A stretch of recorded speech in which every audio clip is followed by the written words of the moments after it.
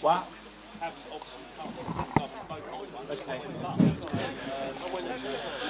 Morning everybody and welcome to day 3 of this match between the Select Counties 11 and New Zealand at the Cloud County Ground here in Chelmsford. New Zealand's second innings resuming. We've had just the one over so far. That was the spin of Liam Patterson-White last evening, but it will be the pacemen who start today, with Essex's own Jamie Porter set to bowl the first over of the day. And a decent ball and decent bounce and a good start from the Essex man. He is steaming in from the Hayes close end, which has been his favourite of the two ends to bowl so far in this match. Got a couple of slips, 3 slips, and a gully. It's Will Young facing. Young gets on top of the ball nicely.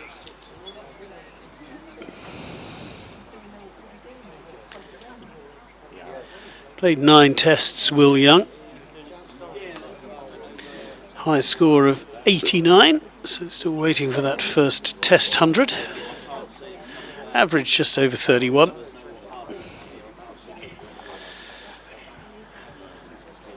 So a man whose place isn't absolutely secure in the team. He's batting with Tom Latham. Porter in again. Oh, and that's a decent shout for LBW, and he's got him without a shot being played.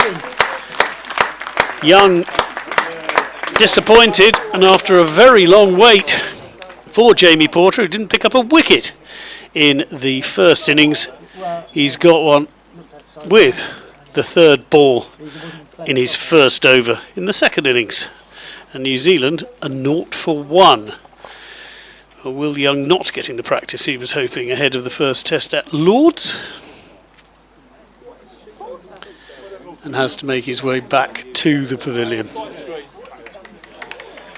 Super bit of bowling though by Porter, jagging the ball back, and Young almost has to be dragged off the field.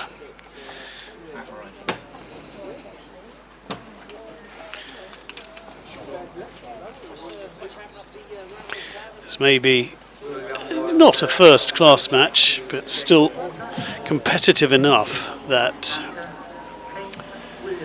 decisions will be given by the umpires as they see fit.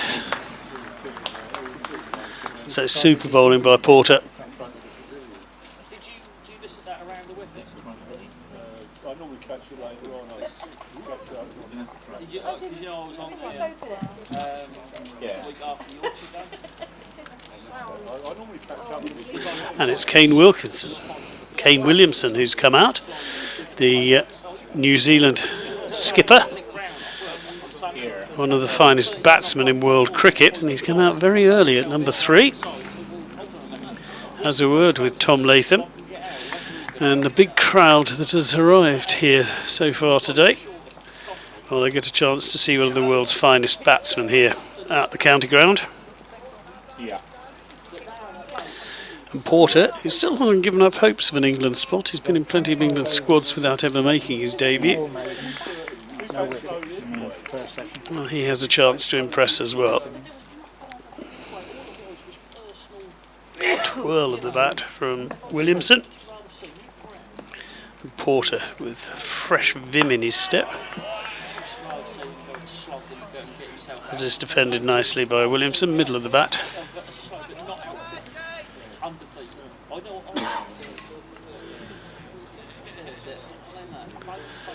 What a record he has. 86 test matches, more than 7,000 runs, an average of 53.5, high score of 251, 24 hundreds and 33 50s.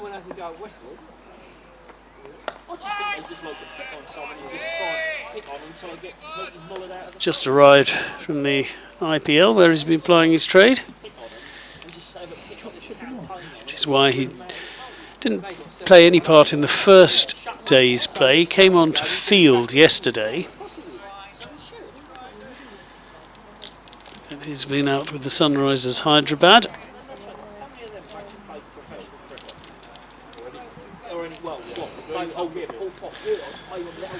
So Porter with 1 ball remaining. And he finishes with a good one. Really top over that from Jamie Porter, and he gets warm and deserved applause from the home crowd here. And New Zealand, after 2 overs, a 0 for 1. Tom Latham, who hasn't faced a ball yet, will now do so.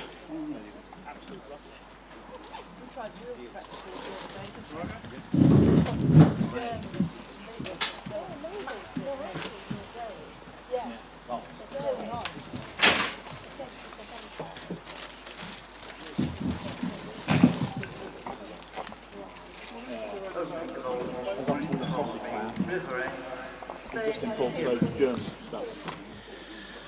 Double.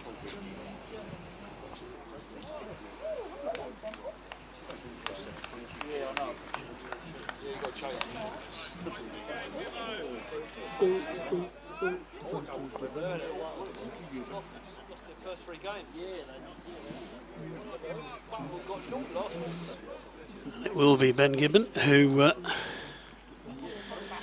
takes the first over from the river end, left arm seamer, bowling to the left-handed Latham.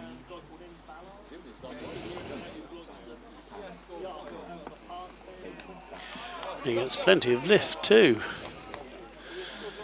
and the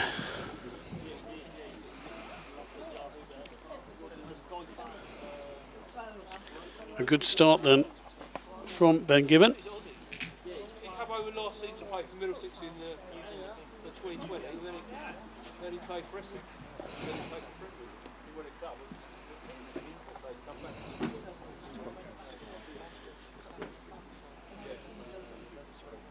Gibbon in again.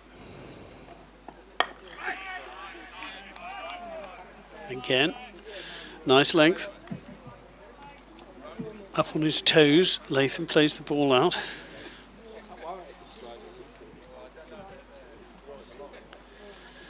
Latham, 65 tests, 4,500 runs. Average 41.7. 1200s and a best of 264 not out. Oh, and it's a thickish edge that flies past third slip for 4. And Ben Gibbon, super delivery. In the right place, tempted him, and he got away with one a bit then. As we see the replay. And it was well wide of third slip, but certainly there was an element of edge, but the New Zealand second innings is now underway, 4 runs.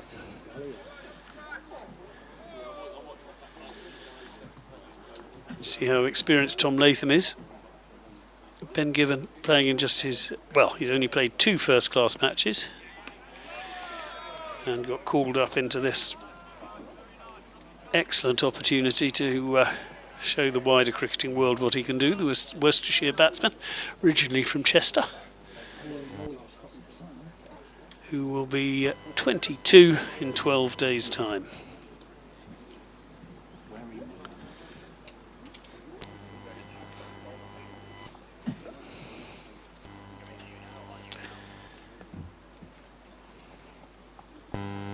Impressed at times in the first innings.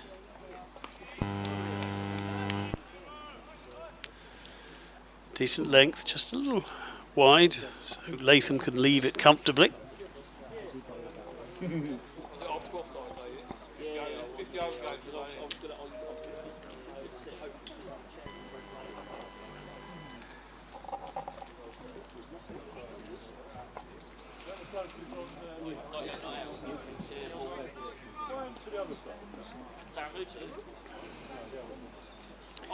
In again.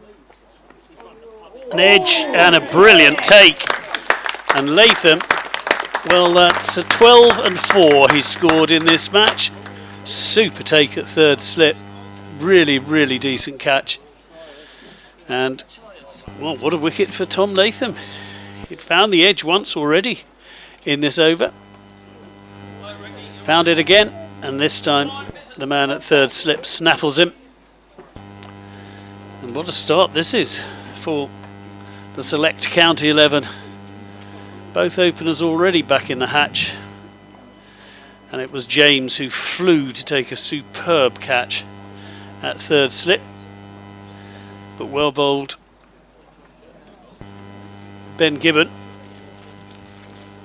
As we see the replay.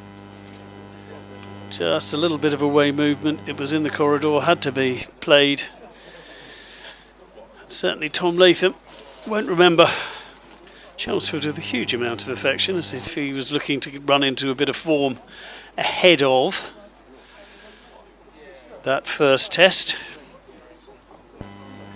He's got two good ones in this match, which can happen to any opener, but will now have to battle on.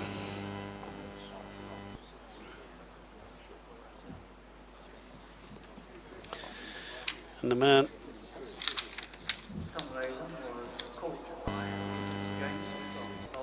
coming out to take his place is Devon Conway.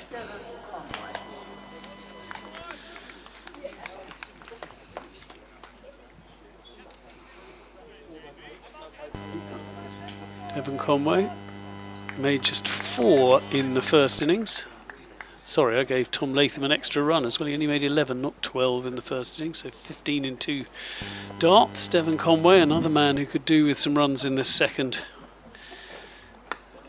match.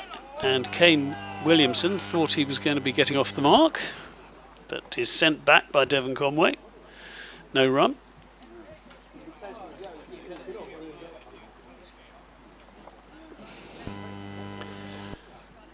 Four for 2 at the beginning of the fourth over.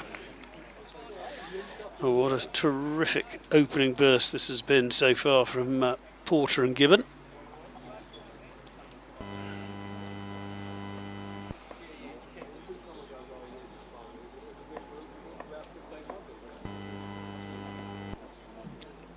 Porter steaming in.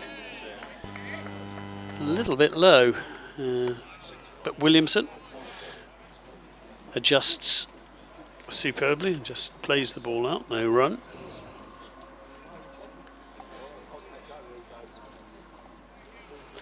Just getting up to around the 80-mile-an-hour mark according to the speedometer here at Cloud County Ground.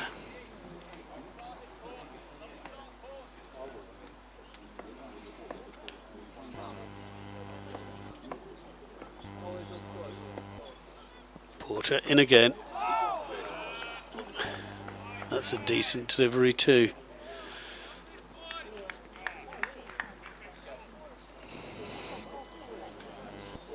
Just getting a little quicker as well as he makes his way through this over. Jamie Porter, that's up to 79 from 77 in the last ball. New Zealand still lead by 119. But certainly Williamson will want to spend some time at the crease ahead of that first test. Get himself back into the red ball game. Just enough to keep the bowler interested there. It was played very late by Williamson. Broad grin on Jamie Porter's face. He walks back and has a word with the ump. But he has started in fine fashion this morning.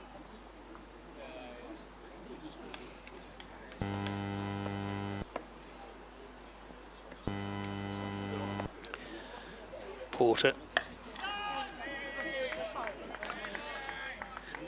sees Williamson play it on the back foot, out into the covers. Still waiting to get off the mark, and still hasn't been a run from the bowling of Jamie Porter as yet.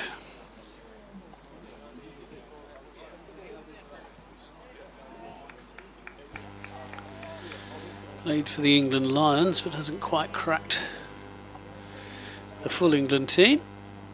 Played 104 matches for Essex.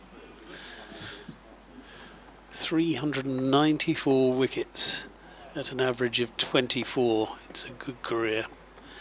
Porter is in again. Oh, and he's got him. He's got Williamson. A little bit of extra bounce. And Williamson edges, and he's caught in the slips. It's 4 for 3, and Jamie Porter has 2 for nothing. Well, this isn't going the way New Zealand planned it at all this morning. What a delivery. A little extra bounce that really did surprise Williamson, and fended it off to first slip. And Williamson has to go for a duck. And that is a scalp for Jamie Porter. Lovely catch by Patel, who was superb in the first innings as well. Took 2 excellent catches.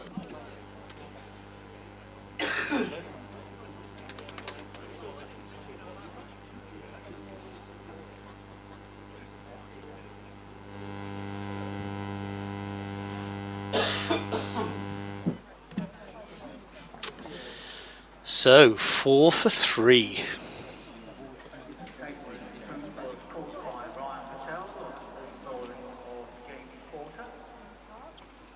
Looks like Daryl Mitchell, and it is Daryl Mitchell who makes his way to the crease. Well, he batted well in the first innings.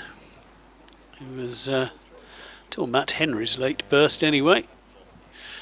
He was the highest scorer with 58 until Henry's 65 retired out. But he batted when it was pretty tough going out there, Daryl Mitchell. He was bowled by Gibbon, but he made 58 from 110 deliveries.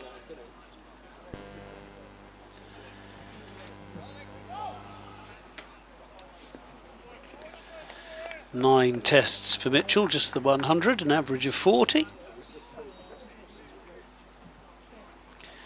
And they really do need him to come to the party now. It's Gibbon with tail up. Sees a very good leave, if a brave one, by Devon Conway, and it goes over the stumps. There is no run. But fabulous figures for Jamie Porter. 2 overs, 2 maidens, 2 for nothing. As I say, he didn't get a wicket at all, despite bowling pretty well for most of his stint in the first innings.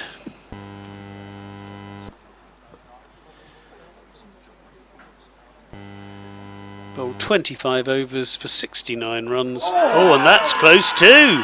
That's really close for an LBW shout. There's a lengthy stare by Gibbon. And we will see the replay now. Be very interested to see this one again. Pitched up, maybe just going down the leg side. Just. Batsman given the benefit of the doubt. I have a feeling Gibbon might have reviewed that should that have been available. But certainly the batsman looked to be playing down the leg side, and there was enough element of doubt for the umpire. Ben Gibbon's in again. And that spits and wraps the batsman on his fingers. And this is a very different wicket to the one we've seen on day 1 and 2, where there was nothing much to help the pacemen.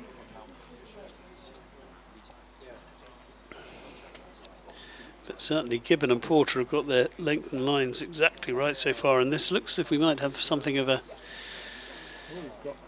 break here, because that did clip Conway's hand, and Devon Conway obviously in some pain.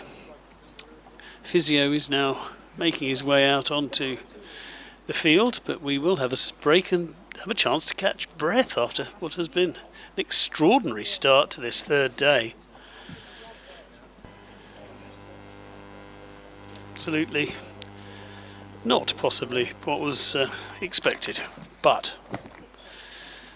they'll have certainly enjoyed it.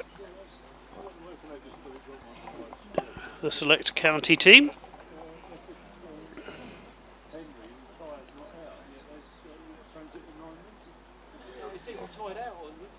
Now we had with us for the first few days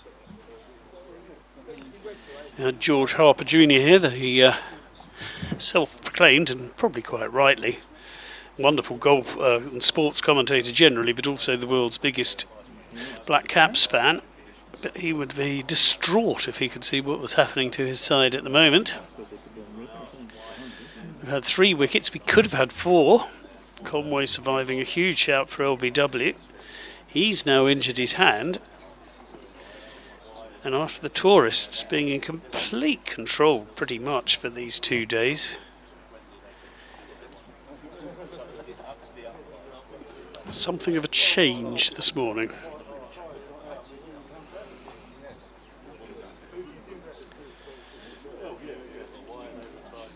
A few more clouds around than we had yesterday. There's also a big cycle race in Chelmsford today, so had to get here in good time to avoid the road closures for the Ride London 100-mile trip through East Anglia.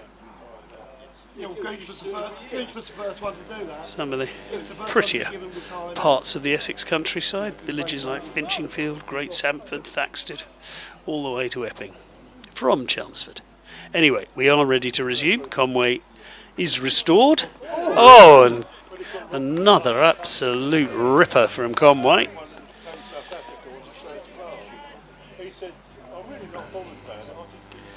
And he is really bowling with his tail up now. Dom Sibley, captaining the side, is standing at mid-off.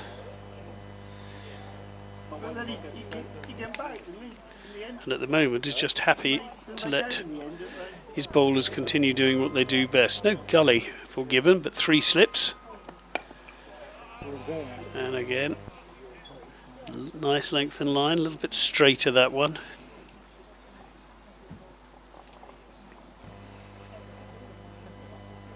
And we've had 1 scoring shot so far in the first 4 overs, with 1 ball to go for the 4th over, and that was an edged 4 past 3rd slip.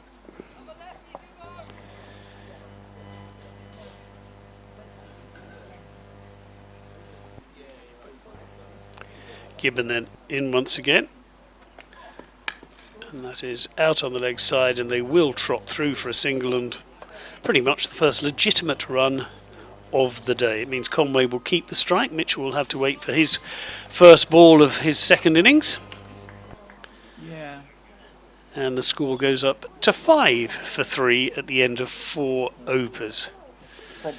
Gibbon with figures of 1 for 5, could have been 2 with that LBW shout, and 2 without a run being scored yet off his bowling for Jamie Porter, who, unsurprisingly, will continue from the Hayes close end, furthest away from us here in the commentary box. They used to put coded messages in the Times, but they didn't know, so they just ring a bell for Chelmsford.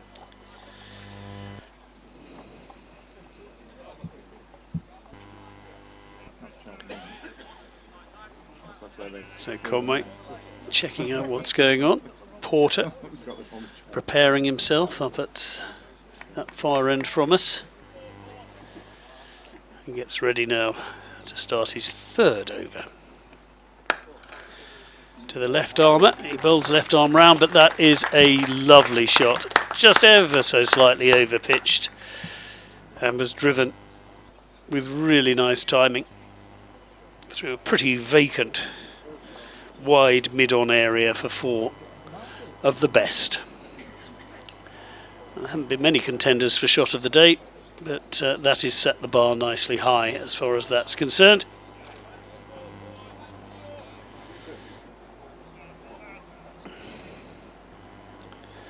How does Porter bounce back for that?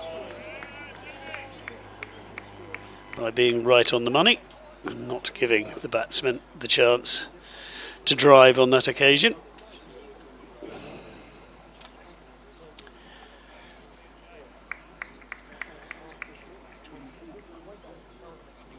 Saw this a bit yesterday with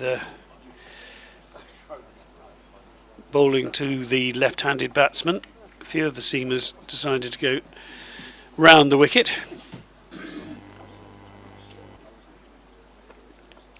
Oh, and he is beaten. He is beaten. That's a beauty. Held its line, coming round the wicket. Held superbly from Porter. This has been a good over. We've had one glorious drive for 4. Had the batsman beaten. And a real battle between bat and ball. Just what you want to see.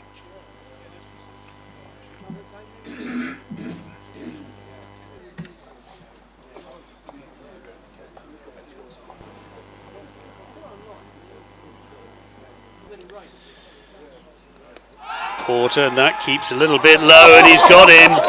You have to feel for the batsman. That one did keep a little low and sawed him off. And that's a 3rd wicket for Jamie Porter. It's now 9 for 4, the New Zealand team. And, well, how extraordinary. What a start we've had to this day. We'll see the replay now, but it did look from first view as if it did keep a little bit on the low side. Watching now, it straightens up. Yeah. Conway sawn off. It looked as if it's straightened enough to be hitting leg stump. Well, not the practice that New Zealand were looking for. Well, except on how not to cope with English seam bowling in moderately helpful conditions. 9 for 4 in the 6th over. Porter 3 for 4 so far. And Ben Gibbon 1 for 5. Just watching another replay of that LBW.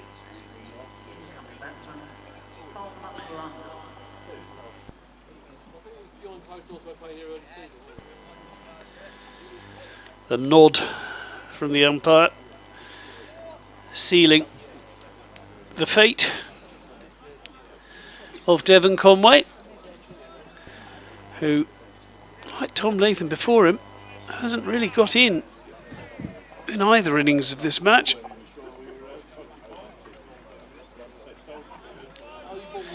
Tom Blundell is the next man in to try and turn things around as far as New Zealand are concerned.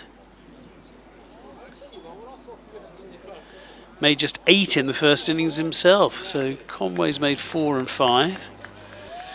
Latham 11 and 4, and yep.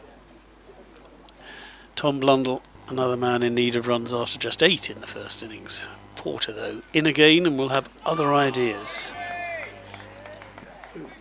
Has actually played nicely.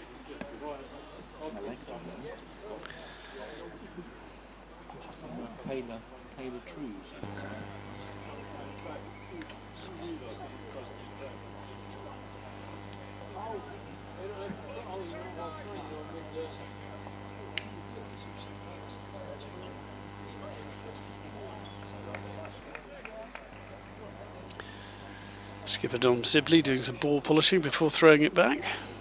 Porter. There's another shout and it's another wicket. Oh my lord, it's all happening here. And Tom Blundell can't believe that he's been given. There were a couple of sounds. It was whether it hit pad first or bat. Porter was convinced it had hit pad first. Not sure the batsman felt the same way. We'll get one replay here.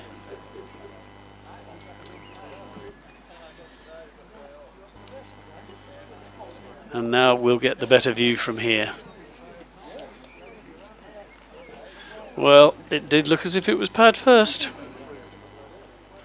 The bat was adjacent. But that was probably the best angle of the lot. And Blundell, I think, more in hope than expectation, said it was the bat. Now, Jamie Porter has the most extraordinary figures now. He has bowled 3 overs and taken 4 for 4, with just one scoring shot off those 3 overs. He bowled 20 odd overs and didn't get all the extraordinarily 9 for 5 and now he's on the verge after bowling 25 overs in the first innings without taking a single wicket. He bowled well, but suddenly the cricketing gods are on Jamie Porter's side. It's Colin de Grandhomme. This must be the earliest he's ever come into bat. How long have we been playing? Less than half an hour. De Grandhomme batting 7 is in. Tom Blundell, full, driven. Nicely. Didn't entirely time it, so it should just be a couple. But it is at least some runs, and they move to double figures. New Zealand, for the small matter of 5 wickets down. Stewards. So we had 3 men out for nothing, 1 for 4 and 1 for 5. Will Young, Kane Williamson and Daryl Mitchell all back without adding to the scoreboard. Full again, and this is a lovely shot. It was full, it was wide, it got what it deserved, and Mitchell on it very quickly indeed. And plays a lovely shot through the covers for 4. It was there to be hit and he hit it. Good shot.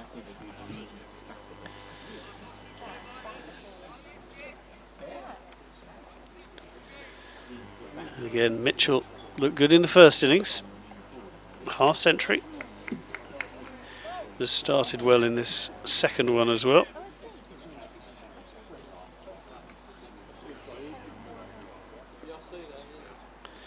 Bowling left arm round.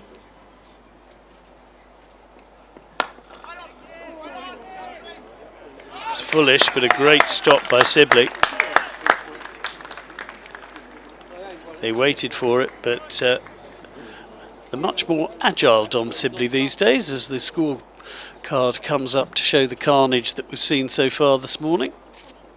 15 for 5, 4 wickets for 4 runs for Essex man Jamie Porter on his home ground. Extraordinary figures.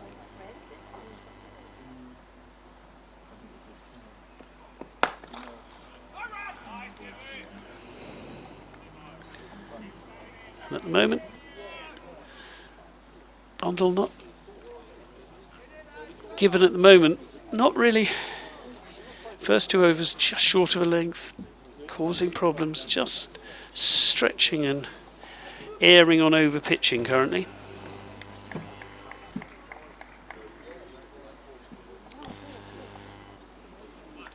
$15 for 5. It shouldn't have to worry too much about keeping the pressure on, but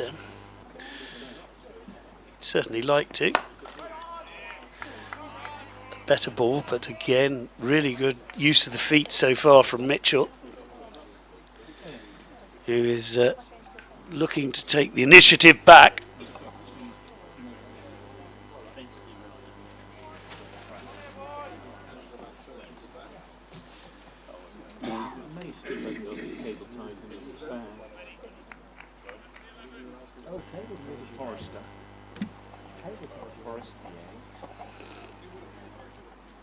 Gibbon in again.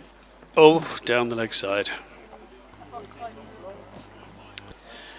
And that will be the end of the first slightly less challenging over that New Zealand have faced so far.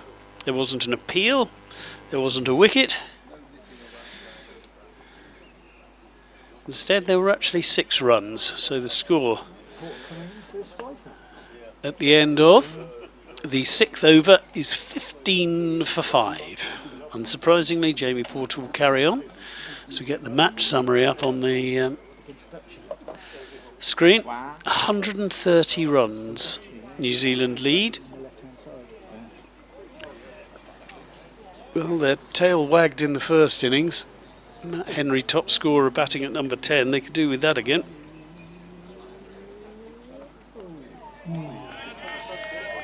Porter again there or thereabouts.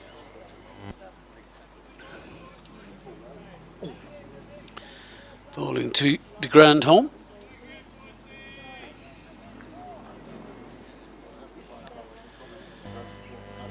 Made 39 decent runs in the first innings, including a 6. We haven't seen many, we've seen about 4 of those so far in this match. But Colin de Grandhomme with one of them.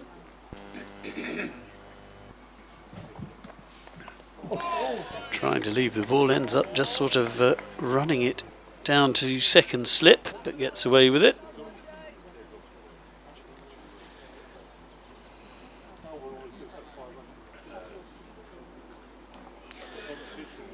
.35 years old, he's played 28 test matches in a long career. It's a couple of test match hundreds. Average is just under 39. So good figures for the all-rounder. Looks to punch this on the back foot. Goes up to mid-off. There will be no run.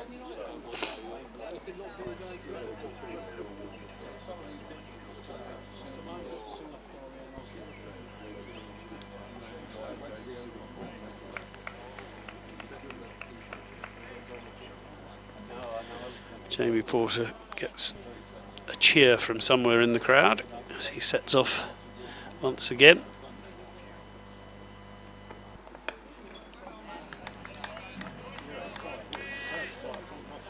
Safely negotiated to gully. Thickish outside edge, perfectly safe. As de Grandhomme looks to dig in here. The people who didn't arrive bang on time this morning are not going to be quite believe what they see when they look up at the scoreboard. So be slightly miffed they're late.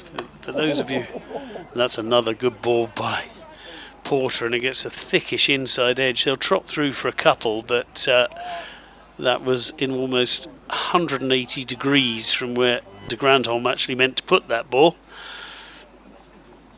Looking to drive through the covers, and it went through the backward point area via a big inside edge.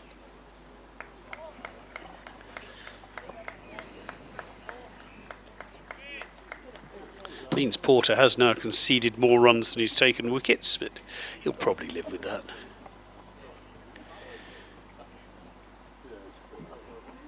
This is in again, and this is left bravely by de Grandhomme, and the end of another excellent over from Jamie Porter, who now has 4 for 6 from 4 overs.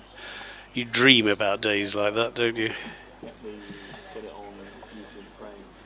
But Mitchell and de Grandhomme with, well, something of an understatement to say they've got a bit of a rebuilding job on. The Select County 11 haven't even had their first change bowler on yet, and probably won't for a couple of overs each more for the 2 basemen who have begun. Though I imagine people like Branthwaite are licking their lips to get stuck into this. Leave some for me. And that's a really good delivery. In the end, Mitchell gets outside the line, does enough to defend it.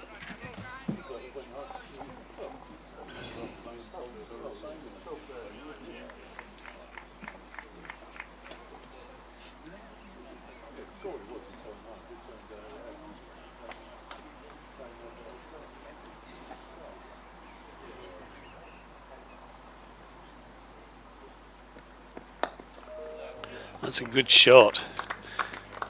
And Mitchell has looked by some way the most comfortable batsman out here this morning. As for those of you who've just turned on and were hoping to watch a bit of Kane Williamson, one of the world's finest batsmen, he didn't really hang around terribly long. One of the 3 New Zealand batsmen out for a duck. No one has reached double figures as yet.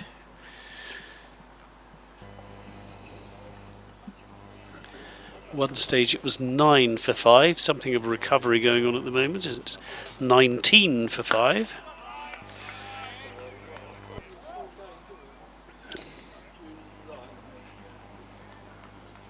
This is better too from Gibbon, whose last over was the nearest thing we've come to a loose one so far in this second New Zealand innings, but on the money again this time. As the New Zealand partnerships come up.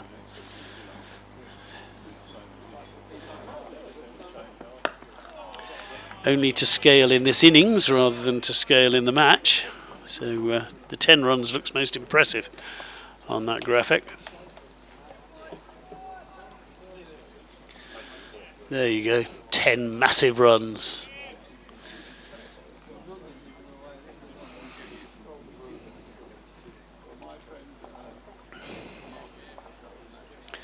Ben Gibbon, those figures make good reading as far as he's concerned, but not quite as good as Jamie Porter's.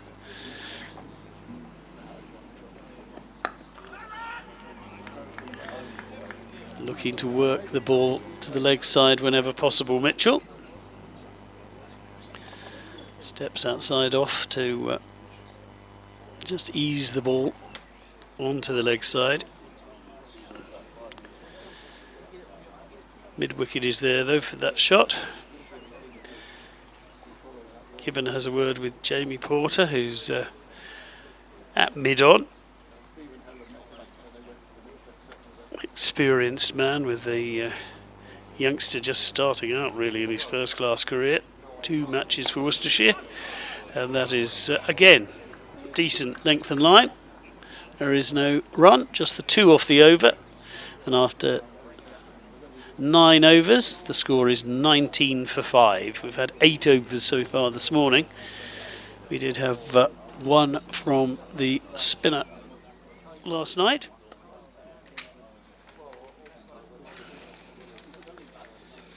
And Liam Patterson-White in a good move for the 1 single over that was left. There was time left for. Dom Sibley decided to go with the spinner. Latham survived that over, but didn't survive very long this morning. Right, Jamie Porter is back on. The scourge of the West Indies, ready to bowl again. Oh, and that has played on! It's a 5th for Jamie Porter. You have to feel a little for Colin de Grandhomme. He tried to get back and just get the ball away from hitting the stumps, but what a 5 for Jamie Porter. He's only in his 5th over. He has figures of 5, 4, 6.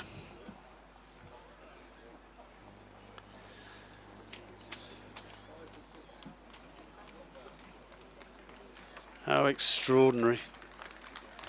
And de Grandhomme saw what was happening and he just couldn't react in time. And New Zealand are 19 for 6.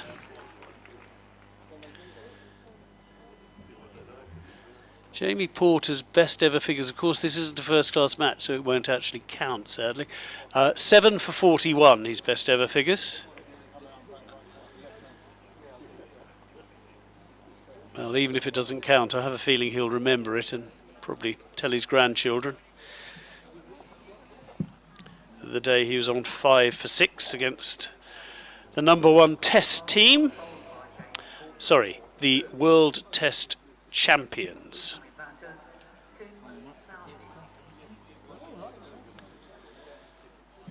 So 4.1 overs, 2 maidens, 5 for 6. I think it's Tim Southee who's come out. It is Tim Southee for his first appearance in this match so far. He, like Kane Williamson, arrived either the day before or the day 1 of this match. Has just been preparing himself to have a bat and a bit of a ball. Probably sometime he was thinking tomorrow. It looks as if it might be altogether quicker than that.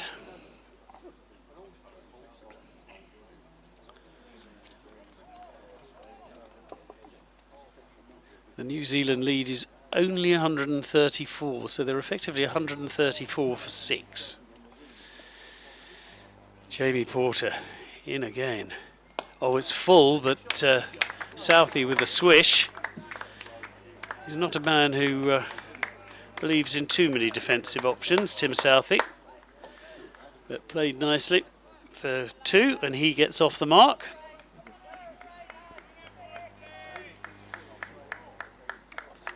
And the score goes to 21 for 6.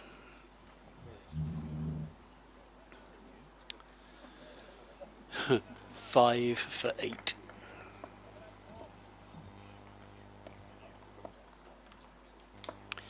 Porter in again. All uppish from Southee, but nicely placed between the 2 fielders, who make sure that they keep it down to just 2. Decent fielding in the deep. But Southee trying to wrench the initiative back from Jamie Porter a bit at the moment.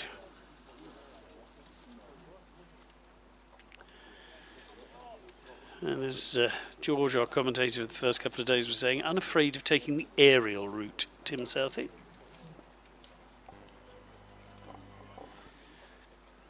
Porter has a bit of a word with Dom Sibley. Looks for a possible field change. And Gully moves out to point, with the cover fielder just moving in a little closer. Porter is in again. And that is just clumped away. And Jamie Porter's figures are being rearranged gently by Tim Southee currently, who has moved on to 8 from 4 balls. And indeed,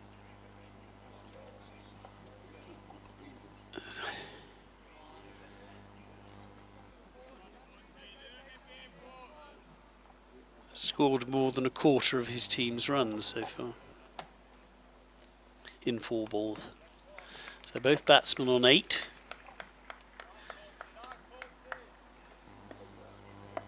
Every chance that this will become the biggest partnership.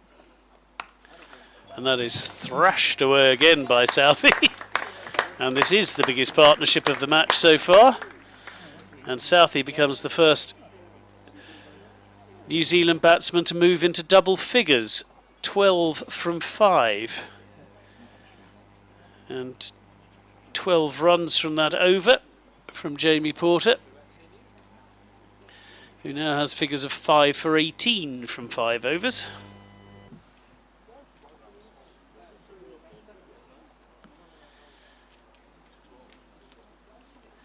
It looks as if it will be Ben Gibbon to continue. See if he can build on those figures of 1 for 13. And what an extraordinary scorecard for those of you just joining us. Tim Southee racing to the top of the New Zealand scoring lists. Daryl Mitchell continuing the good work from the first innings at 31 for 6, and a lead of 146 with 4 wickets remaining. Round the wicket. That's tucked off his hip nicely, but they'll settle for a single. Southee says that'll do.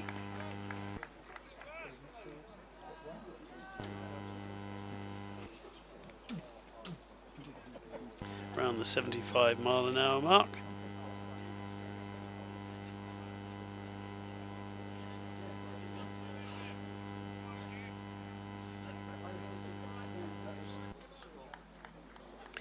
Porter and Sibley have a little chat.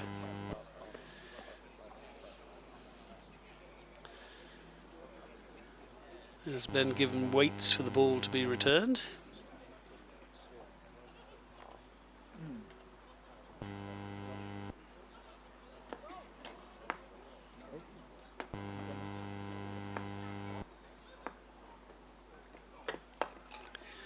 Southee continues in his own merry way. Decides there is 2 this time. And he makes sure he commits to them, and they take 2 pretty easily in the end. Despite some decent fielding out in the deep.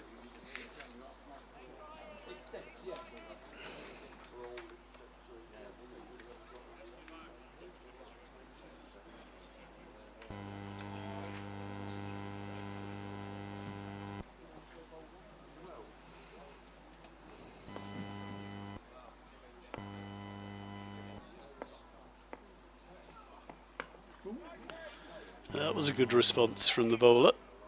Southee looking to attack, but that was on him quicker than he was expecting. Cramped him for room.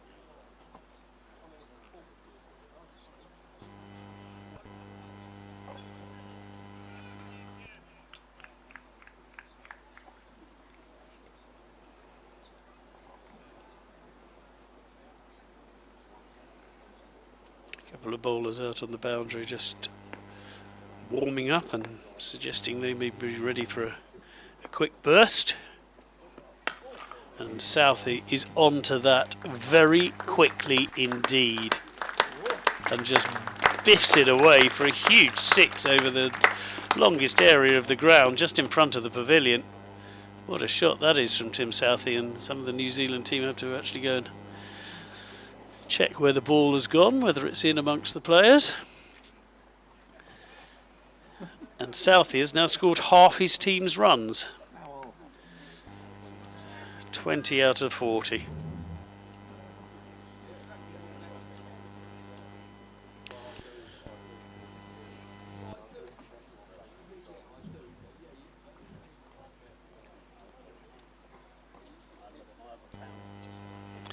And George Harper, quite correct when he said yesterday, Southee won't hang around.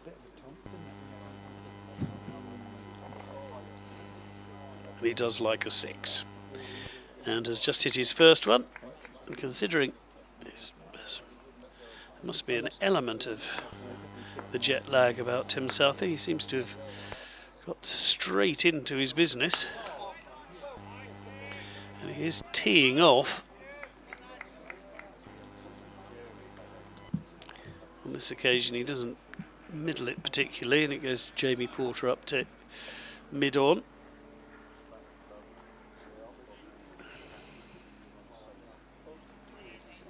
Good to see the experienced man giving Gibbon a little bit of advice.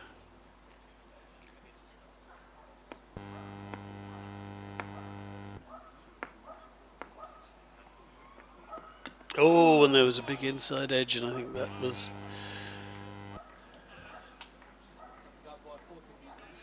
Otherwise there'd have been a much bigger shout. Decent finish though. He'd just been hit for 6, and a good response from Ben Gibbon. And he finishes his 5th over. 1 for 22 for him.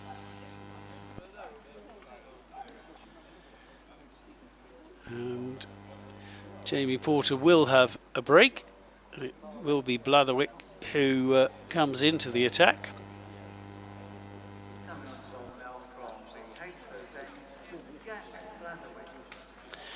The Lancashire man. Presumably working on the assumption that they have to give someone else a go. Jamie Porter will just run through. But Blatherwick impressed in the first innings.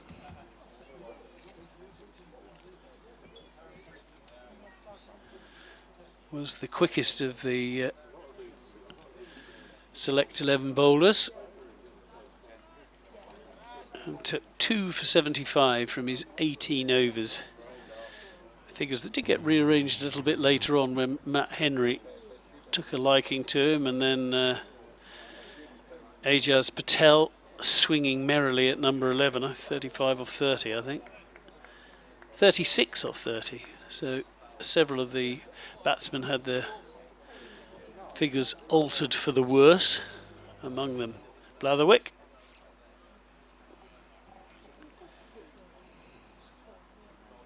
.40 for 6 after 11. Well, the run rate's not bad, is probably the best thing you can say about that.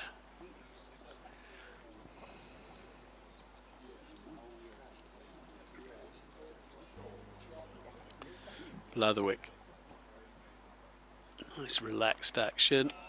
Nice take. Burgess behind the stumps.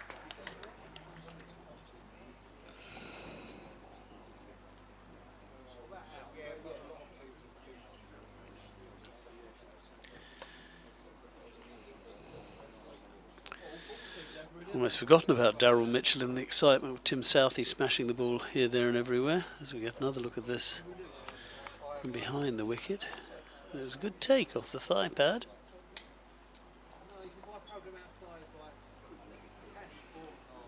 Blatherwick. And again, and that's tucked away nicely by Mitchell, who is favouring that side. But that was middle and leg it was bowled to, so pretty straightforward job to just tuck it round the corner.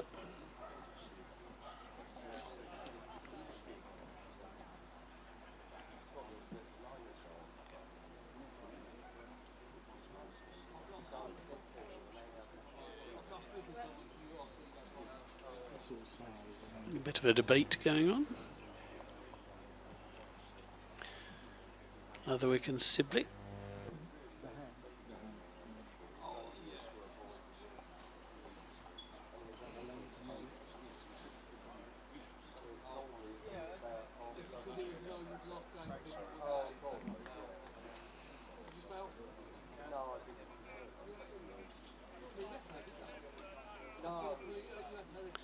Quite sure why that all took quite so long.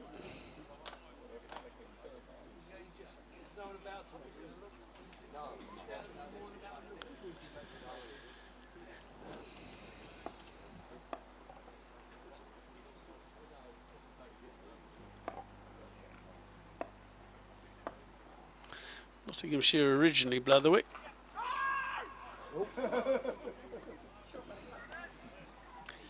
It's 6 first-class matches so far for Lancashire, 11 wickets, best of 4 of 28, an average just under 39, but I have a feeling he may well improve on that over his career.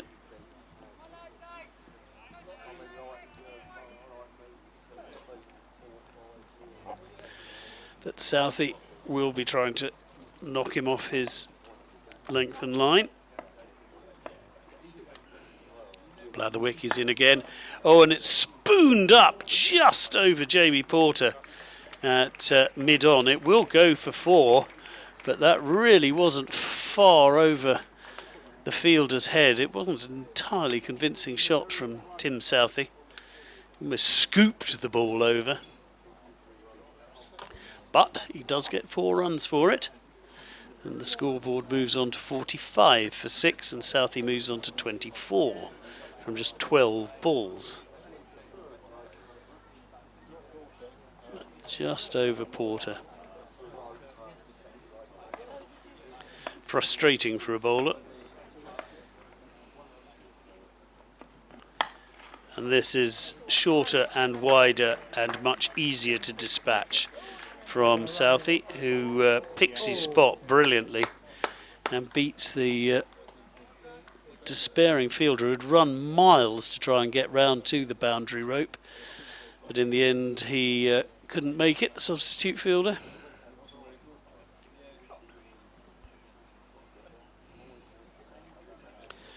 And back-to-back 4s for Southee. Seems to be playing an entirely different match from all his New Zealand batting colleagues so far.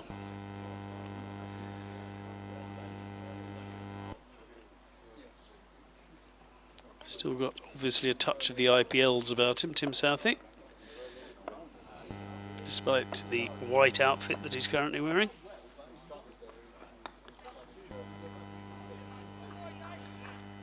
Blatherwick, decent pace on this one, but it's turned around the corner moderately comfortably by Southee. Just the single, but it does bring up the 50 for New Zealand. And the applause sounded genuine rather than ironic. And that is the end of the 12th over, so the run rate now up to over 4 and over, entirely due to Tim Southee's 29 out of the 50 runs that have been scored so far. Darryl Mitchell with 10. They came together when the score was 19. So 31 have been added in pretty prompt time, 29 of them by Tim Southee. He managed to nick the strike, and it will be the spinner who comes on, Liam Patterson-White, who replaces Ben Gibbon down at the river end. He's bowled his best stuff, took 3 decent wickets in the first innings, 3 for 60s figures in the first innings, played very well and bowled very nicely indeed, and not a bad idea. Certainly Southee will look to attack him, but he won't have the pace on the ball that he's enjoyed so far. That is punched out into the covers, but there'll only be a single. Darryl Mitchell will take strike. It's not often in this match we've had 2 right-handers batting together, an awful lot of lefties in this one.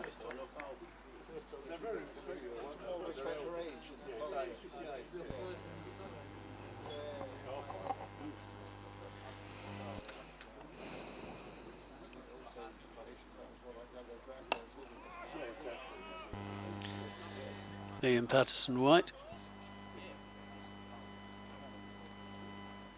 also from Nottinghamshire, so plays for Nottinghamshire as well. 26 matches so far. He's taken 67 wickets at an average of just under 27, which is pretty useful.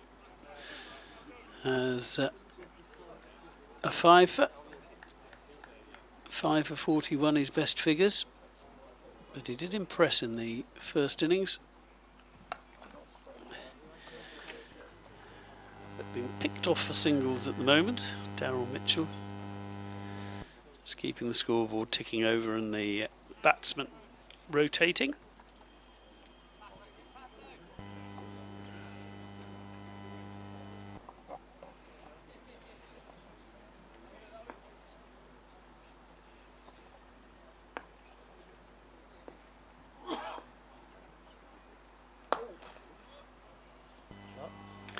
It's a terrific shot, really well placed.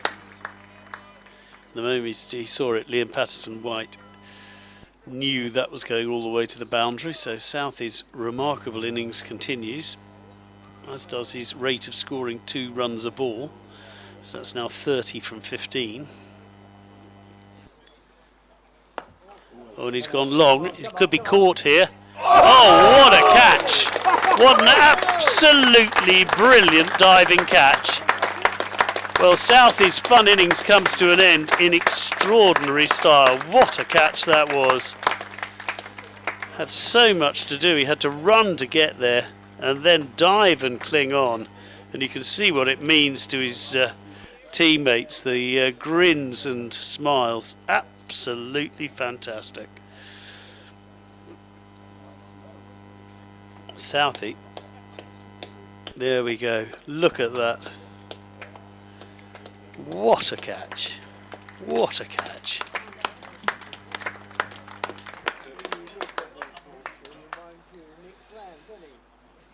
It's well worth watching this again. So enjoy. I'm going to be quiet and just let you watch the dive.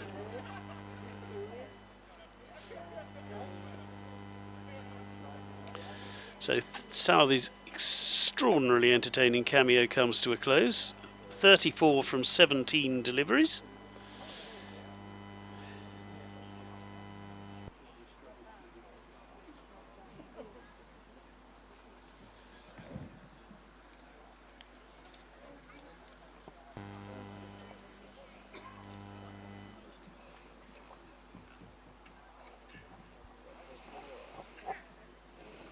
Darryl Mitchell just wants someone to stay with him now after this particular wicket.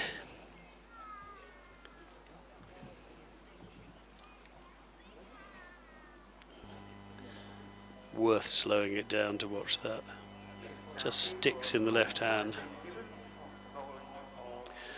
And it was the young man, of course, Ben Gibbon, who took that extraordinary catch, and Neil Wagner makes his first appearance in this game as well. Didn't bat in the first innings. The quick, New Zealand quick, but finding himself in at number 9 here after 13 overs that see New Zealand on 56 for 7. Blatherwick beginning to crank the speed up a bit.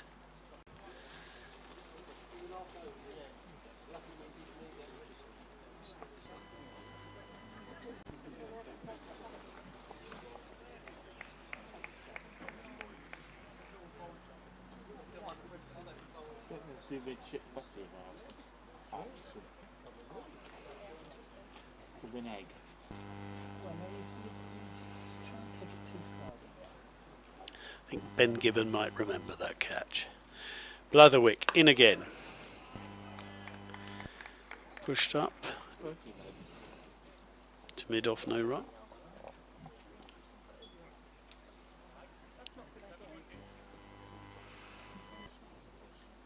Everything's gone rather quiet after Tim Southee's departure.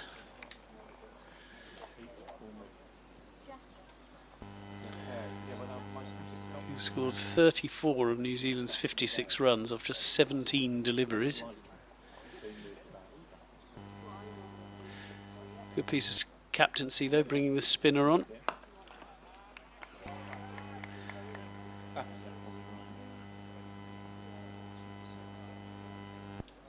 Blatherwick, very rhythmic run up.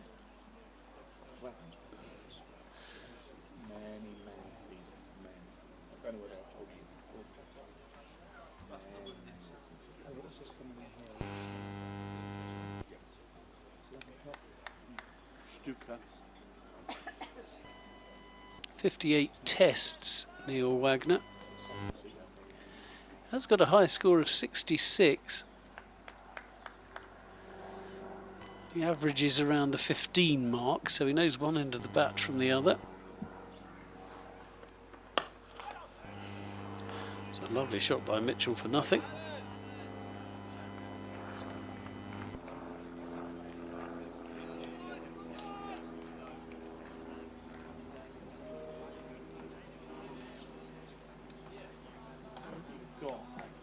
Just an ordinary sort of shell.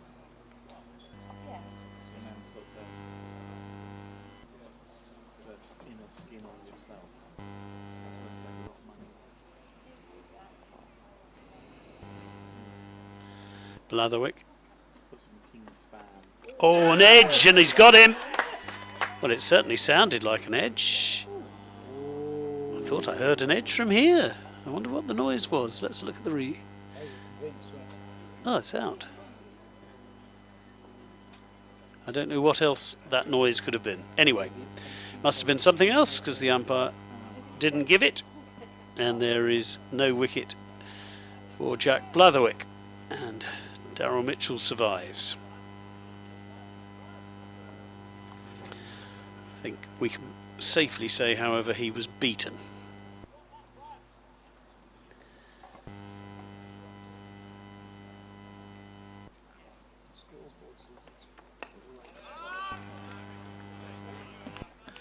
But there certainly was a noise. You could understand why the bowler thought something bigger and better had happened. But that is the end of a decent over from Blatherwick as normal service is resumed after the Southee fireworks. Back to survival mode as far as the New Zealanders are concerned, as they look to try and increase what continues to look a fragile lead of 171. 56 for 7, this is the match summary. Daryl Mitchell with that 58 in the first innings. He certainly do with repeating that in the second. Here's the scorecard, and he the only other man apart from Southee to get to double figures. That's a lot, Ethan Bamber, the Middlesex man, takes over from the spinner who's done his job. Well done. Slightly unlucky for Liam Patterson-White, just the one over, but he was there to get rid of Tim Southee. He did that, so a chance for Ethan Bamber to have a bowl. is up against Michael Bracewell, left-hander. Bracewell up on his toes, plays that nicely out into the onside. Fielder is the bowler, who flicks it out and then walks back to his crease.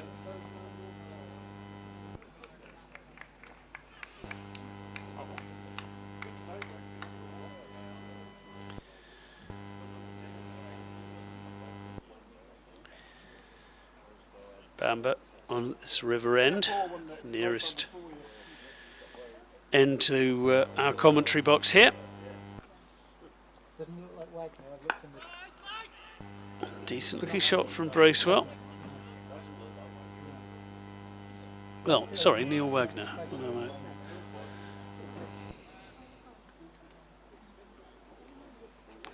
Okay, there is a bit of a battle going on between different school boards.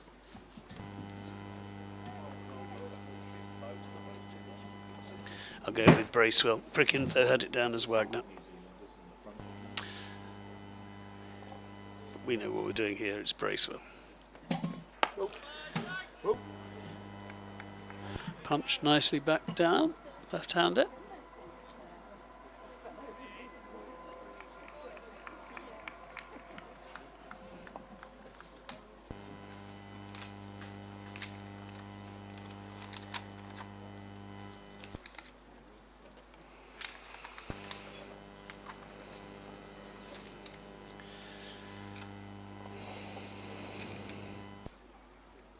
I wonder if Bracewell was actually going to bat, because he's a top order batter, wicket keeper.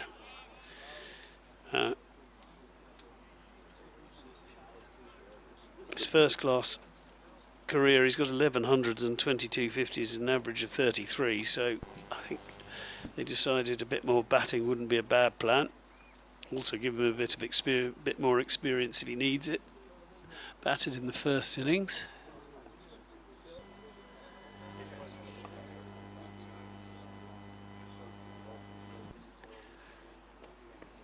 Oh, beaten by Ethan Bamber, lovely stuff. Bracewell made 22 decent runs in the first innings.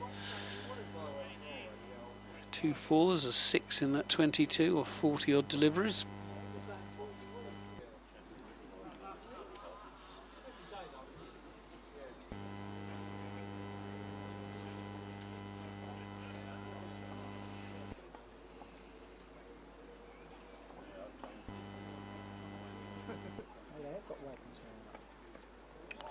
Bracewell happy to leave that one.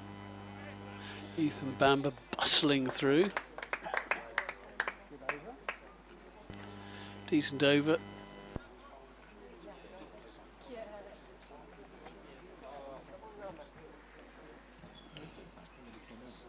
They did, but that's because he's got Wagner's shirt.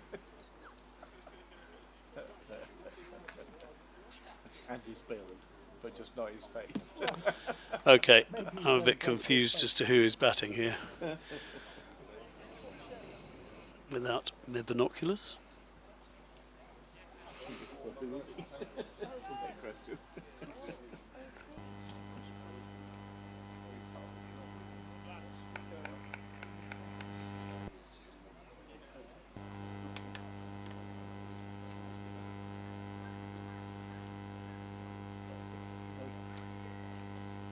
Get the binoculars back and have a look. I'm pretty convinced it's not. Nice from Powell. Yeah, number 10 on his back, it is Neil Wagner. Scoreboard in the ground as Bracewell. It's now been changed to Wagner.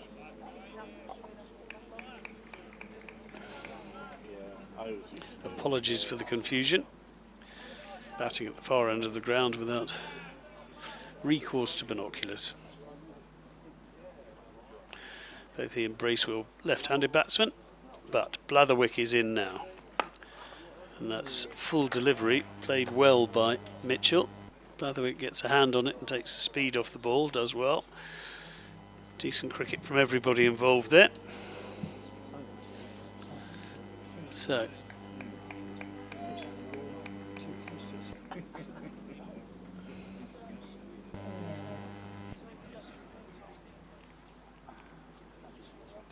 Sort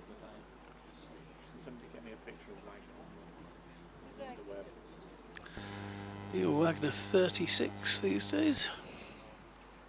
Still bowling quickly. As Daryl Mitchell plays that out into the leg side, there's no run. That much we know. Let's get Michael Price for cricket.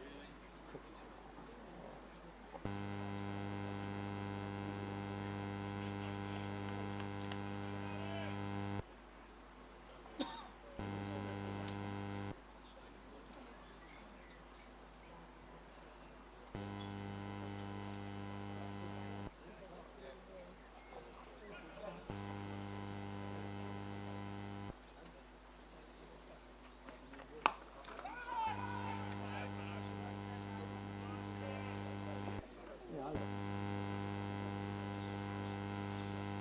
Fielded there Michael Price. at mid-wicket by Patterson White. He's fielded well throughout this game. Blatherwick continuing to show a bit of nip from that far end, the Hayes close end.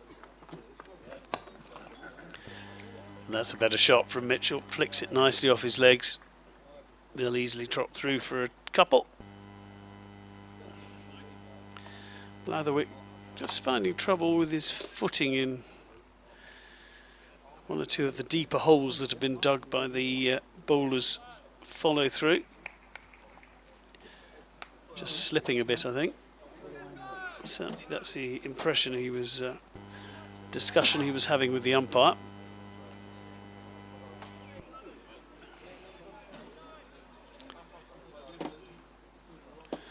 Mitchell on 13. Blatherwick. Yeah, I think you're right. Roll of the elbows as he comes in. Bowls.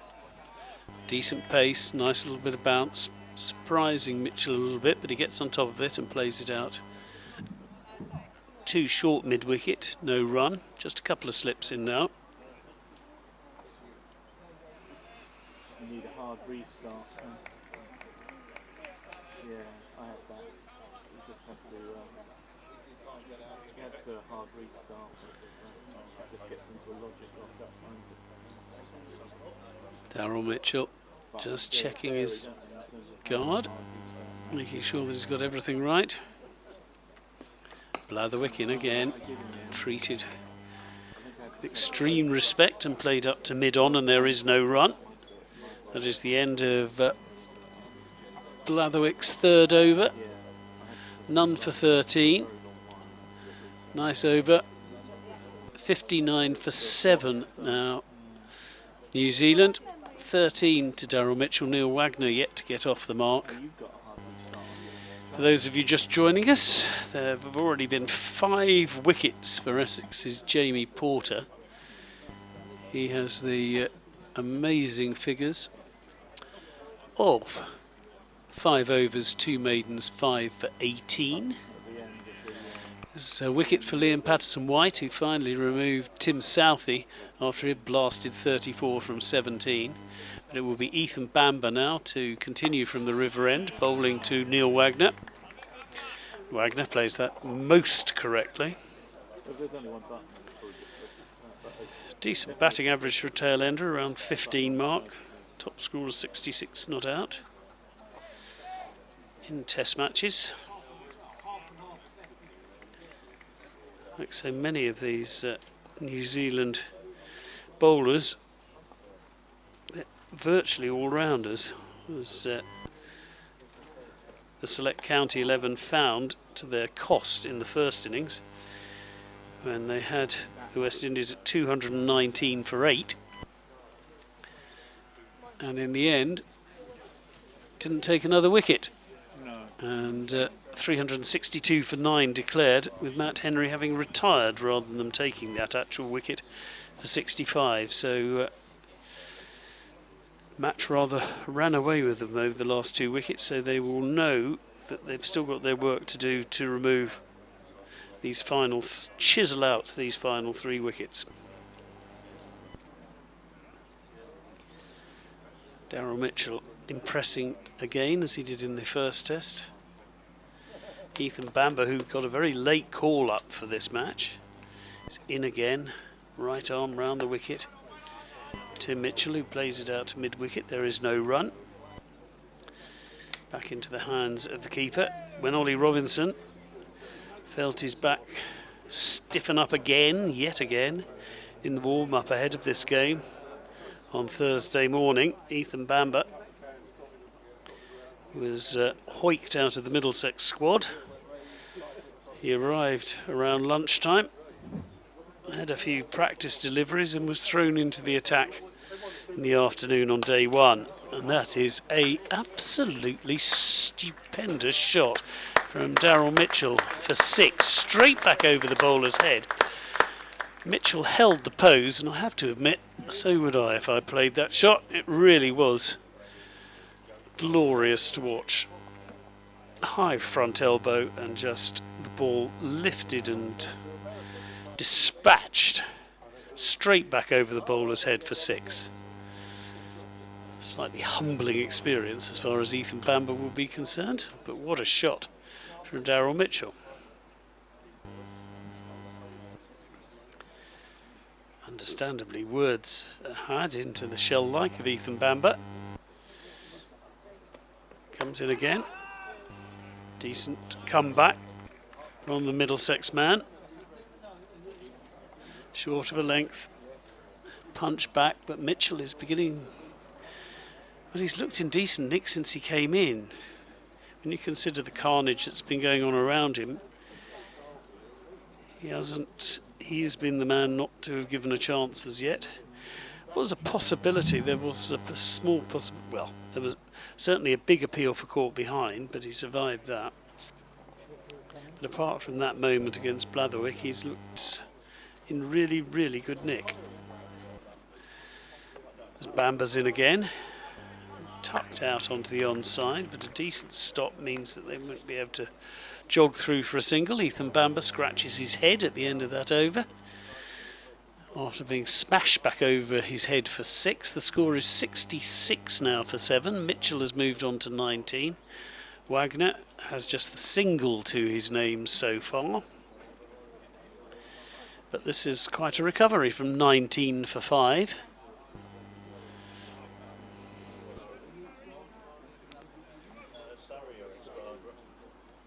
17 overs in so far today. Because of all the wickets, it's taken some time to bowl them. So you might have a bit of an extended bit of play this evening. We've also had pacemen on all morning. And there have been some fairly lengthy field changes, particularly since Blatherwick came on. He has 3 slips. Mid-on, mid-off, extra cover, mid-wicket, point, deepish. As he comes in again, and that's punched between point and extra cover. And they should come through for an easy 2. Nicely played by Neil Wagner.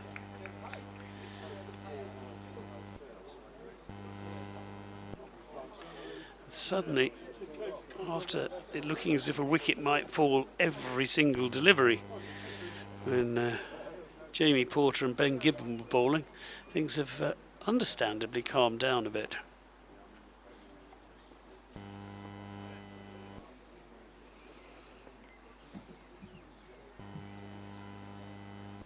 Blatherwick right arm round to the left-handed Wagner. Tries to drive him but doesn't really time it. It goes back to the bowler. There is no run.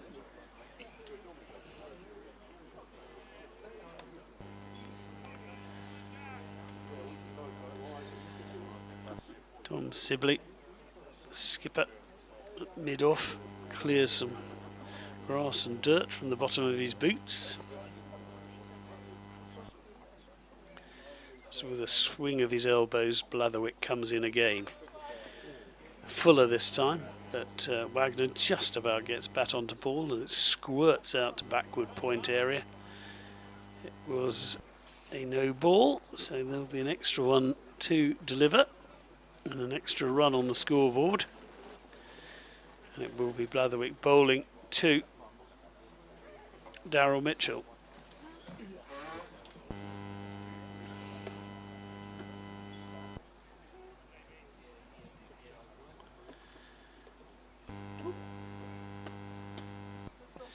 Mitchell 19 not out of the total of 70 for 7. Blatherwick in again, punched off the back foot into the covers. No run.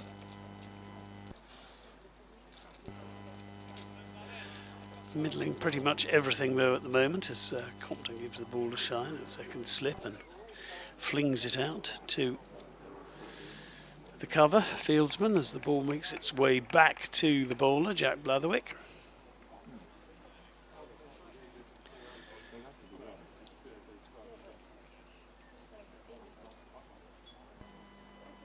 A few grey clouds above. Forecast is good today, but after the clear blue skies of yesterday, it's a little bit chillier today. The breeze that's been a feature of this this match so far has died down a bit. It's the least windy day we've had here at the county ground so far.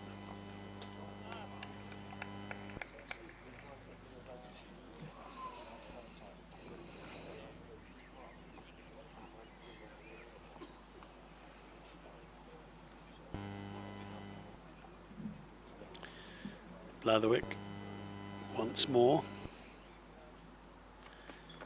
Oh, and that's pulled way up into the sky. It should be a simple catch, and it is a simple catch.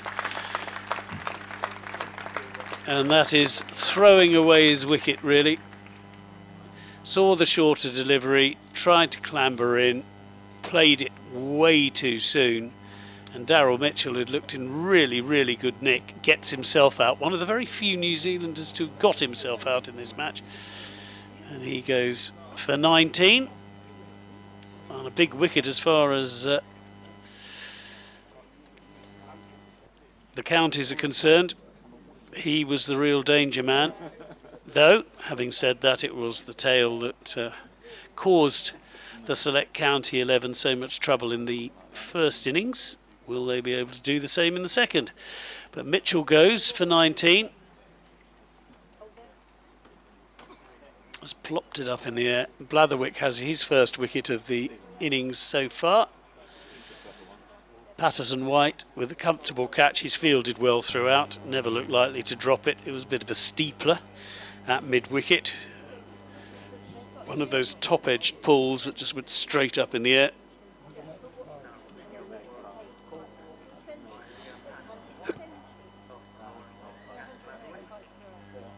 We'll get the replay now. Kyle Jamieson, killer, will be, as he's known to his teammates, will be coming in to swing the willow at number 10. 70 for 8, New Zealand.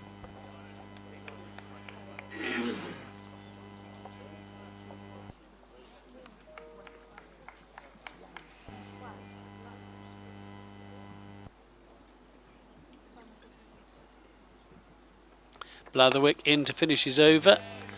And a very competent looking forward defensive. Carl Jamieson made just 4 in the first innings. He was undone by the spinner on that occasion. In his test career with the bat, he has a high score of 51. Yet again another New Zealand bowler. He knows one end of the bat from the other. In fact, his average is 23 in Test cricket. Got that 150. 51 not out. So certainly no gimme as far as his wicket is concerned.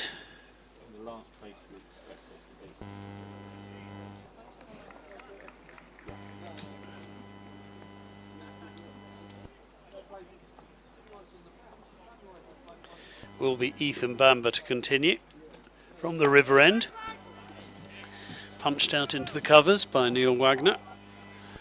There's quite a size differential between Wagner and Jamieson. Jameson is 6 foot a lot.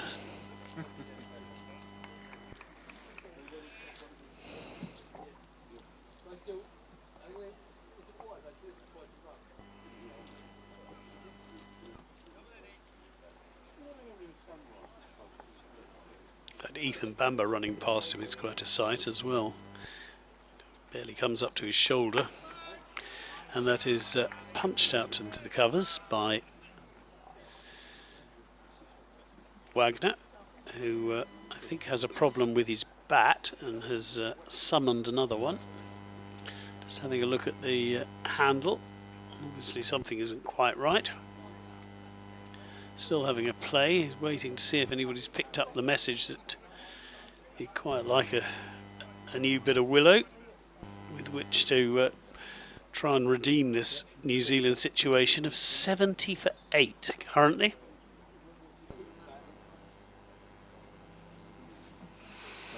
Lead of 185, it could be in for a pretty tight finish.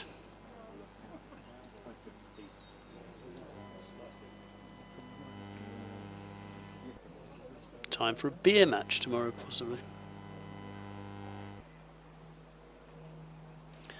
Neil Wagner has brought out a couple of possible replacements. He has the one that he fancies most. Does a spot of gardening with it to break it in. And Ethan Bamber coming round the wicket to the lefty. And that seems to have a nice middle to it, that bat, as it goes out to backward point. There is no run.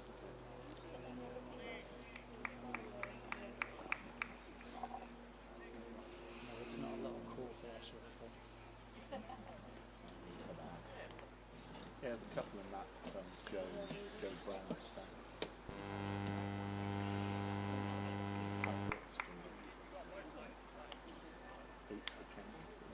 Bamber has a chat with mid-off and then heads in again. Right arm round the wicket. Wagner playing very correctly. Plays the ball out into the covers. There is no run, but very nice swish of the bat.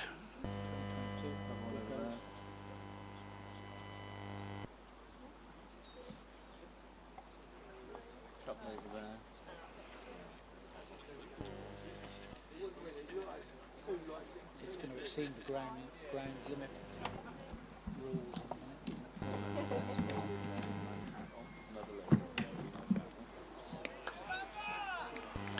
Nice delivery through to the keeper. Easy lead in the end.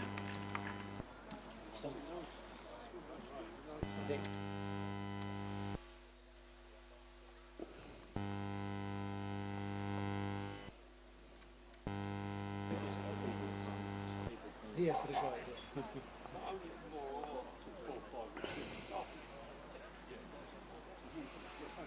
Ethan Bamber, none for 7 in his third over. Considering 6 of those 7 came from one blow by Daryl Mitchell. Not a bad reply.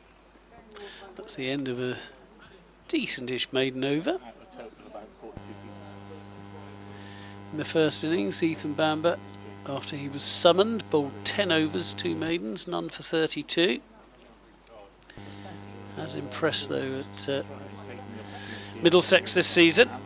It will be Blatherwick to continue. From the Hayes close end. Continue eating baby bells, we could have a life-size.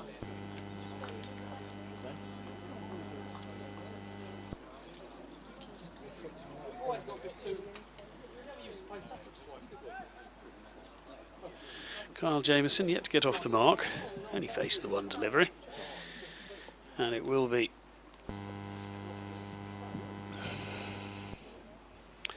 Blatherwick in again, and that's punched away off the back foot up to mid-off. There'll be no run.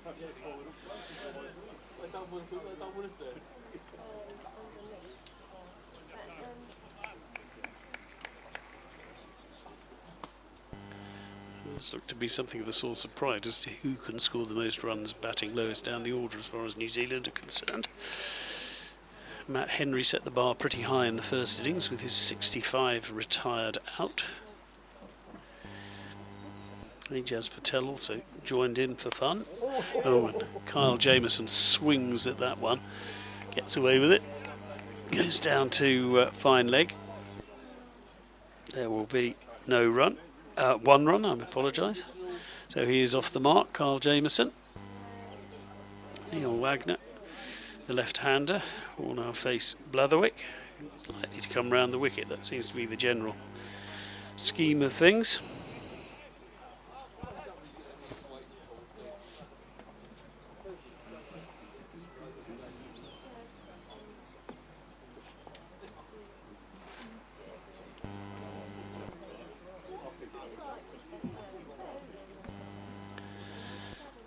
Blatherwick in again, right arm round and edged, but short of slip.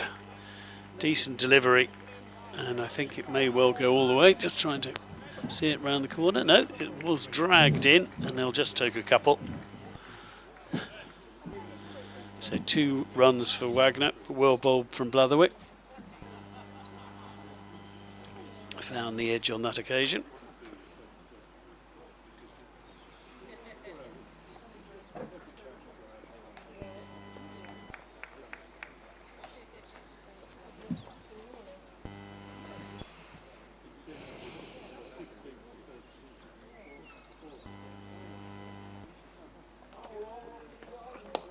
That is a much better shot. Beauty from Wagner. Just it moves his back leg out of the way and just flicks it gloriously to the leg side for 4. I'm going to leave you just for 2 seconds. I'll be back in 2 minutes.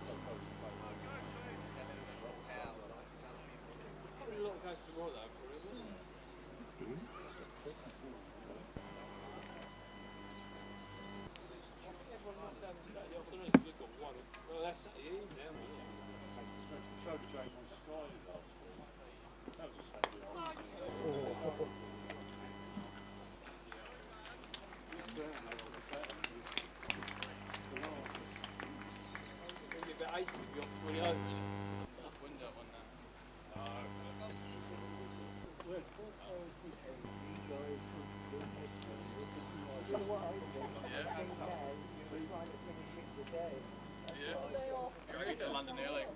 That's what we're trying. Maybe. Conway and Williamson need to get runs. Do they? Yeah. Yeah, that's right. I'll pass that on.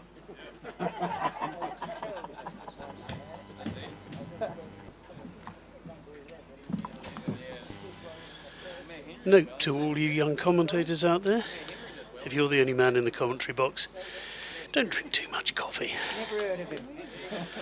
The score has moved on to 81 now for 8. Wagner has moved on very nicely to 14. Jamieson just has the single to his name. Will be Ethan Bamber to continue.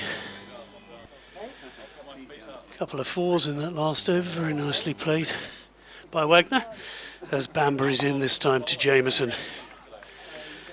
And it is punched straight back to the bowler.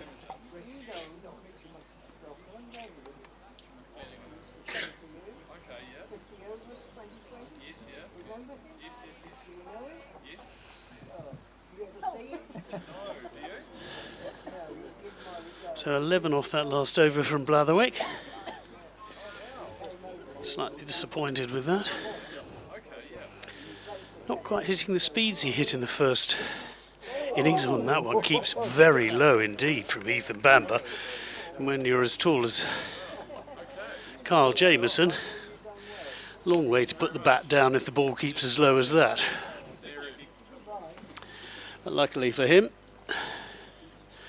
it didn't rearrange any furniture, and he remains there on 1 not out.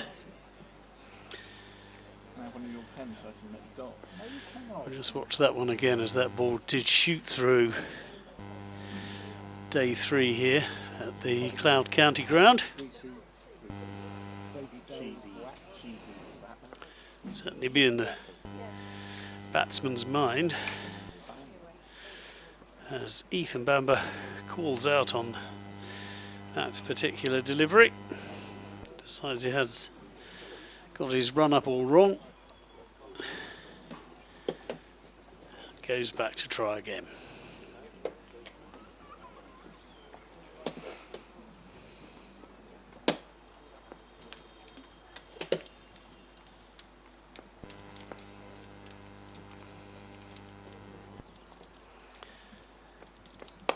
It's full, it's driven, and that's a decent shot from Jameson. Dragged back well by the fielder, but a couple of runs for the tall Kiwi paceman. He moves on to 3.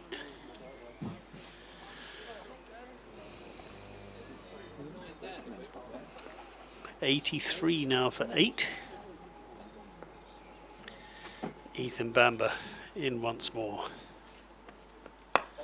And that is some shot. Oh, and it caught the fielder by surprise. I think Dom Sibley lost it. They're coming back for a second run that would have run him out, but it could go for massive amounts of overthrows. No, in the end, it is dragged back, but Sibley was desperately close to getting what would have been a deeply impressive run out, having lost the ball in the air in the sun when he could have had a possible catch. So one of those moments when everything was happening, and we do need a replay to find out what was going on. Jameson smacked the ball up in the air. Wagner decided that he wanted to go for the second, and Sibley took aim, and the ball just bounced over the top of the stumps as Bamber is in again. Oh, and a heave and a miss. That was aimed very much at cow corner by Kyle Jameson, but didn't get hold of it. Through to the keeper, and there is no run.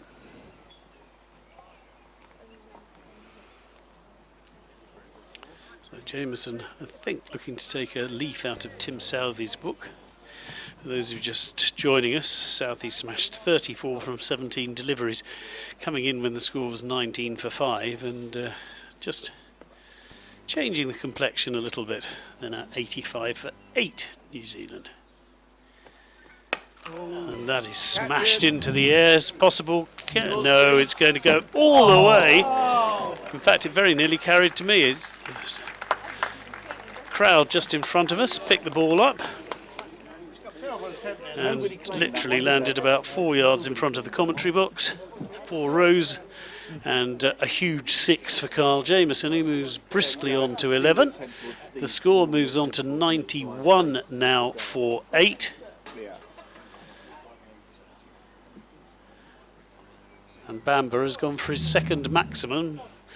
And the second time he's had to turn around and watch the ball sail back over his head into the stand just in front of us here in the commentary box for 6 of the best.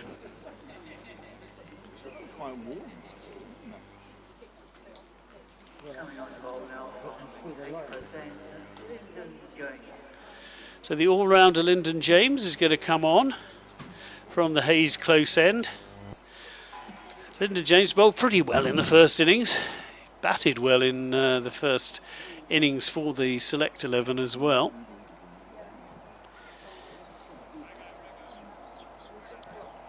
In the first innings, Lyndon James 10 overs, 1 for 36. He removed Tom Blundell. Had him caught in the slips by Patel for 8. So took the wicket, and then he got the 1/2 century as the ball is guided possibly through the slips, and there will be A couple of runs for Neil Wagner. Ed Sheeran live. I don't think that was guiding. I think that was a thickish outside edge, well bowled. But also it was all kept under control by Wagner, so decent batting as well.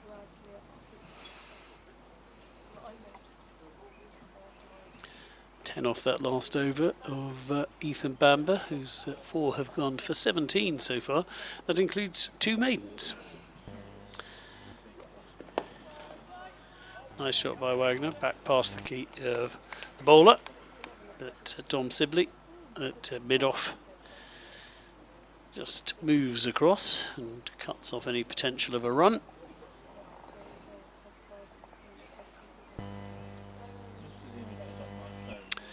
Not going to get close to the 30 overs in a session. Some of that is down to the amount of sheer volume of wickets that have fallen, but also the seamers haven't rushed through their overs for the county's select 11.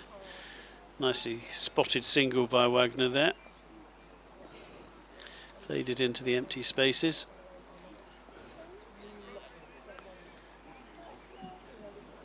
They were always going to be safe going through that.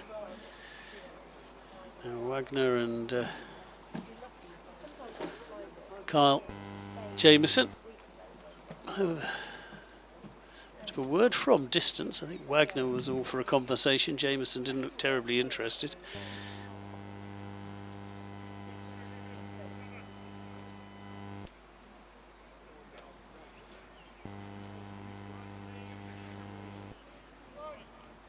Field placements are changed. Kyle Jamieson waits to see who he's going to be where. Don't think it matters too much, to be frank. I think Kyle Jamieson's going to tee off if he can. Already with 1 maximum to his name. As James comes in, it's fullish, and it's dug out well by Jamieson. But we haven't seen too many of those deliveries in this match.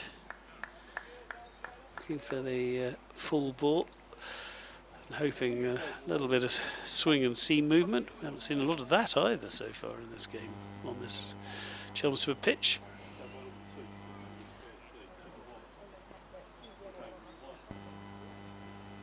James in again, right arm over the wicket. Jamieson punches it out. They go through for a quick single, which I think they were always going to make on this particular occasion. There is a shy up the stumps, but it's to no avail.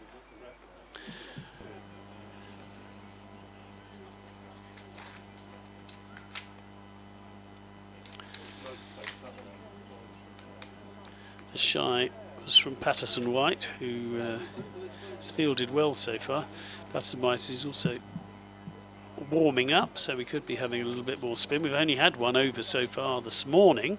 Patterson White bowled the first and last over of the New Zealand innings last night. It was only time for 1 over. That's down the leg side, taken by Burgess, no run. Bowled once this morning when they wanted to get rid of Tim Southee, which he did. But now we'll finally have a bit of a bowl as he does come on to bowl from this river end, with Lyndon James bowling with him.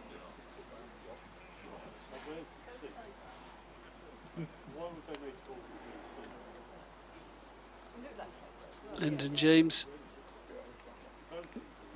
Nottinghamshire player as well, has played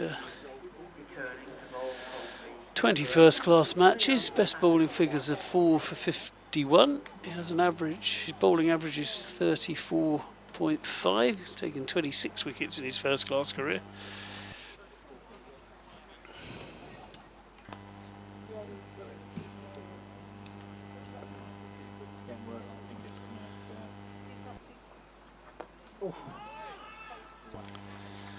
But it will be Liam Patterson White. So we have Nottinghamshire from both ends.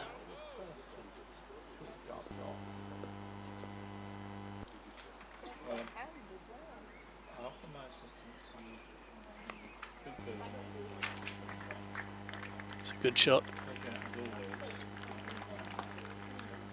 Well played by Jameson for 4 runs.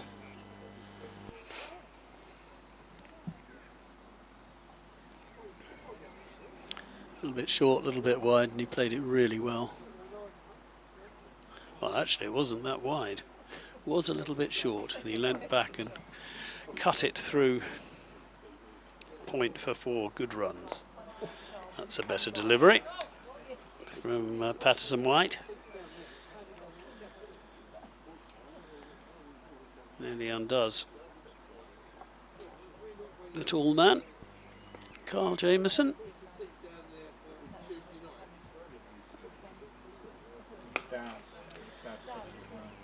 Middles that one, but punches it straight back to the bowler. No run. No, it's just like a curved knife. Blade's about that long. It's actually That forces Carl Jameson back, where he defends eventually in a slightly ungainly manner, but his wicket is in touch, intact. Again goes back to defend, this time without tumbling, and that is the end of the 3rd over that has been bowled in this innings by Liam Patterson-White. Interesting to see if he gets another one, because that'll be the first time he's bowled back-to-back overs in this innings so far. In the first innings, Patterson-White picked up some decent wickets.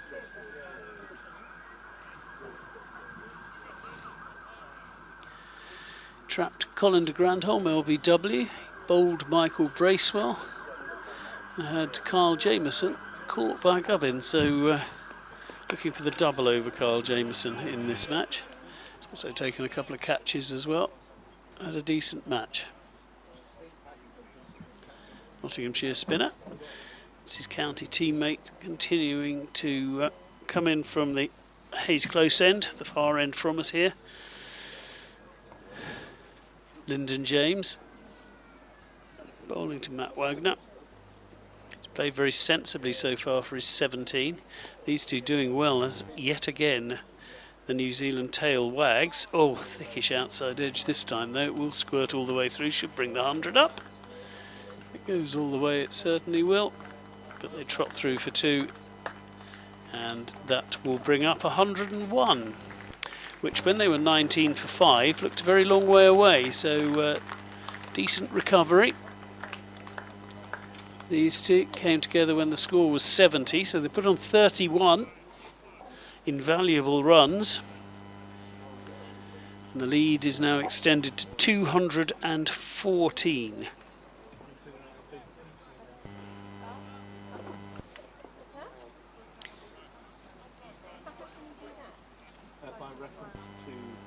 Just the one slip in now on Gully to Lyndon James. That's flicked off his toes, dragged in by the fielder, but they still managed to easily go through for a single. Those 100 coming off 23.2 overs. Just under the 2-hour mark. Run rate 4.34. Very healthy, but 102 for 8 less so.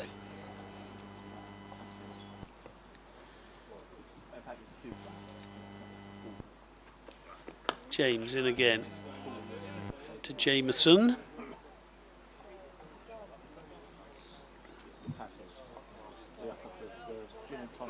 No run.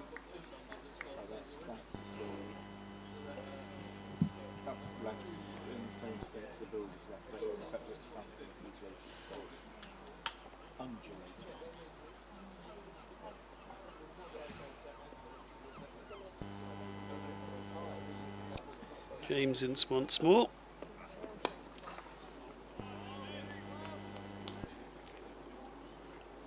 This is played up to mid-on, trots around quickly. Well, actually the extra cover came round to mid-on because mid-on and mid-off have dropped deeper, trying to tempt the drive from Carl Jameson. So now Tom Sibley and Jamie Porter are some way back. Will Jameson be tempted?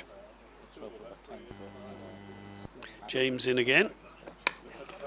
No, just punches up to extra cover. There is no run. And that's the end of that over. Just the 3 runs from it. Relatively unexciting considered everything that we've seen so far this morning. 102 for 8. Neil Wagner 20 not out. Second highest scorer so far. Just overtaken Darryl Mitchell. But yet again the tail wagging to effect, with numbers 8, 9 and 10 having scored 70 of the 102 runs.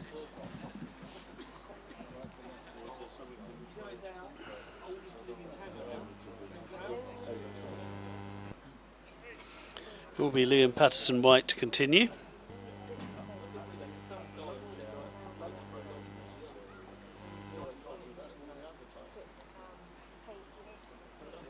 Checks a fielding position with Dom Sibley.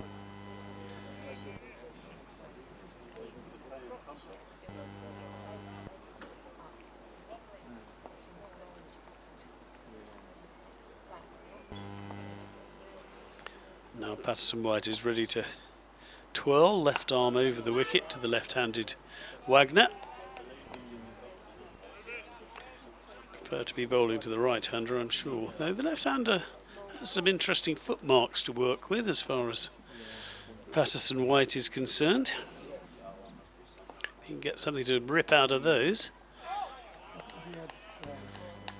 In fact, does get the ball on the mark with that particular delivery. A little extra bounce that Wagner probably wasn't quite expecting. Patterson-White again, a little bit flatter. Comfortably dealt with by Wagner, who just plays it into the onside. There is no run.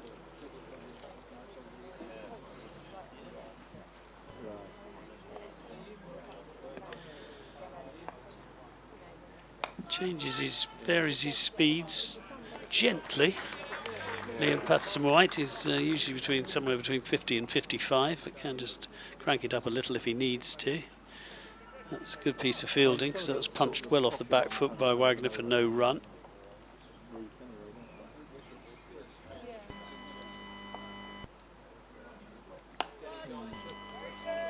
Again, no run, as he can only play it out into the covers, and 2 players nearly collide as they rush to get the ball.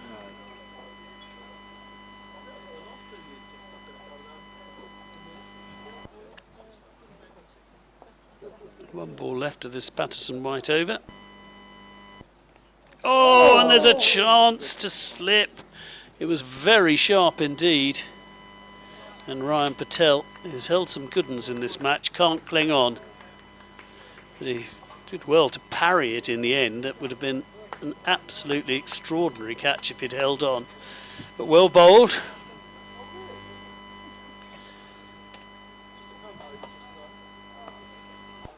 And Ryan Patel, as he walks down, tries to explain where it all went wrong. I think it was the fact it went really sharply over the wicketkeeper's head and he caught it very late. But that was a good try, but unlucky for the bowler. He'd have felt he deserved something from that. It's good over. So we get a good replay here. Oh, it just came very, very quickly at Ryan Patel. As James comes in again. But there is a chance. And it remains 102 for 8 rather than 9.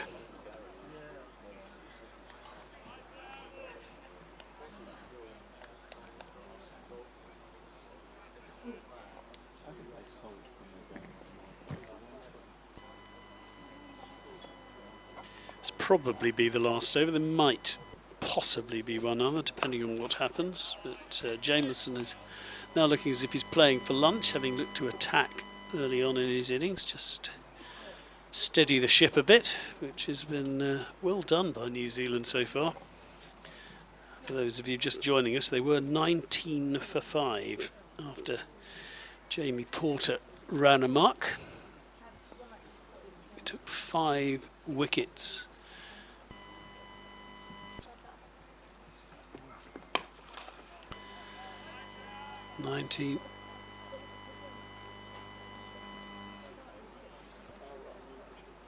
In fact, they were 19 for 6. They were 9 for 5. So 19 for 6 at one stage, 9 for 5. So to be up at 102 for 8 is a really good recovery. But Will Young went for a duck.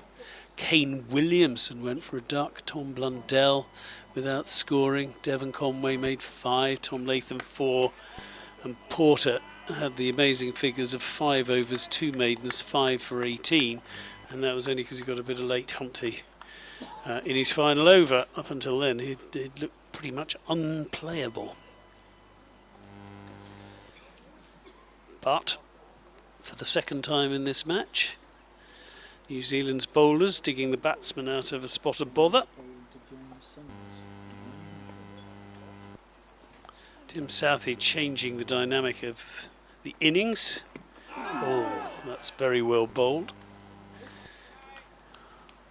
Decent full pitch Yorker length, which to a man who's 6'7" isn't a bad plan. Going down leg side, but nicely bowled.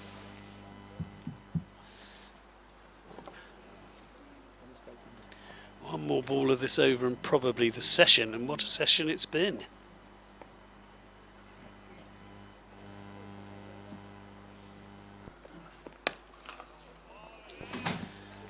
And that is the end of a remarkable session that saw Jamie Porter run through the New Zealand top order.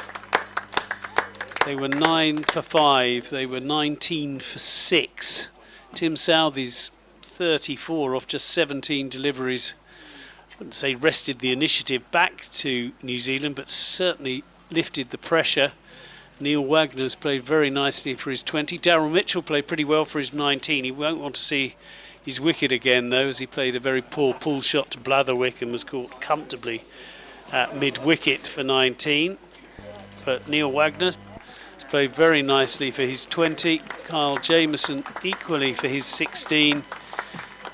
And New Zealand, after, as I say, being 19 for 6, go in for lunch at 102 for 8, and they lead by 217, and it's Jamie Porter who gets clapped off by the county select 11, because he goes off with the figures of 5 maidens, 5 for 18, the Essex bowler. So we'll be back with the second session this afternoon as Porter gets the standing ovation from his teammates and the crowd here.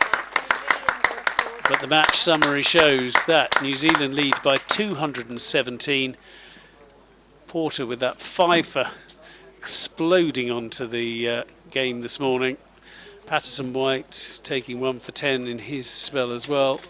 And at the moment, Wagner is leading the counter-attack, and New Zealand will resume after the lunch interval with that lead of 217 as they resume on 102 for 8. Join us then.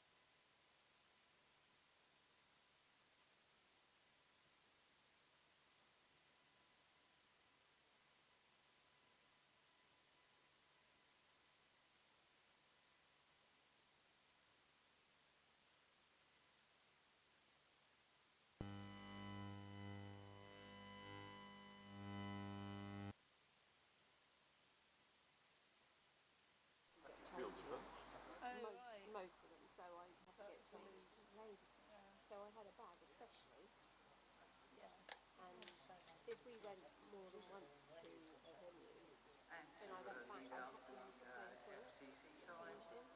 Did you? A luck thing. Oh yeah. Yeah. And we'd have a good dip. I use that toilet. So but the other thing was I used to have a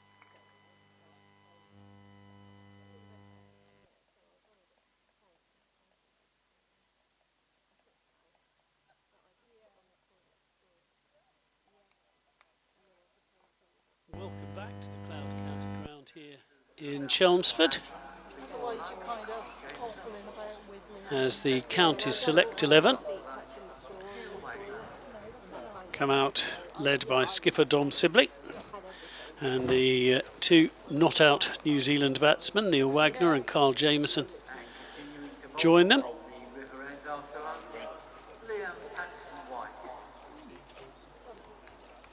And as you heard, possibly from the stadium announcer, to carry on bowling from the river end will be Liam Patterson-White.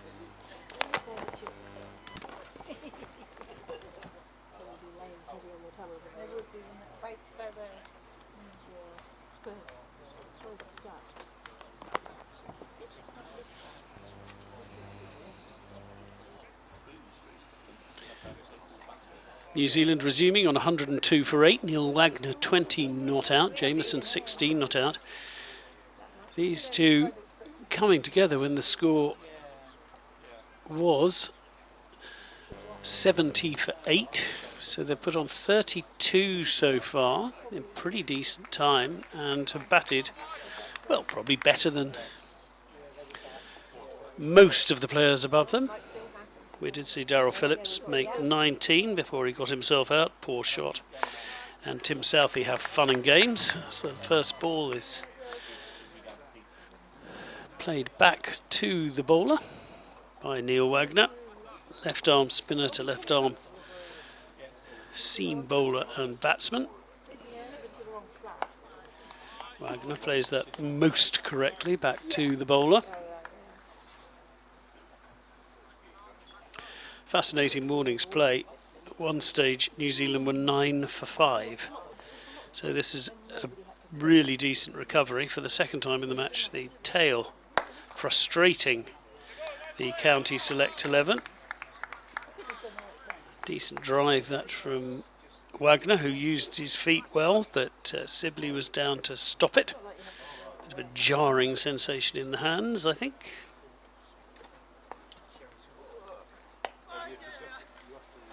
And that's played backward of square nicely as he looks to work it away, and they'll trot through for a very easy 2.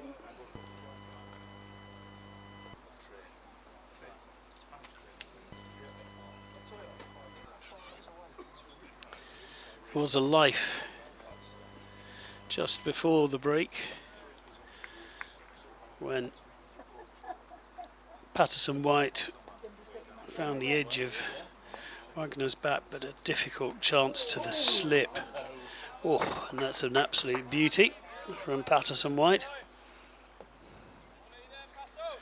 Ryan Patel couldn't cling on to a desperately difficult chance. But lovely piece of bowling again from Patterson-White, who's impressed in this match. And after that delivery, gets treated with a great deal of respect for the final one of the over, just the 2 runs from it. Score moves on to 104 for 8. Wagner 22 from 40 deliveries and Jamieson 16 not out from 26 as we get a replay of that delivery.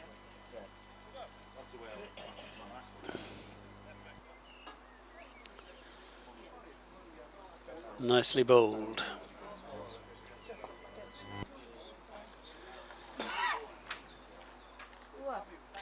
Michael Burgess behind the stumps, the Warwickshire wicketkeeper.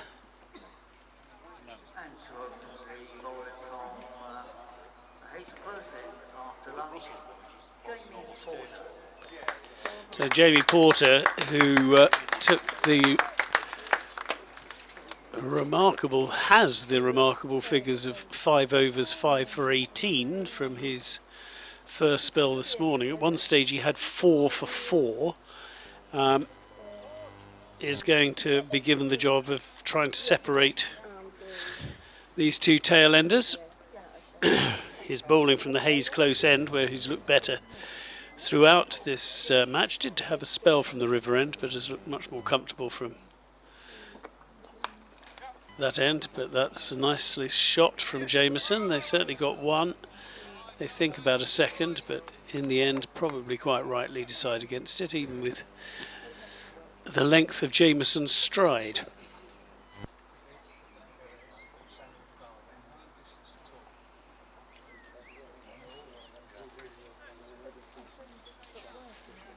So off the mark, off the strike immediately, Jameson.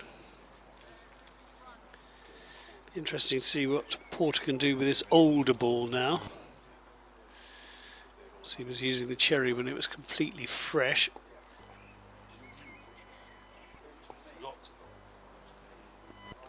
This is the 35th over, 26th over.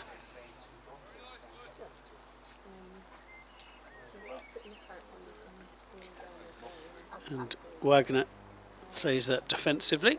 Just a couple of slips in at the moment. Deepish point. Mid on, mid off extra cover. Deep mid wicket. Third man.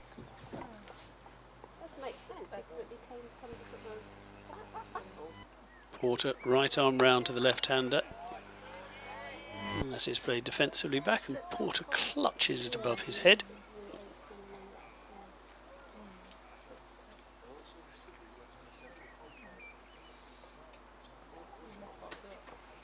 Knowledgeable crowd, nobody thought it was a catch. Realised it was a bump ball. Is a decent crowd in today. Had one all 3 days, biggest one I think today though. Few thousand in. Wagner drives that nicely, middles it, but straight to cover, extra cover, and there is no run.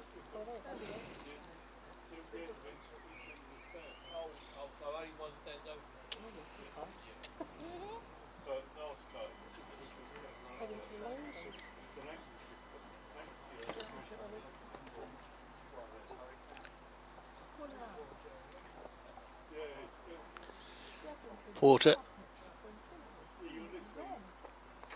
in again, and it's flicked away. That was on the leg stump. Pretty easy for Wagner just to flick away for a single.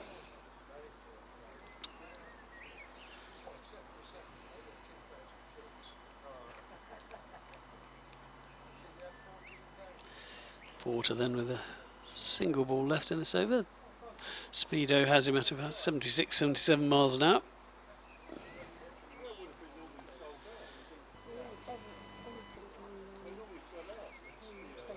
To bowl around that late 70s at 80 miles per hour. Jamie Porter comes in again and gets a respectful forward defensive from Kyle Jameson, and there will be no run, just a couple of singles from that over, and Porter has the figures of 5 for 20. That's his 6th over. The score moves on to 106 for 8. Wagner showing those above him how to go about their batting. There were some good deliveries early on though, some cracking deliveries. Was doing a bit, and New Zealand had no answers to that early burst of Porter's. As I say, at one stage he had 4 for 4, and New Zealand were 9 for 5.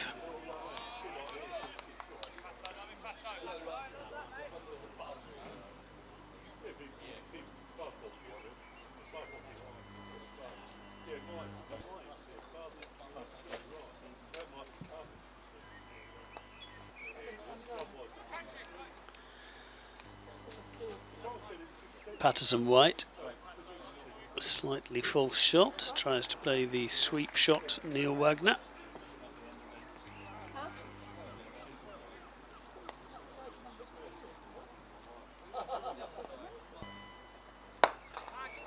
It's a good shot by Wagner, but an even better stop by Dom Sibley. That looked for all the world as if it was going to go for 4 runs. But the skipper dived superbly to stop that. To warm applause from the crowd. Deserves a replay, that piece of fielding.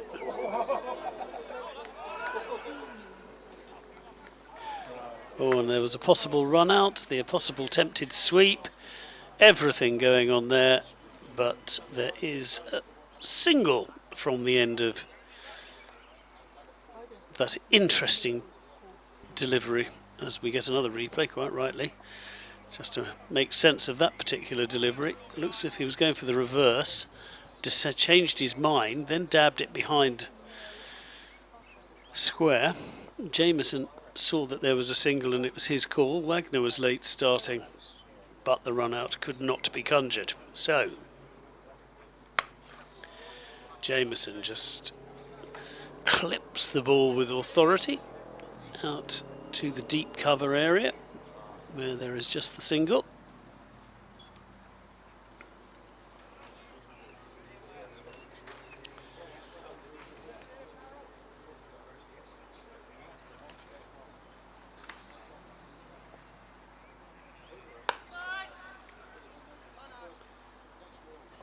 Slight misfield, but there is no run. Just a couple of singles again, off and over. And the score moves on to 108 for 8. Taters. Lead is now 223. Which looks considerably better than at one stage it might have been. 19 for 6.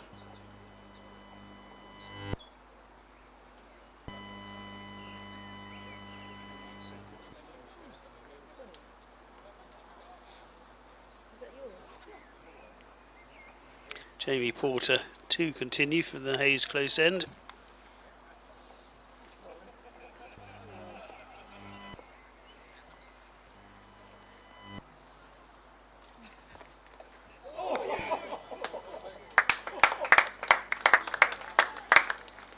Porter gets that one to climb. That's a super delivery. Good take by Burgess as well, but well bowled.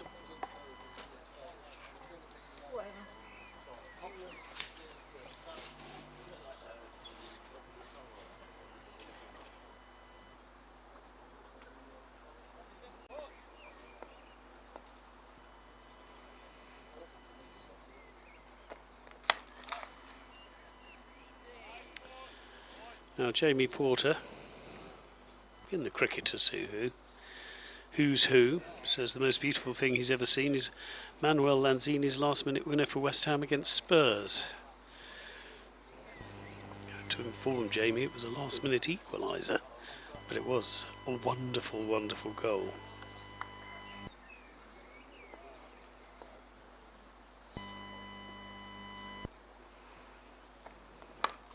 His guilty pleasure is pie and mash. It doesn't look as if he's been filling himself up too much with that. Cuts a pretty lean figure. Best figures were here, 7 for 41 against Worcestershire back in 2018.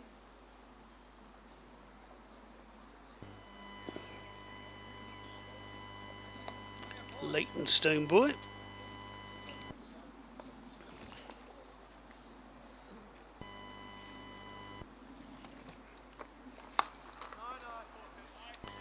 And Jameson plays an interesting one-handed shot out into the covers. There is no run.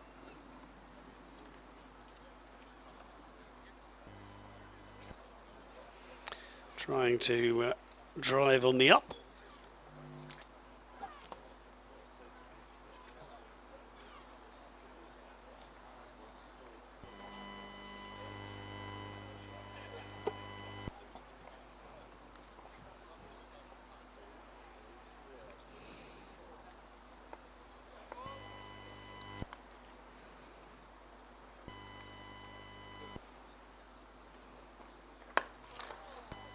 Another decent delivery from Porter, well played by Jameson, up to mid-on, no run.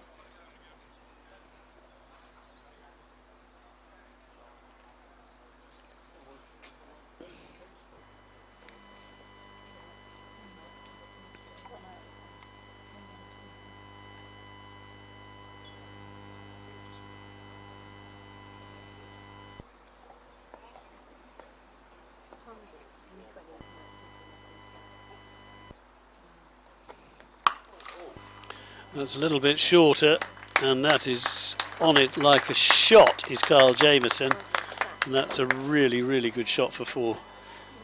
Interesting over that one. We saw that steepler that surprised Jamieson early on in the over, but Jamieson getting his revenge with a clubbed 4. It really was a middled fine shot too. Picked the length very early and then just swung it away into the vacant deep mid-wicket area. For 4, 112 for 8. Jamieson moves to 22 from 35. Neil Wagner 24 off 49 deliveries.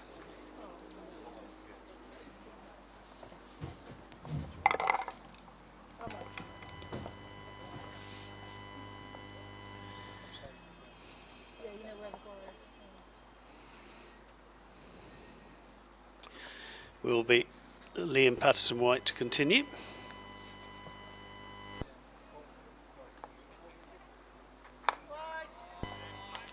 Known as Pato to his teammates, born in Sunderland.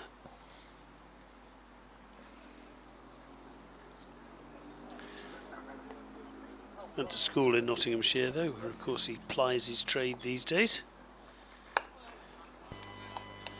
Nice delivery.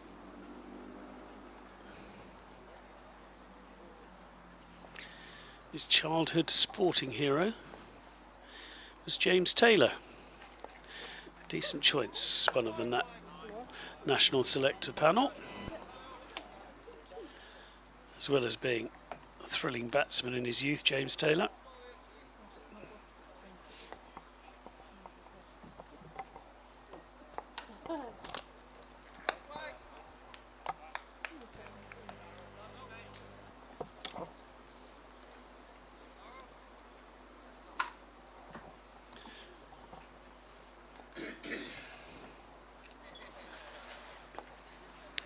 In comes Patterson-White again.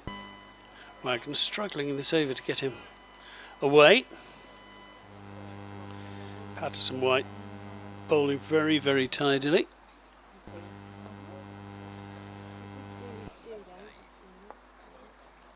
Gives that one a little bit of air. And a good over. Maiden over. And he has decent figures so far, Liam Patterson-White. 7 overs, 2 maidens, 1 for 14. 4 wickets in the match so far.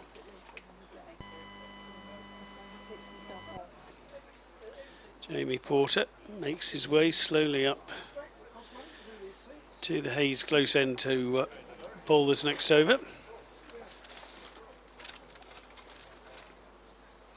Sun shining brightly here in Chelmsford. Some dark clouds as well, but the sun seems to be winning at the moment.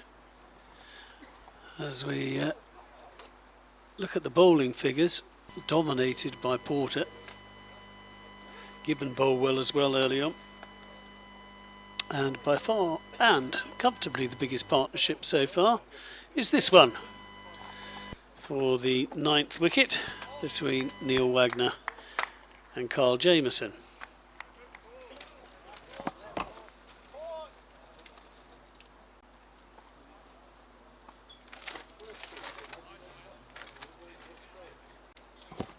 The other partnership of note was largely Tim Southee smashing the ball to all corners with his 34 ball 17.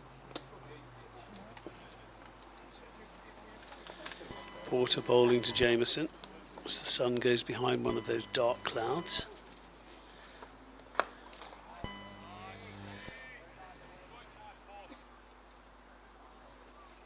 Certainly batting conditions look considerably easier now than they did first thing this morning. Also the Duke ball is that much older. This is the 32nd over.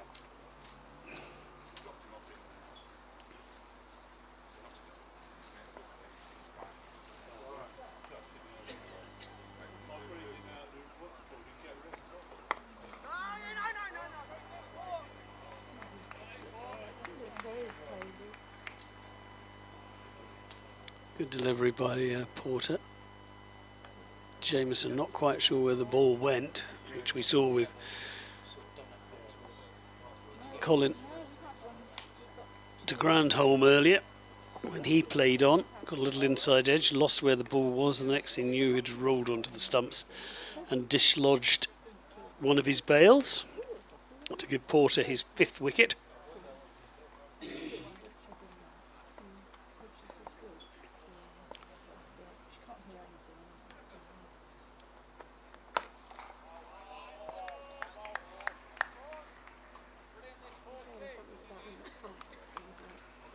Good from Jamie Porter again. Being congratulated by various members of his team for that delivery.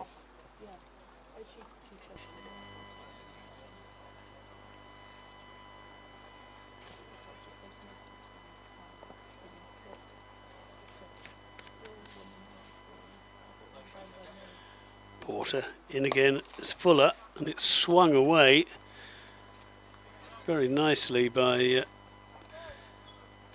Carl Jamieson, and they go through for 2 very simple runs. Anything remotely on or around leg and middle or leg stump and on it very sharply indeed.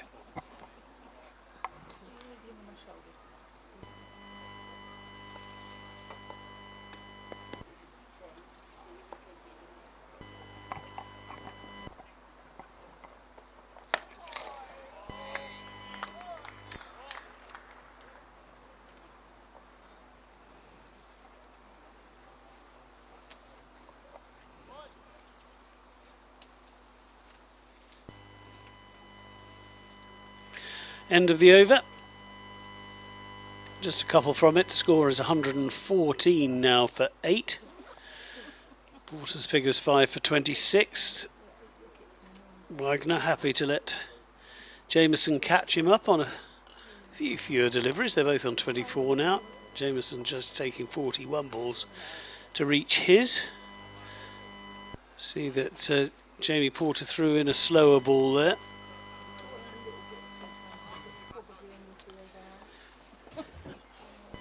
Coped with by Jamieson, and it will be the spinner Liam Patterson-White twirling away again from the river end. No run from the first delivery.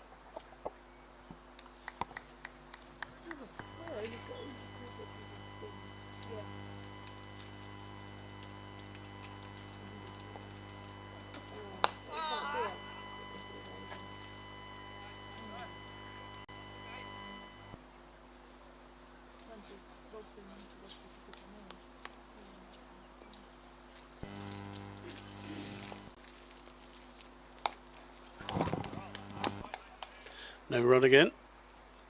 Wagner happy to just put the anchor down here. He knows there's another full day's play tomorrow. Just to sort of grind out as big a lead as possible. It's already standing at a pretty good 229. The moment I say that, of course, he smashes him back over the head for a very nice 4. As Wagner does finally open up the shoulders. Picked it well, Wagner.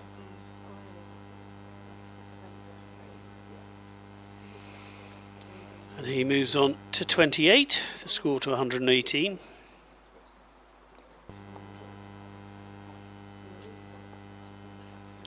Partnership now worth 48.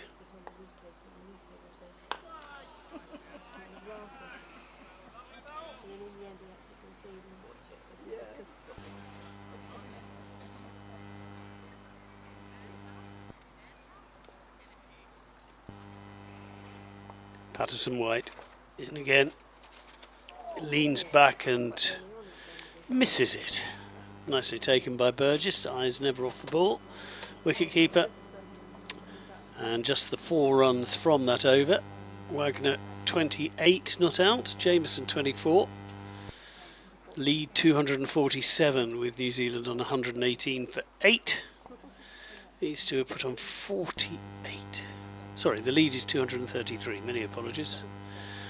247 is what the counties scored in their first innings. But once again, the tail frustrating as it has done through this match. For the counties too, the tail wagged to some effect. But when you've got the tee like New Zealand at 19 for 6, 118 for 8, decent recovery from the tourists.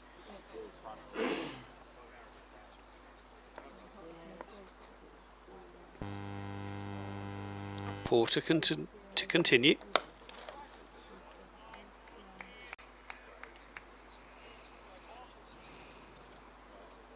Jameson seeing the ball well at the moment.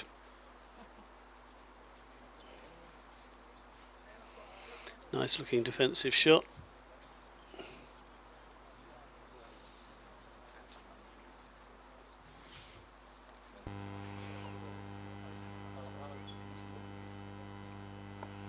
(6'8". Kyle Jameson swings that ball away again. It'll only be a single. He does play that shot well.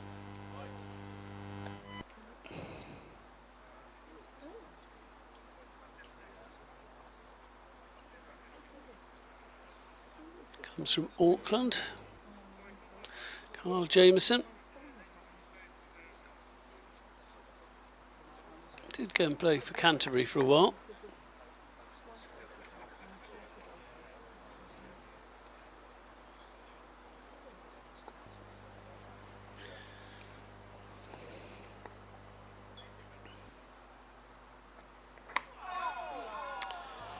It's well bowled, Porter, to Wagner.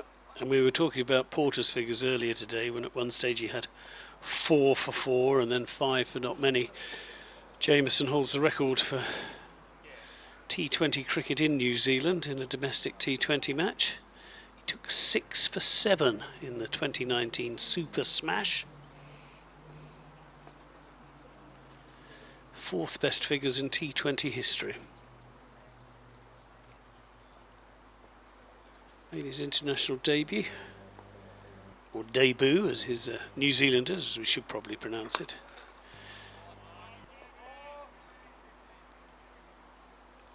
Against India at Eden Park in February 2020.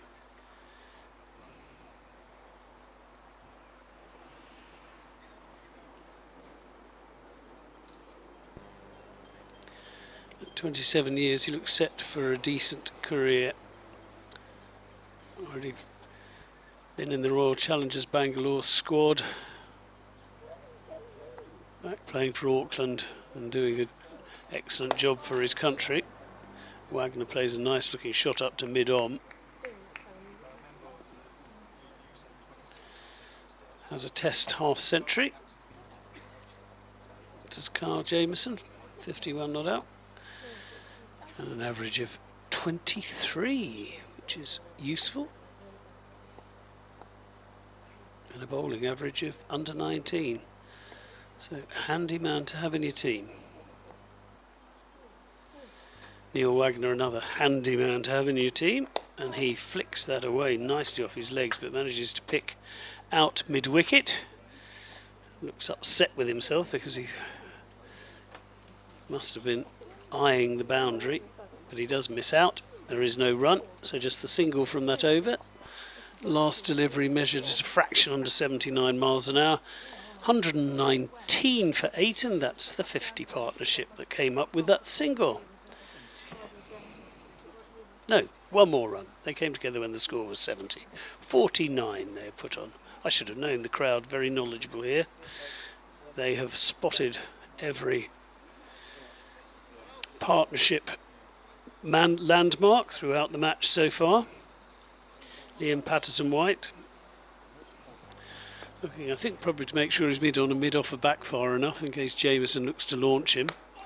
Instead, Jameson goes back, not looking entirely comfortable to play the defensive shot back to the bowler.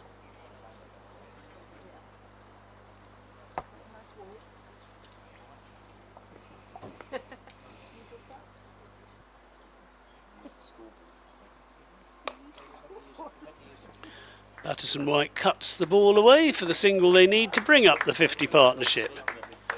What a terrific effort it's been for these two. Carl Jameson has scored 26 of those 50 runs. Neil Wagner had already got off the mark. He's currently 28 not out, but a really, really good recovery from these two, from the depths of 70 for 8.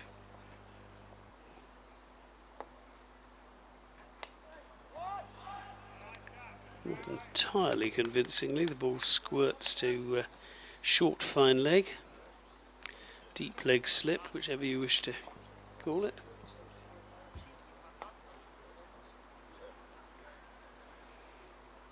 Patterson White in again.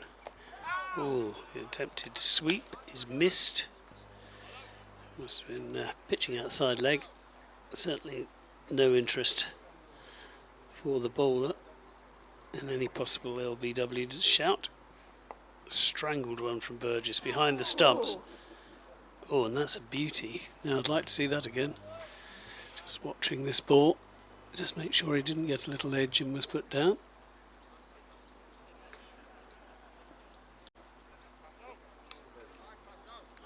Much slower delivery. Clever piece of bowling. Getting the replay now.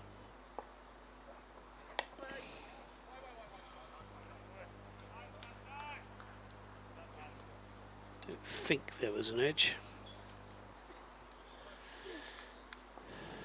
That's played around the corner. End of a decent over. Well bowled from Liam Patterson White. Figures looking pretty good. That's 9 overs, 4 maidens, 1 for 19. Score is 120 for 8. 50 runs added by these two. Wagner 28, Jameson 26. And super economy from him. Jamie Porter, who's going to continue for his 10th over of the innings.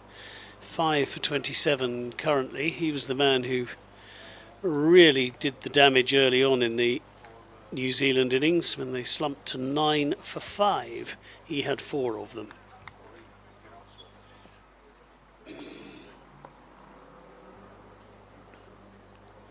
He's in again to Jameson, who very happily plays the forward defensive back to the bowler, no run.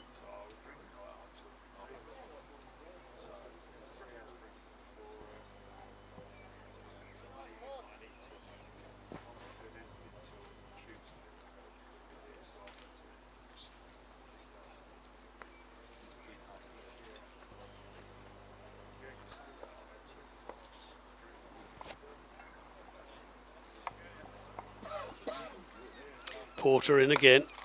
That's punched up to mid-off. There is no run.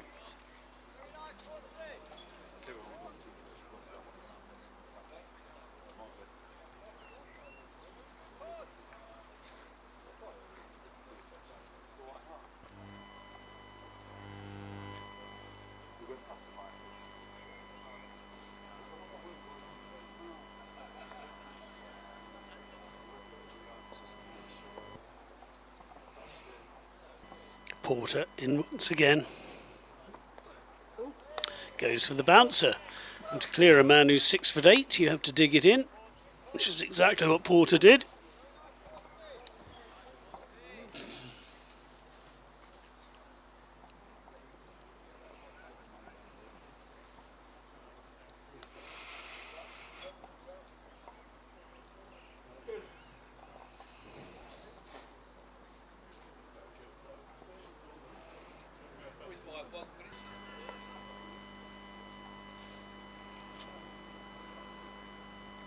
Porter in again. Oh, it's clipped up in the air. One bounce to mid-wicket.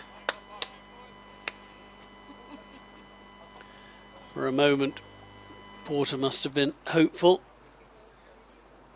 but it was never a chance. Bowling a little faster, up to 82.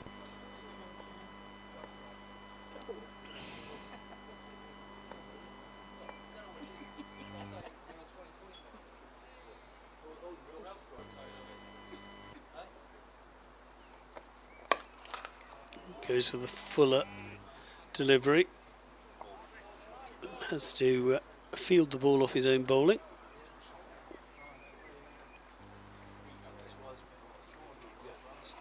Tries to flick it back behind him just in case Neil Wagner has crept out of his crease, backing up a little too far, but can't direct the ball.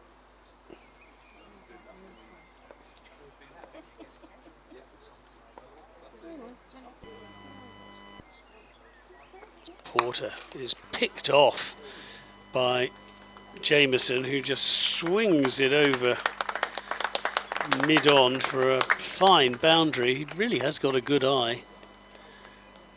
Spotted that just short of a, well, it wasn't a half volley, but he hit it on the up over mid-on. Just had a little bit of width, and what was heading for yet another maiden over for Jamie Porter. We see 4 off the last ball of it, and we go to 124 for 8, and Carl Jameson becomes the second man to reach 30 or higher in the innings, Tim Southee being the first. It's taken rather longer than Southee, taken him 51 deliveries, whereas Southee took 17. Well, actually, to reach 30 took 15. So, yes, he was going some.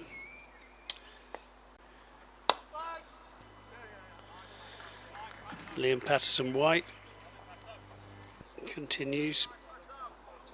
Wagner can trot through for a single.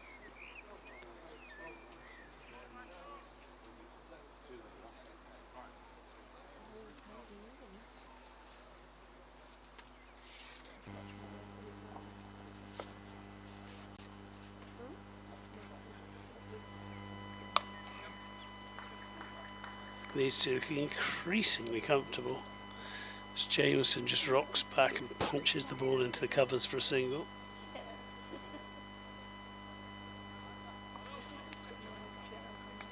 You look around and you wonder who could work the oracle as far as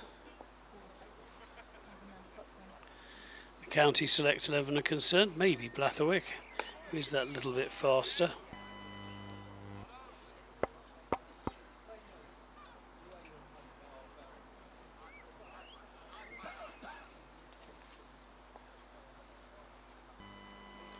Two people exercising,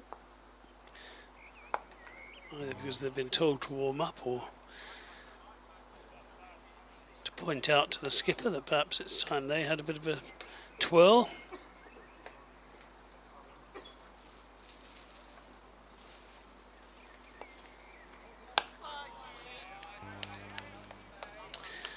Laid out into the covers, no run.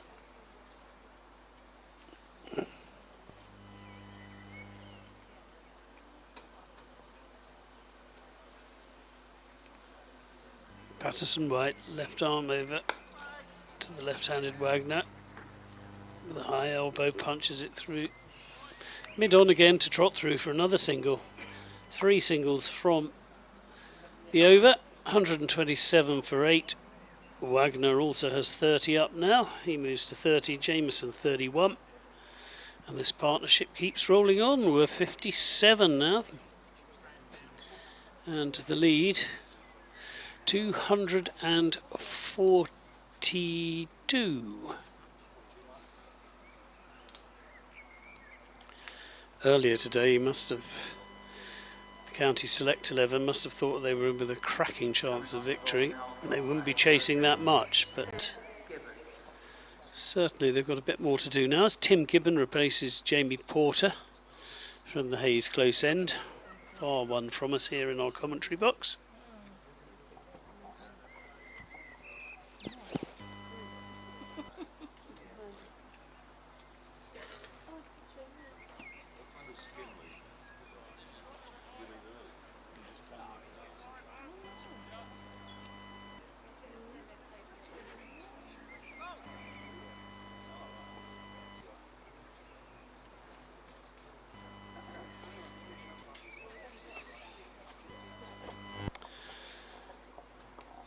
So Ben Gibbons, who bowled nicely first thing this morning, took a wicket in amongst the carnage. Worcestershire paceman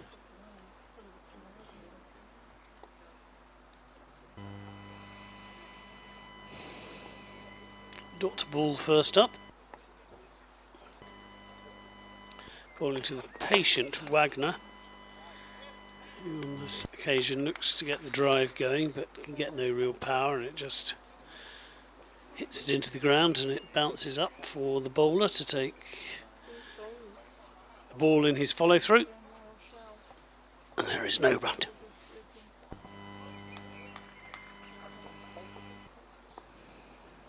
After all the excitement of this morning, slightly more soporific afternoon.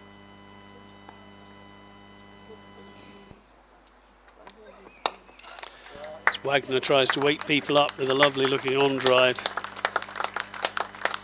and Dom Sibley realises once the ball has beaten him, he's got no chance of getting to the boundary before the ball, and just trots after it to collect it.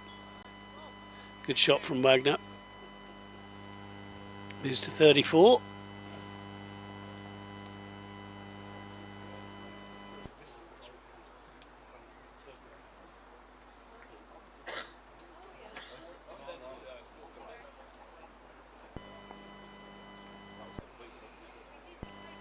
Got work to do these two later as well, because they'll have to bowl. But at the moment they're ensuring that they have a target. That's a good delivery. Spat a bit, but Wagner got away with it, managed to keep the ball down, and they also trot through for a couple.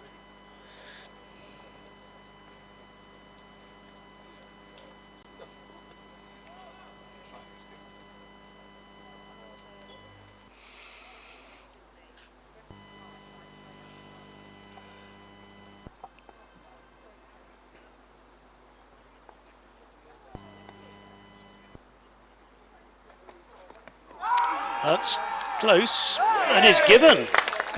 So a breakthrough from nothing. Well played, and Gibbon. Hint of leg side was what Neil Wagner will think, but umpire was perfectly happy with that one. Good ball, and Wagner has to go for 36, and the score 133 for 9. Second wicket for Ben Gibbon. Just what his skipper and team needed. Different line of attack, left arm over.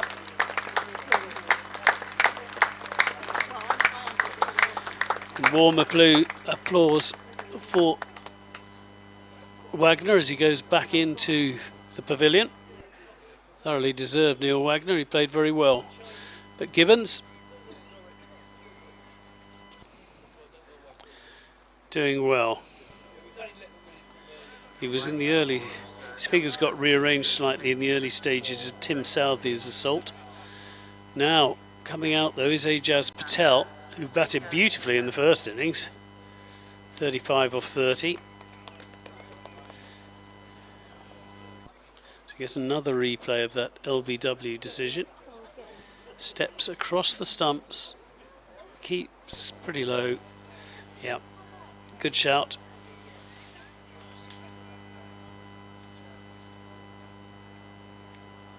Jameson explains to Patel what the ball is doing currently, certainly from the left armour.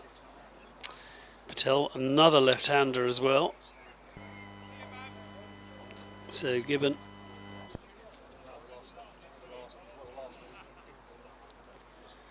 will have another left-hander lined up in his sights.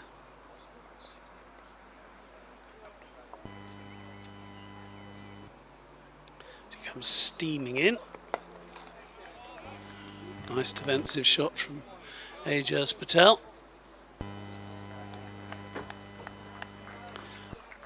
Played 11 test matches for his country.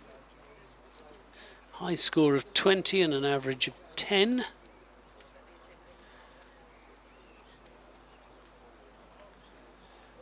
Of course, known throughout cricket for taking 10 wickets in an innings against India in Mumbai.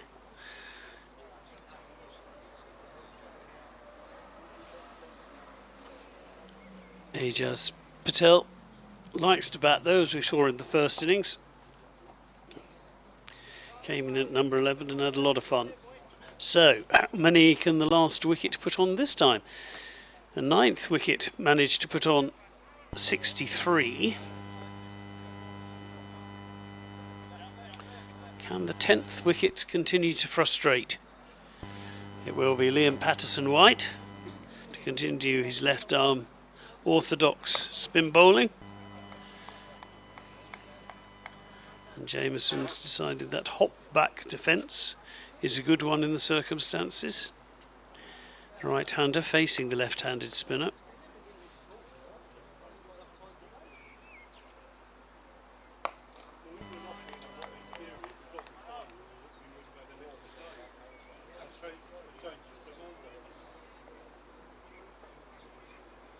Definitely looks to be looking for the bad ball rather than trying to launch an assault. Very nice looking and very correct drive from Jameson up to mid off, and they go through for a single. Now the line of attack will change as Patterson-White will go over the wicket to the left-handed Ajaz Patel.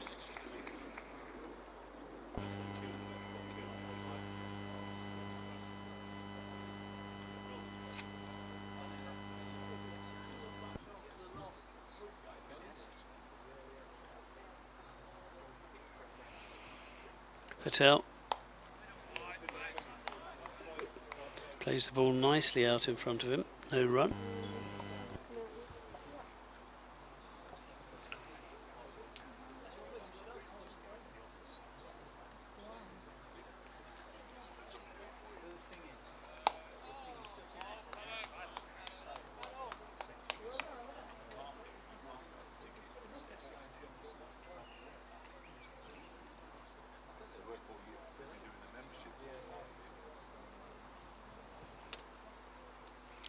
Patterson-White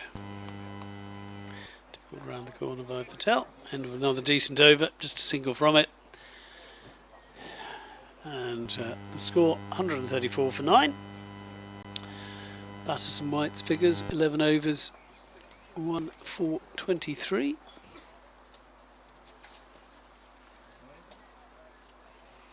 Lead though is 249 as we look at where we are in the match. That lead could be enough, given it's more than the County Select 11 managed in their first innings of 247. James with a decent 50. Haynes, after a skittish start, did well to reach 42 once he had reined in some of his natural attacking urges.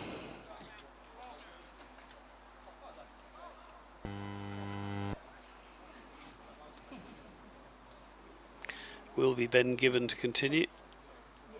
Understandably, given he's taken a wicket in that last over. He's bowling to Carl Jameson.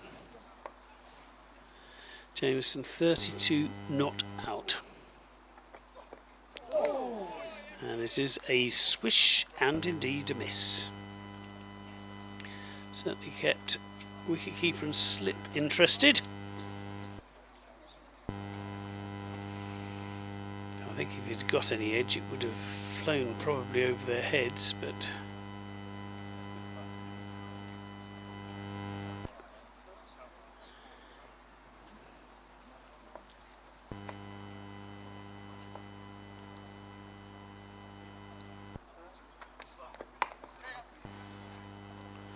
nicely played.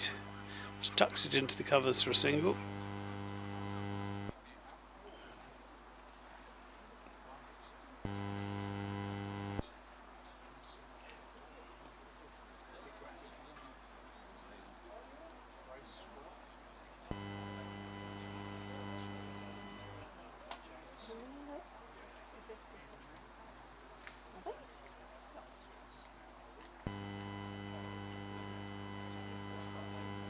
Score goes up to 135 for 9.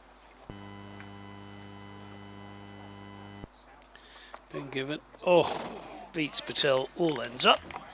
Good over this. Enjoying bowling from the Hayes close end. He's had to do most of his work going up the slope here at Chelmsford. As he's shared the new ball with Jamie Porter. He's enjoying having a chance to bowl downhill. And that was an absolute peach. Bit of shape away. Rather too good for the number 11.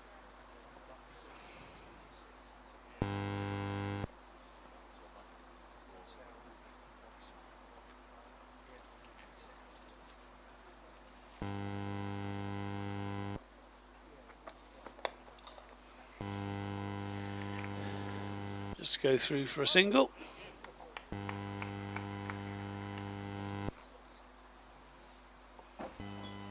Haynes Patel gets off the mark. Score moves to 136. Decent bit of fielding. It'll be Gibbon to Jameson.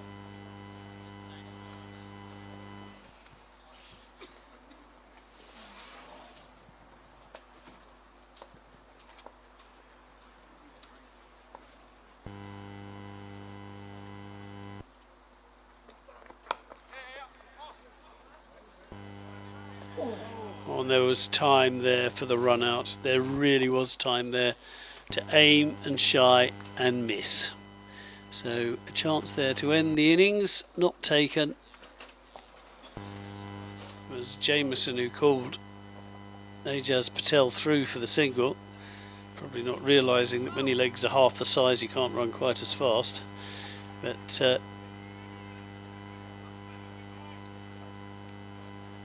certainly the field will be slightly disappointed with that, because they had plenty of time to aim.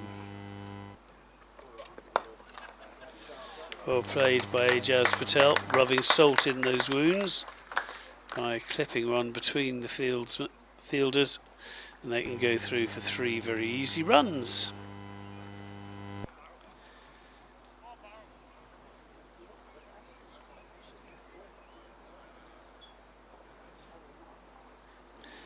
End of that over.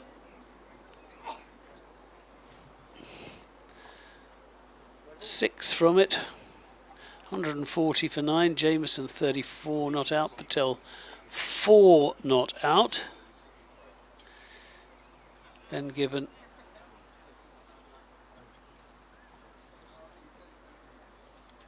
bowled pretty nicely. Couple of wickets. Has conceded a few runs, but then, with the exception of Jamie Porter and Liam Patterson-White, everybody has really. And it will be Liam Patterson-White to continue the Nottinghamshire left arm spinner from the river end. Gives it a little air.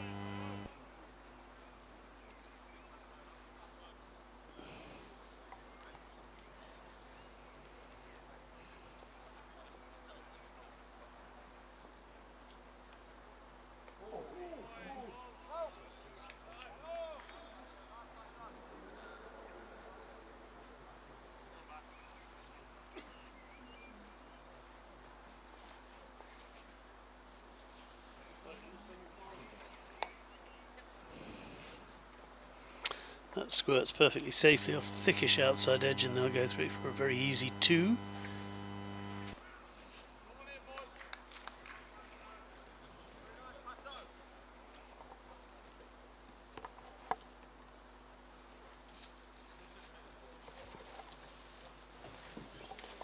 "55 minutes of this session, just the 1 wicket to fall so far." Nice shot 2 from Patel again. Again, they should get 2 very comfortable runs.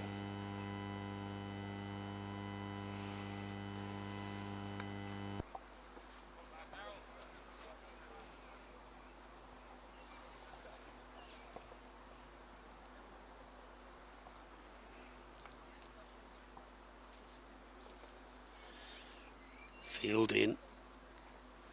Oh, and that's a lovely delivery from Liam Patterson-White. Turns the ball past, spins the ball past the prod of Haynes Patel.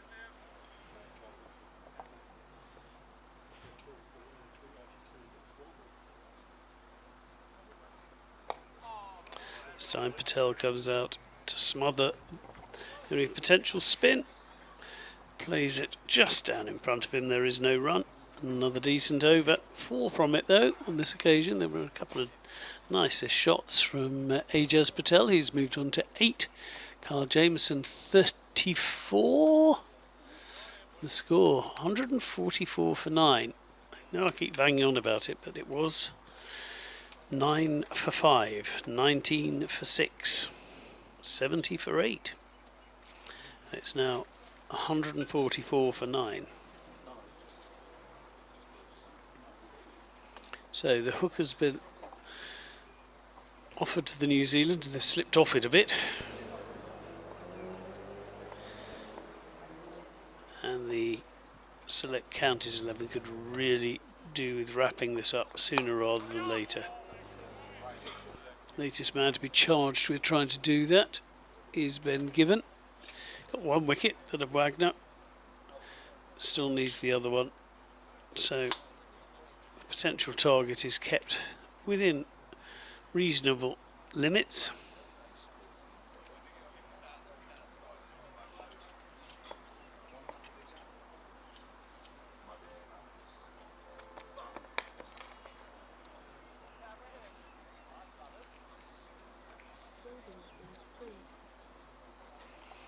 His fielder's in the right place.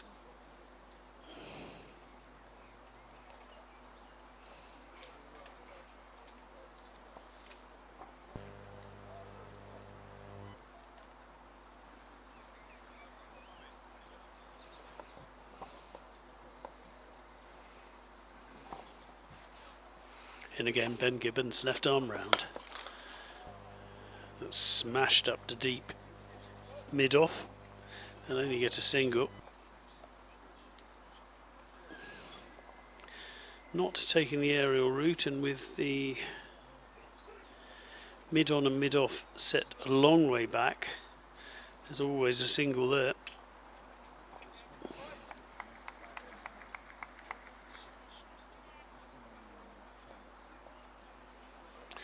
Ajaz Patel.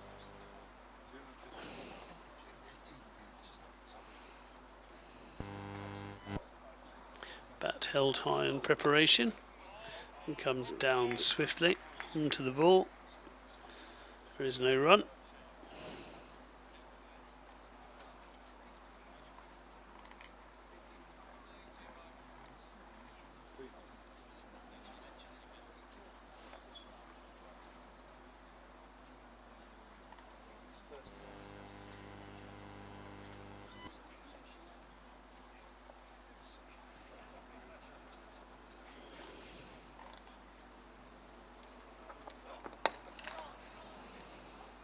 Driven out to the covers, no run. Just the single so far from this over.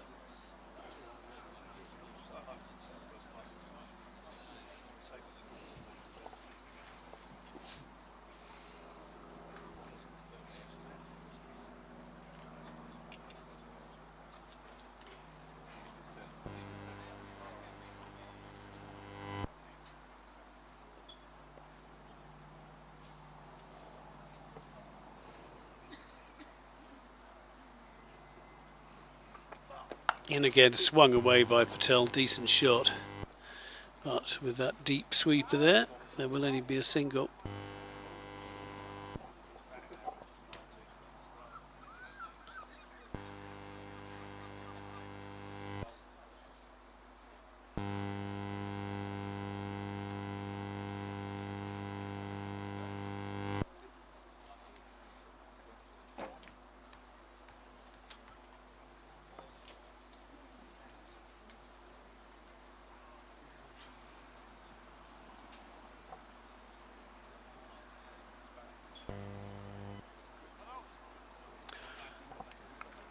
On a 2-year contract with Worcestershire at the moment.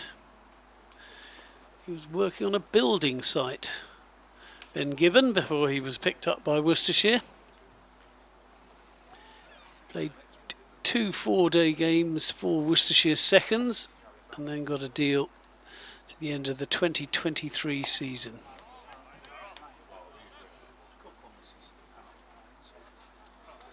Playing for Cheshire before that.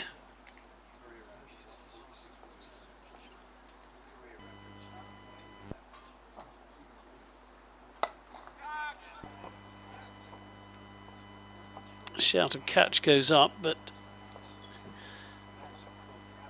safely played by Ajaz Patel, who one bounce to Jamie Porter, so he moves into double figures now, moves on to 10.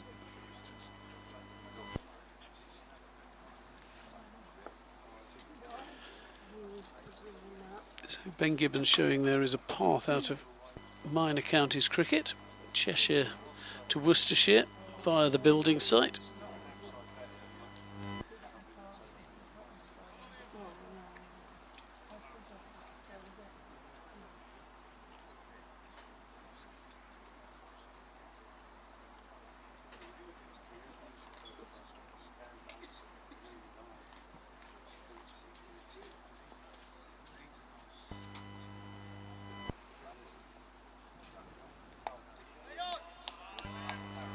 No run there, nicely bowled again.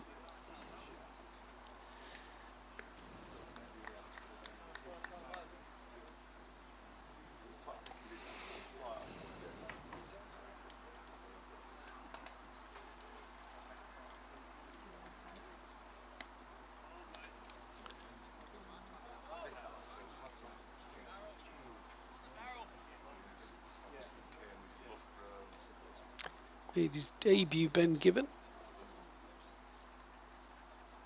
earlier this month.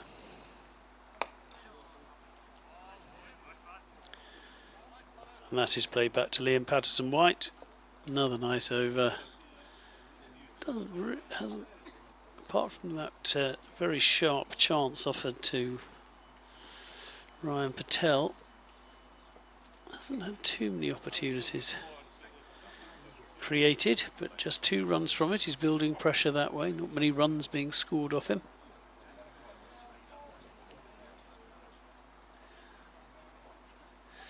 Made his debut, Ben Gibbon, who is going to continue from the top end for Worcestershire against Durham. The 5th of May, and by the end of the month he's playing against New Zealand. Took 2 wickets in the first innings he bowled in, including that of Scott Borthwick, the Durham captain. Now he is trying to remove some very obdurate New Zealand tail-enders.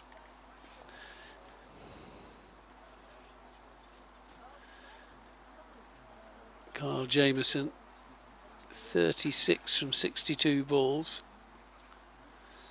Ajaz Patel, who's on 10.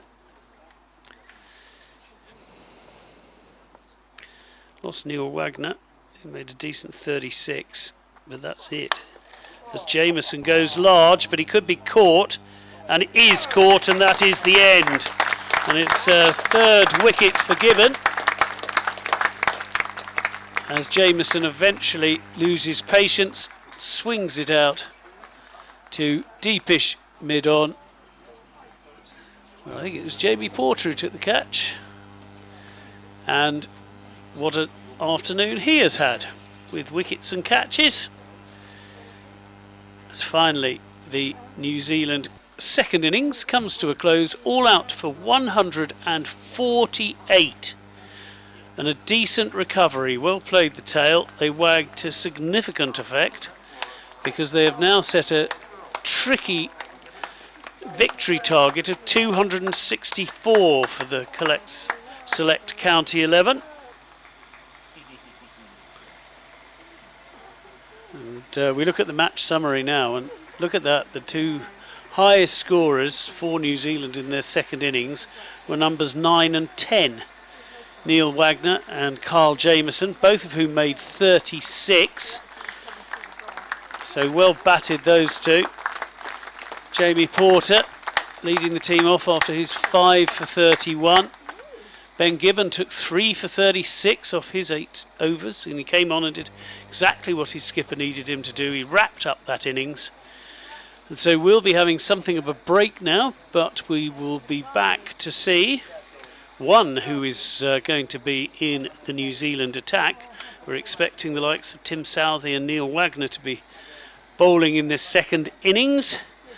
And we'll be seeing how the likes of Compton, the likes of Sibley can get on as the Select Counties 11 look to try and chase down the 264 they need for victory.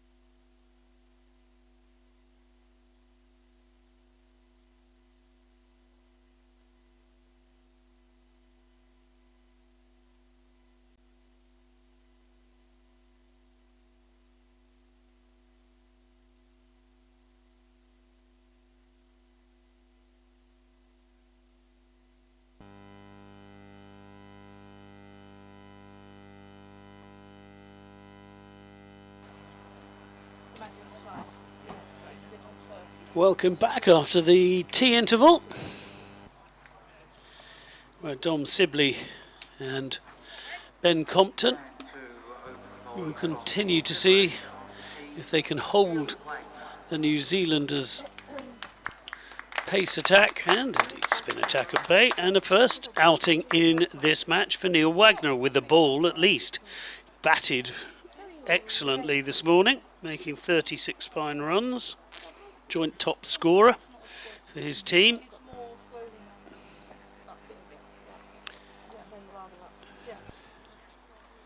Well, the three top scorers were 8, 9 and 10 for New Zealand.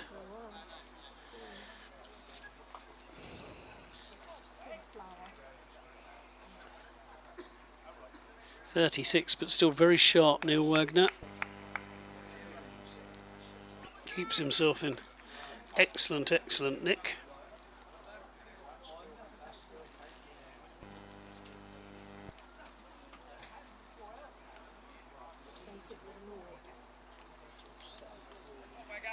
Left arm, fast.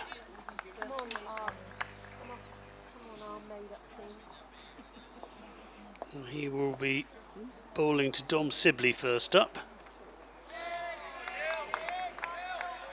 And Sibley happy to watch that one go past the outside of the off stump.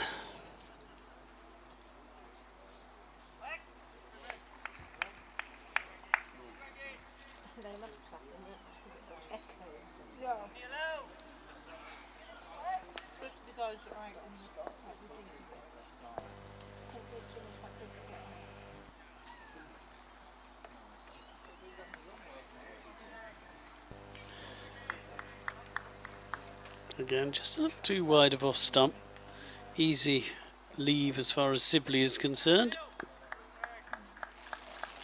Was tempted into a couple of drives in the first innings, but after getting out to one of them, he seems to have taken that shot out of his locker for a little bit. Probably wisely.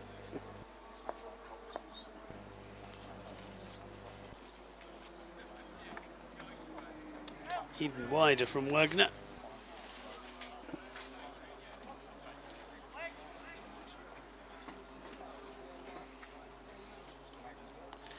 Born in South Africa originally, Neil Wagner.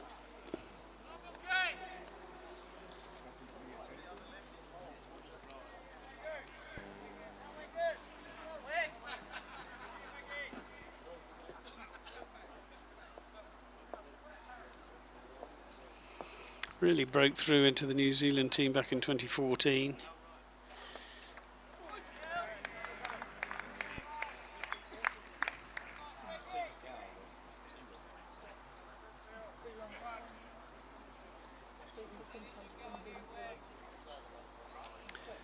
Nearly played in England, which would have been interesting. Sussex were interested, but he ended up playing for Canterbury.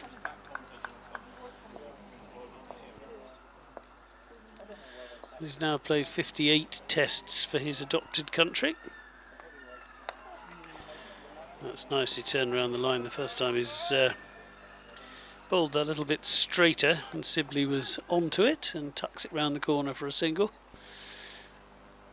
58 tests, he's taken 244 wickets. 7 for 39 his best figures, and an average of fraction under 26.5. Which is good numbers in anybody's book. A decent career for Neil Wagner.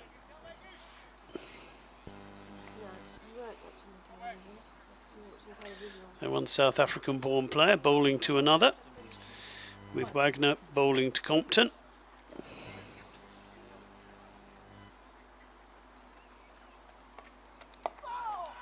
Born in Durban in 1994.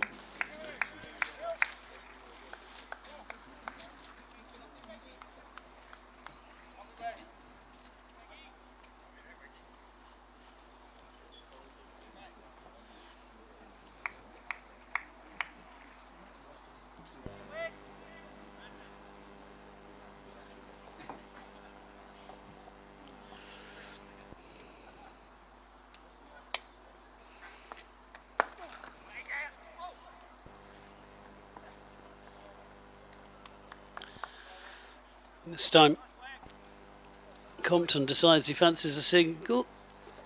A little bit of a tight one, but he makes it pretty comfortably in the end. So 2 from that first over from Wagner, the first over after the tea interval, and the score moves on to 28 without loss.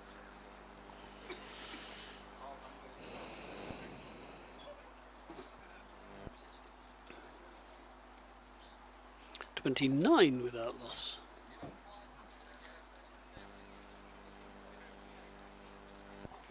Continuing to bowl from the Hayes close end after tea, Grandhomme. Colin de Grandhomme to carry on from the Hayes close end.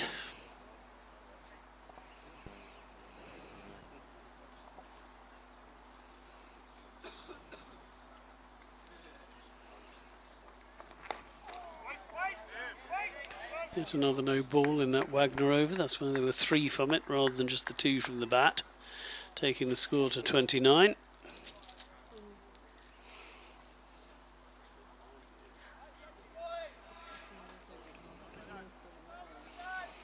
As de Grandhomme, who bowled very well indeed in a little spell before tea, continues. So you have Zimbabwean born at one end and South African born at the other for New Zealand currently.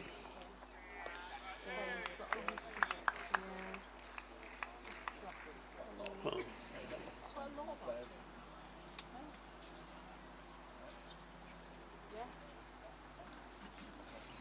comfortable lead for Compton.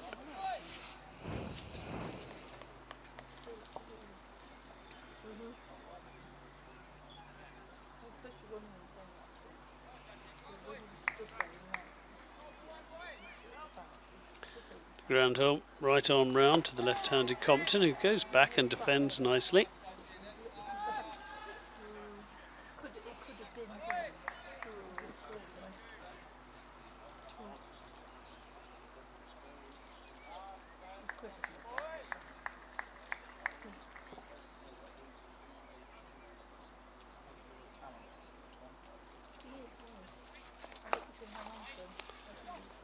Bowling attack with a combined age of 71 currently. Just top end, you would feel, international bowling partnerships. No less effective because of that at the moment. De Grandhomme in particular, keeping the batsman very honest indeed with this spell.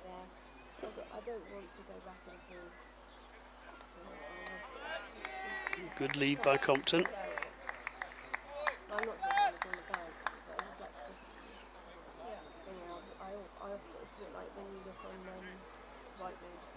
Yeah, you don't want to move, but yeah, you just keep your arm. So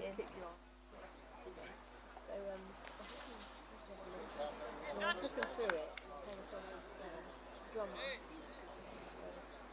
De Grandhomme in again. Tucked on to the leg side by Compton. They won't be able to score off that. Decent over, good over, maiden over, and the score remains on 29 without loss. It will be Neil Wagner bowling to Dom Sibley, requiring another 235. They resumed 263 runs behind on after the New Zealand second innings, which, if you were not with us earlier, eventually garnered 148 runs. 148 all out. You might think, well, that's not great. They were 9 for 5 and 19 for 6, so in fact it was a terrific recovery, led by Messrs 8, 9 and 10. Southee, Wagner and Carl Jameson.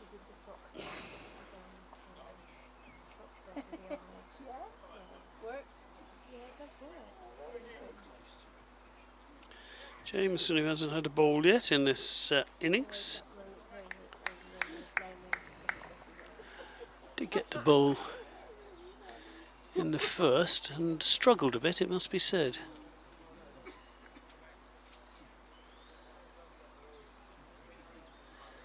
Eventually taking 2 for 76 off 16 overs, and Wagner gets some real surprise lift there.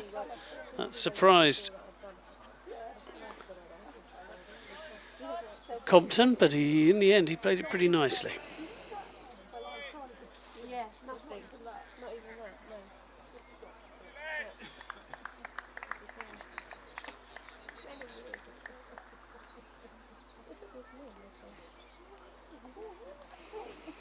Wagner in again to Compton. Can let this one go. But he's generating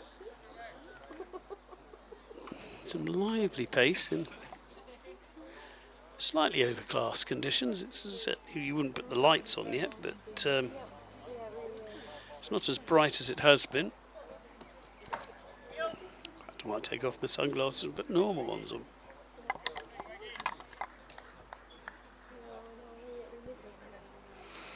Oh, that's better. Punched out into the covers, no run. A good test of Compton's patience, this.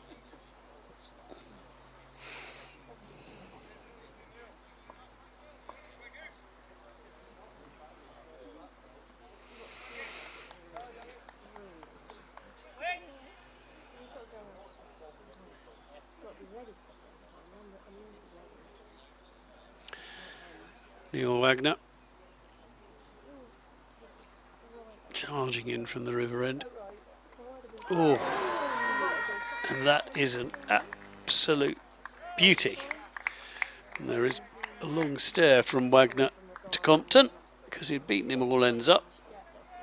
Compton not taking a blind bit of notice of said stare though, and doing his usual meander over to square leg for a bit, clear his head, which he'll need to after that ripper from Neil Wagner.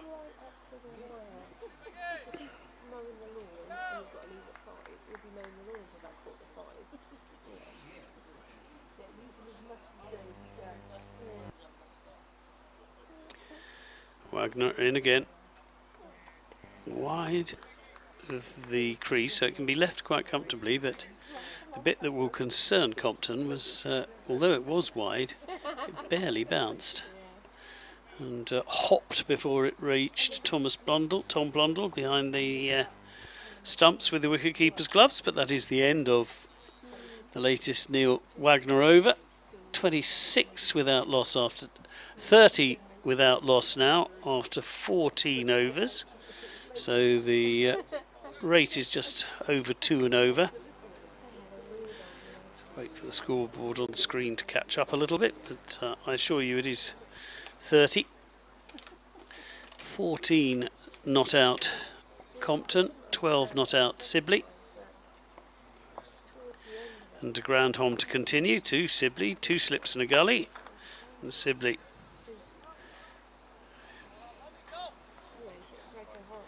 on top of the ball and drives it up to mid-on, no run.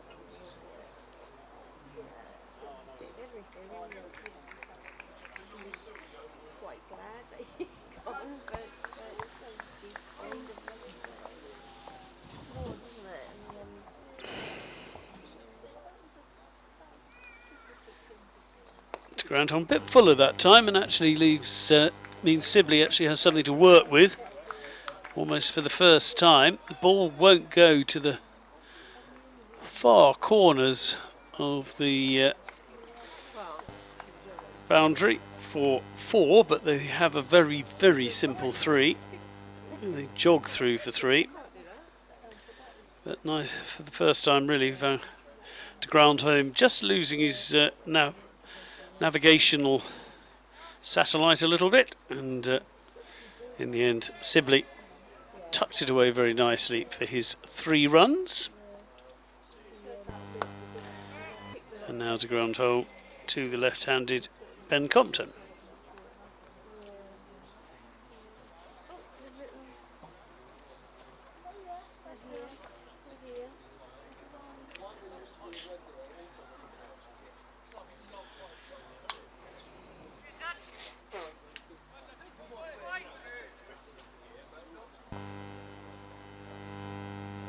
In again. Oh, that's a good ball from de Grandhomme, and that Compton struggles with that one outside off stump, but gets away with it. Sees the ball dart back, a bit of a play and a miss.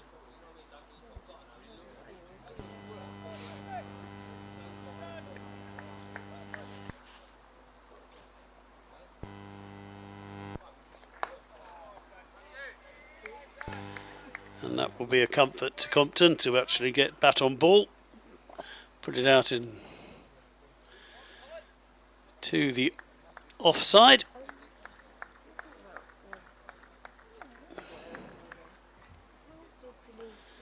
It's Grandhomme at the moment. Good figures, 0 for 14. It's coming to the end of his sixth over. Yeah, so very nice bowling indeed. 2 maidens. Thought he'd had a wicket, thought he'd got a caught behind. Only for the umpire to have got it right. There was a noise, but not the right one. So to Grandhomme and Sibley have a little bit of a word. They played together at Warwickshire. And smiles all round. Compton is on 14, Sibley is on 15. The score is 33 without loss after 16 overs. For those of you joining us, the match summary, just letting you know who have been the star performers so far in this match. Very early days in this 4th innings of the game. But Sibley has edged ahead of Compton as top scorer with 15 to Compton's 14. Jamie Porter with the first 5 in the game. Bowled absolutely brilliantly first thing this morning. Really did bowl well. Grandhomme his 5th wicket. Although the batsman was slightly unlucky playing on and didn't know where the ball had gone, and it eventually went down. There's a huge LBW shout. To say Sibley looked ever so slightly concerned, but I think he got his foot outside the line of leg stump. Yeah, I think that's probably just what saved him. In fact, Wagner suggests that with his hand movement to the umpire, that perhaps it was just pitching outside leg when it hit him. Let's have another look on the replay. Wagner steaming in. Yeah, I think probably was just outside the line of leg. Good shout and good delivery, and attempts similar delivery on this occasion, but Sibley ready for it and flicks it away on the leg side this time for 2 runs.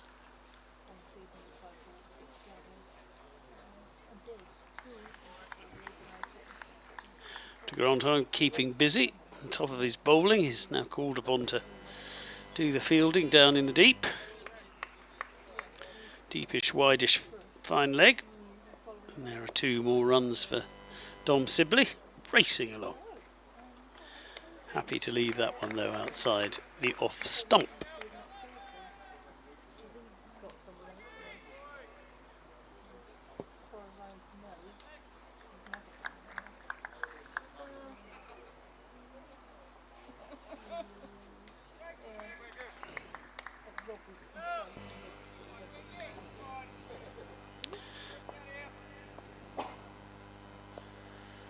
Compton's been hogging the strike somewhat recently, so Sibley having a chance to face a few deliveries.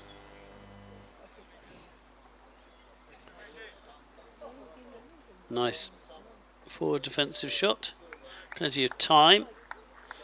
Always what the batsman's looking for. Wagner bowling at about 75 miles an hour, according to the speedometer.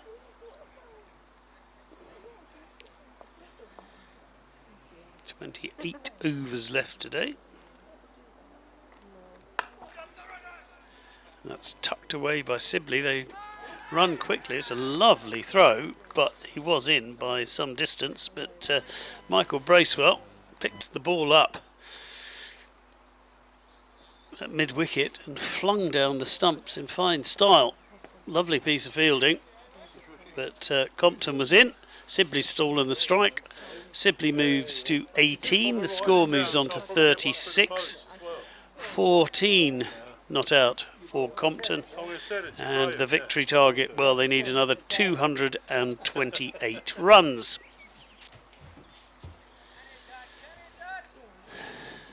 Decent opening partnership. De Grandhomme to continue.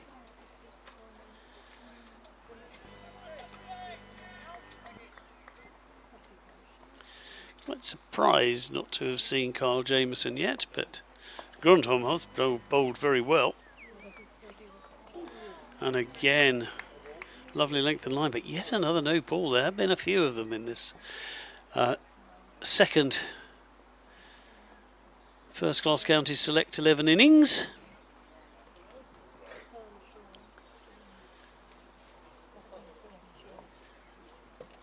I think that was the 5th no ball so far.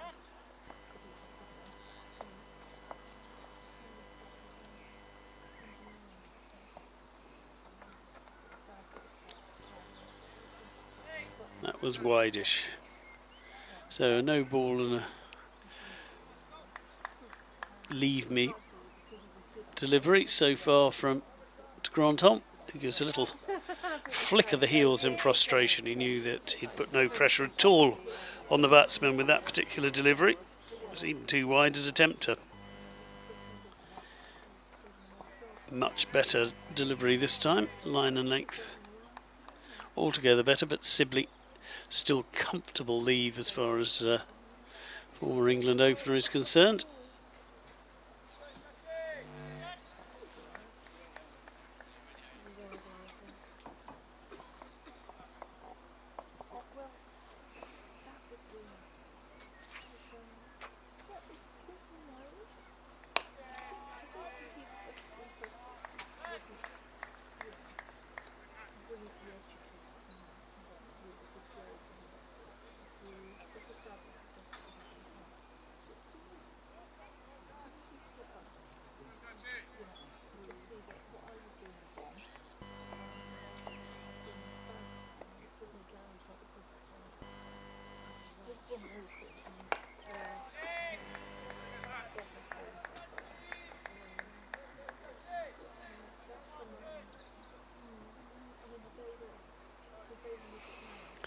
I should be surprised by this spell from de Grandhomme. Of course, those of you who remember the 2019 World Cup final, yes, different format, but he bowled 1 for 25 from his 10 overs, and the one was Joe Root, so that really was an effort for his team when they needed it. Ben Stokes somehow managed to level the scores. The rest's history, as they say. But what a spell to bowl at a World Cup final. He also made a brilliant 47 ball 60 in the win against South Africa and a 64 against Pakistan. So what a good tournament he had.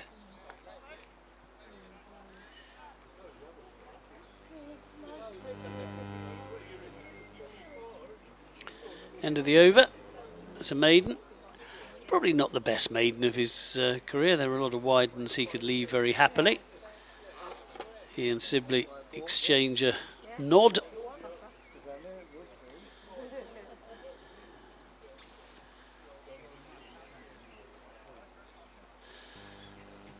And Sibley remains unbeaten on 18, Compton on 14, score 37.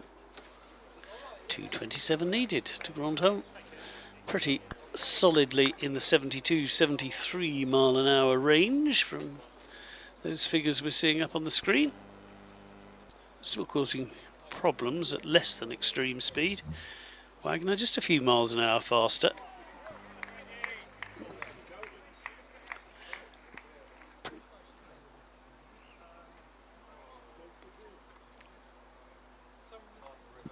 Decent delivery, nice away movement from the batsman. Compton played it well though, left it.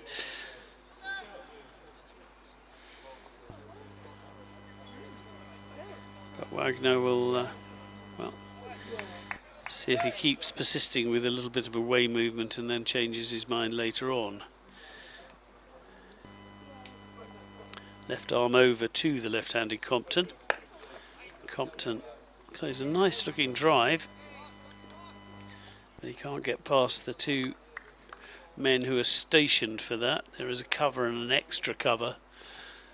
Extra cover stroke mid off, but certainly not a fine mid off.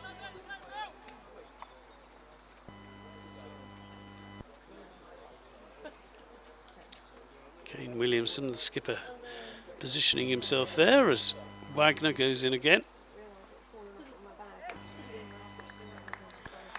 Once the ball is thoroughly polished, and it will again be a pretty straightforward leave as far as Compton is concerned.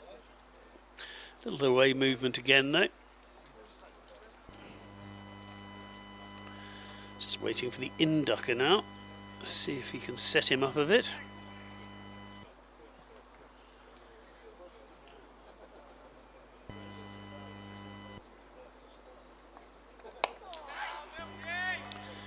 May have gone for it on that occasion, as it was. Compton took a decent stride forward and stopped the ball. No, but again it was just shaping away. Compton, nicely played.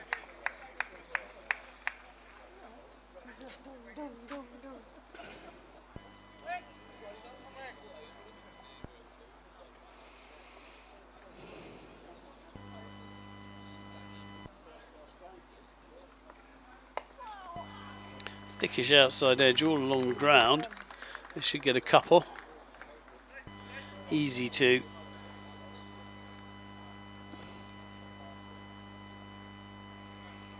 Squeezes it between slip and point.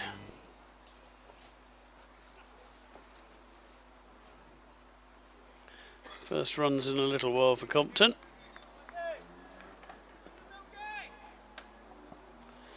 Compton at the moment making Dom Sibley look frisky with his 16 from 63. Wide of off stump, easy leave, end of the over. Probably not Neil Wagner's greatest. Decent ball early on, but after that it was pretty comfortable as far as Compton was concerned. Sibley 18 of 55. One or two people decide perhaps it's time to go back for the evening. Two people walking past a commentary box with rucksacks on. I've seen some good cricket today. Still 26 overs remaining, so there's plenty more to Grandhomme to continue. To Sibley.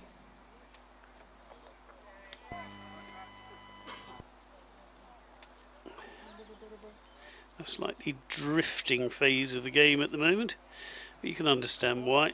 Sibley and Compton trying to lay the foundations as they chase the 264 they need for victory. They now need another 225. While New Zealand, not only who want to win this game obviously, but also make sure everybody has a decent run out ahead of the first test at Lord's, which will be over the Queen's Jubilee weekend. So a nice way to celebrate that at the home of cricket as England take on the World Test Champions after that famous 6-day victory in Southampton last summer. Ball jags back a bit to Grandhomme. Not enough to worry Sibley, but certainly enough to excite the bowler.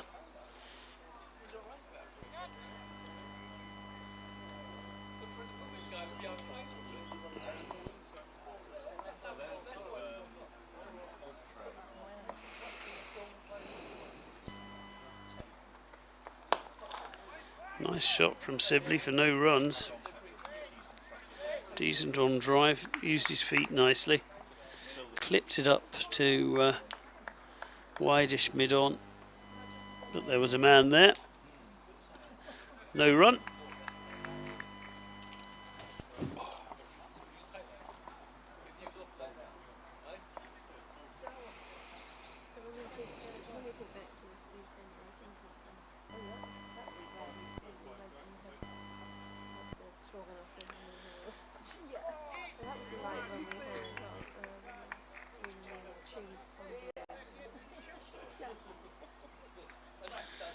Grandhomme in again, and again it's a leave, although there is a little bit of movement back in towards the right-handed Sibley.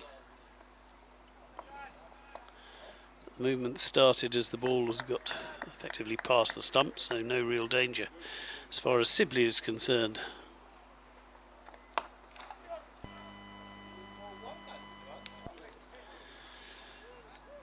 And that will be another maiden over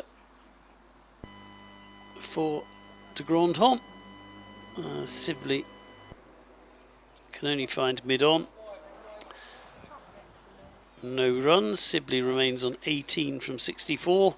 Compton 16 from 64. And the scoreboard remains on 39 without loss and another 225 remaining.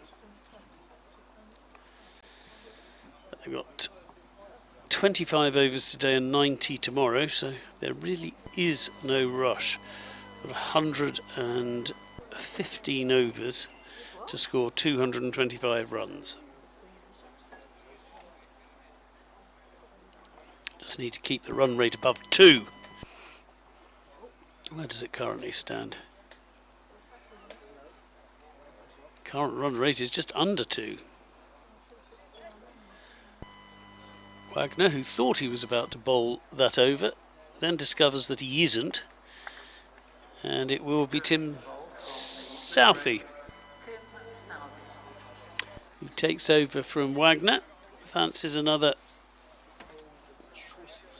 ping from the river end.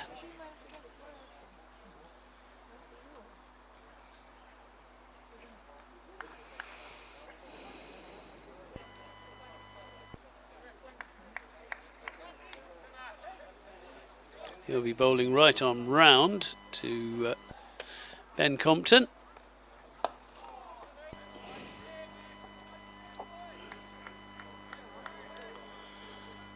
Foolish delivery. Compton clips it out, not entirely convincingly, to mid-on. No run.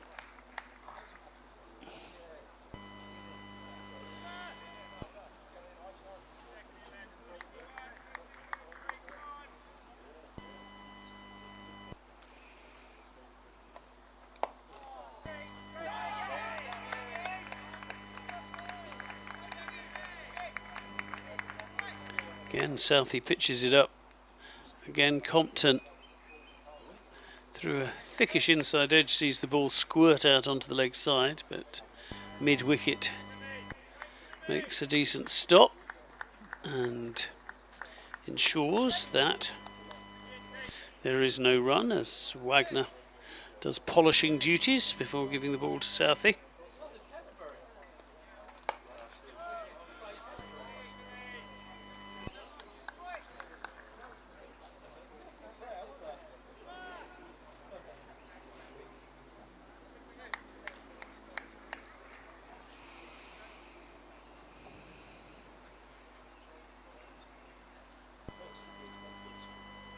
Tim Southee, of course, who had a spell here at Essex, so he'll know this ground.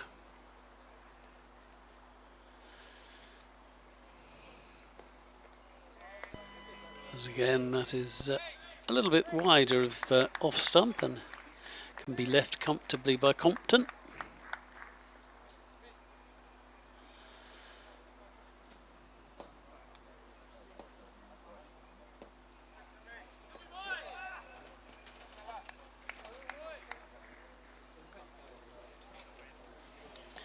Still one of the key New Zealand men, of course, that he played one match during the 2019 World Cup. Lockie Ferguson and Matt Henry keeping him out.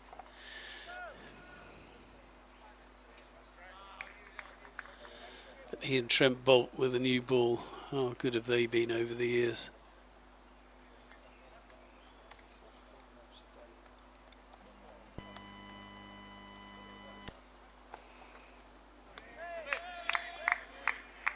Southee played for Essex back in 2011, where he came over to play 2020 with Scott Cyrus his fellow Kiwi who played in the same side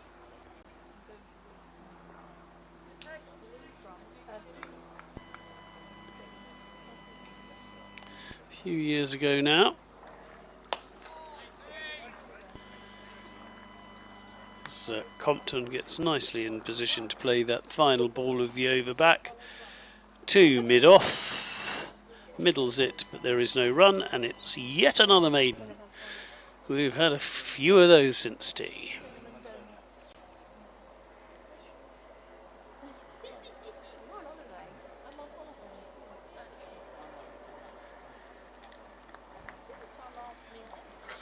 Southee's now bowled 6 overs, 3 maidens, no wicket for 11. To Grandhomme, 8 overs, 3 maidens, none for 15. Looks like we are going to have a change though.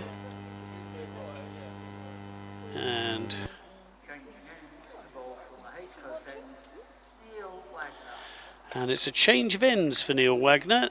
That's why he was hoiked for Southee when he thought he was going to be bowling down at the river end, because they wanted him to bowl from the Hayes close end. As the left armour comes in to Sibley, who drives him, not fully middled, but actually worked out very well, because it trundled up and he spotted immediately there was a single there, Dom Sibley, and they got there very comfortably. So finally the scoreboard ticks over again after 13 runless deliveries.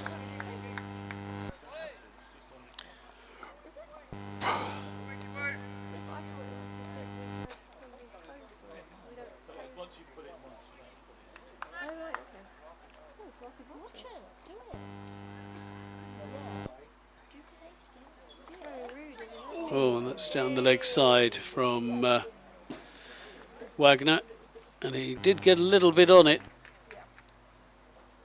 and not very far away from the diving Tom Blundell, the wicket-keeper, but far enough away for 4 runs. And Ben Compton moves up to 20. Just watching that again. There was, oh, and it did actually flick the glove as it went through as well. So half a chance for Blundell. Tough chance, but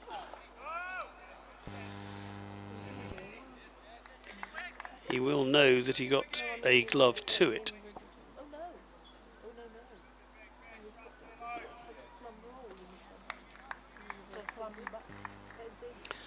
And that delivery, arrowing in on leg stump, is clipped away, fielded fairly comfortably. There will be no run, but nicely played.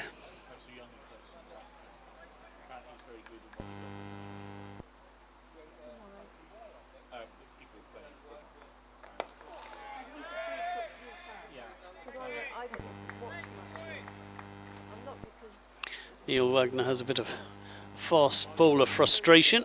He needs to work out of his system and flings the ball back and nearly takes out Darryl Mitchell at first slip, but in the end wicket-keeper Blundell pops across to catch the throw.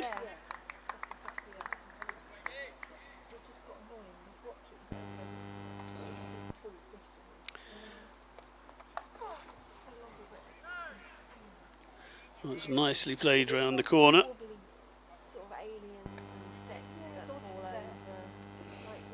Final ball of the over, and it's a single again to Compton. Compton moves to 21. 19 to Sibley, the score up to 45 now from 21 overs. 22 overs.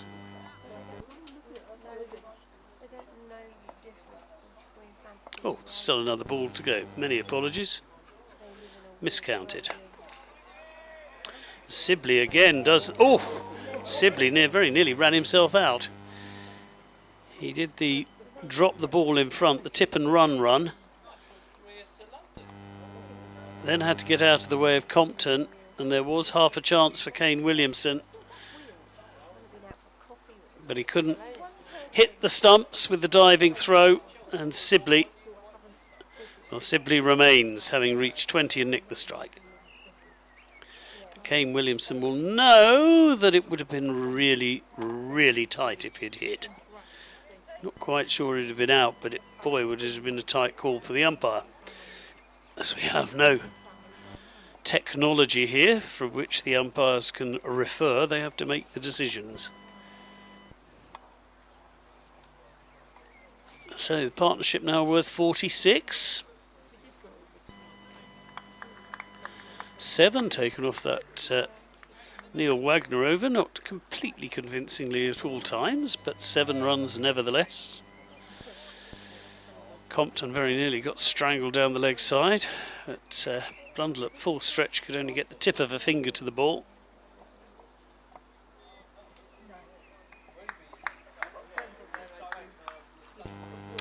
Southee to continue his rehabilitation from long train journeys. Plane journeys, not train journeys, plane journeys, and he continues to bowl from this river end.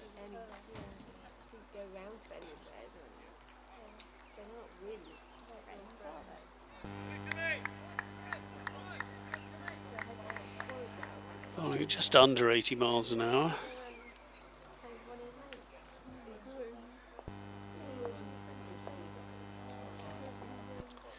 Southee in once more. Oh, nice shot from Sibley, but straight to the short cover, who is in for exactly that shot. Well, actually he's in for the one that is mistimed in the air and offers the catch, but certainly while he's there he may as well stop some runs. That's exactly what he does.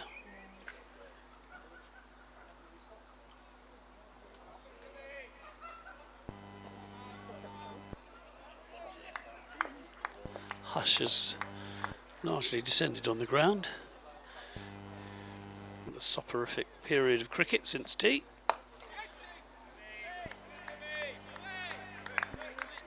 Decent looking drive from Sibley, but very well fielded off his own bowling. From Southee, was it in the air? It was. One bounce to the bowler. No chance of caught and bowled. It bounced in front of him, but slight risk taken by Sibley.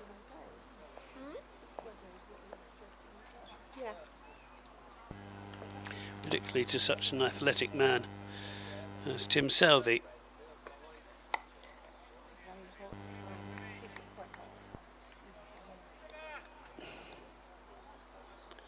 Another decent delivery. Playing the ball on the top of the bounce. Goes out to point. There is no run.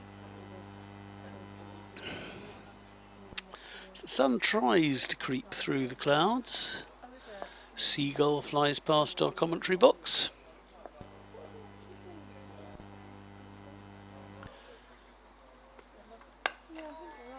And another nice shot from Sibley for nothing, because it finds that short cover fielder. And there is no run.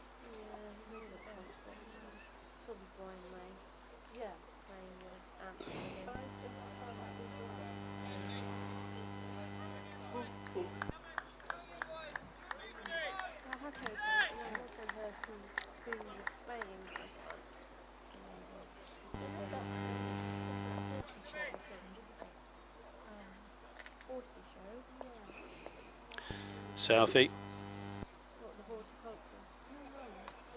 trying to make stuff happen, and there is a bad misfield at point, and they trot through for a single, which means Sibley steals the strike. Southee doesn't get the maiden he probably deserved, and the score creeps along to 47 without loss. Another 217 required. Both players are 21 not out.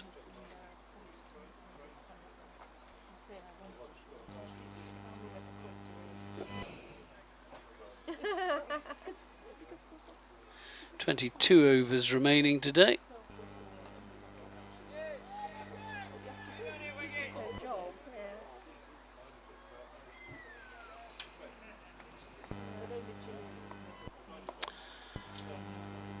And 47 runs from 23 overs.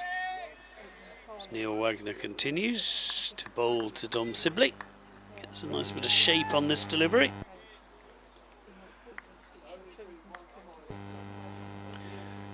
But Sibley playing well.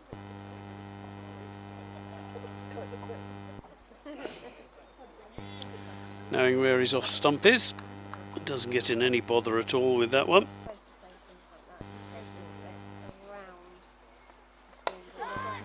Oh, and there's half a chance with Sibley playing a drive on the up, and it goes out to the cover fielder who's been put in exactly for that moment, and it was a very tough chance to his right, diving full length, and he just couldn't cling on, but a chance nonetheless, and working to a plan as well. New Zealand, that's why they have that fielder in there. But Sibley survives. Wagner must wait for his first wicket of the match. And the score remains on 47 without loss, rather than 47 for 1.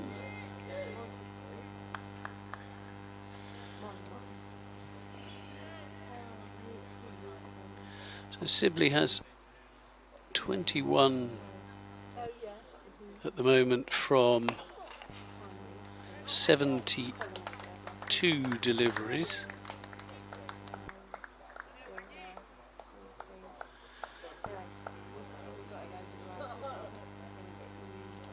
In the first innings he had 27 from 33. Extraordinary.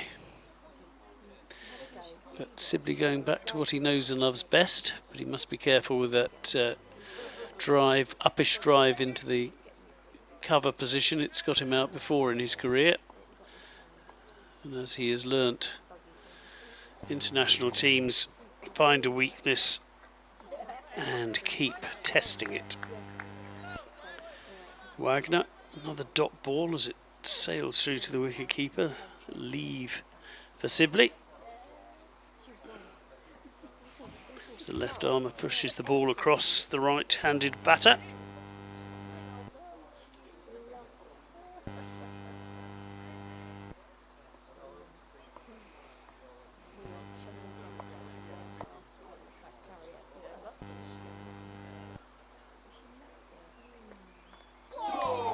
An absolute ripper to end the over from Wagner. What a delivery this is. Beats Sibley, all ends up. Absolutely brilliant. Ball, nothing much Sibley could do. Took off from just short of a length. Lovely line in. Sibley, nothing he could do with it. Let's watch the replay.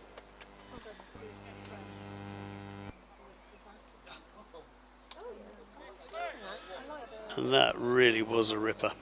Well bowled. Neil Wagner.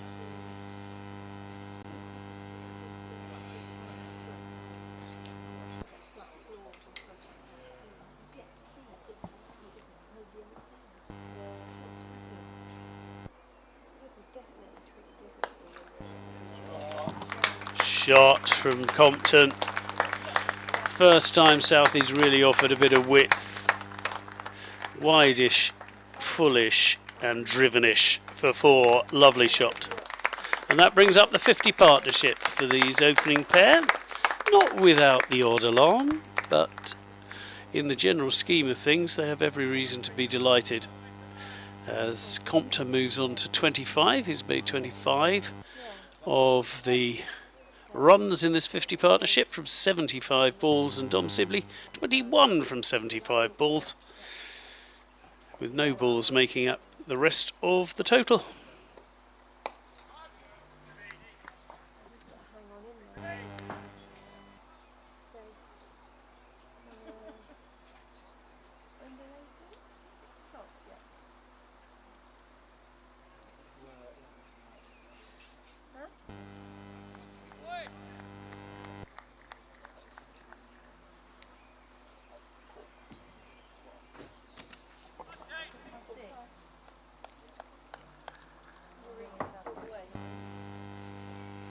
Southee follows up that 4 with a dot ball and then draws an ever so slightly false shot from the bat of Ben Compton with a thickish inside edge dragging it onto the onside when he was looking much more for an offside drive.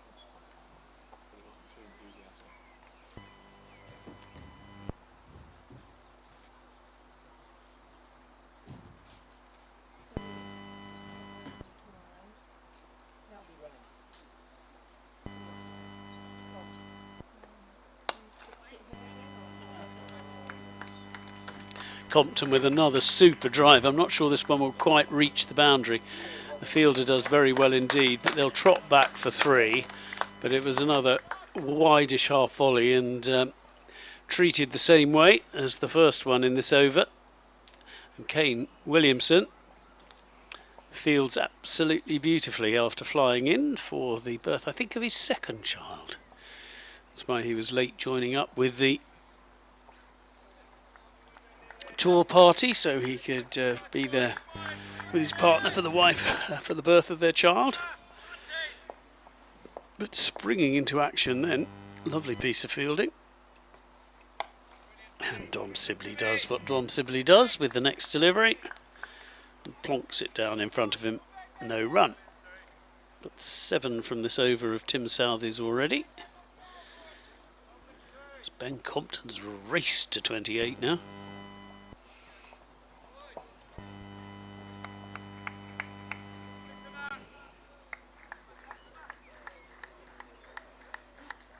One ball left of Tim Southee's 8th over. Just 19 runs from it, but still waiting for the first wicket, New Zealand. And Dom Sibley happy to let that one go through to the keeper. That is the end of the Southee over.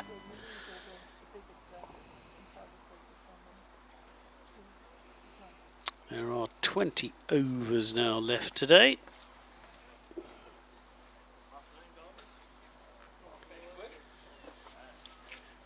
And 25 overs have been bowled with 54 runs coming from them, 21 from the bat of Dom Sibley and 28 from the bat of Ben Compton. As you can see from the bottom there, 210 runs still required. And this is the first time really that an opening partnership has done anything in this match so far. Certainly this morning, the opening partnership for New Zealand, I think, made absolutely nothing at all. I will just double check that. Yep, the first wicket fell when the score was 0. The second when the score was 4. The third when the score was 4. And the fourth when the score was 9. As for in the first class counties first innings, actually 46, so these two have done quite well in both of their starts. And New Zealand in their first innings lost their first wicket with the score at 15, so Compton, I think, just beginning to look to play 1 or 2 more shots. But athletic from Wagner there as he tried to deflect the ball onto the stumps, make sure it clipped a finger on the way through, just in case Sibley had gone for a wander. But I think Sibley was in anyway. But a nice looking drive back into the stumps at the other end for Compton.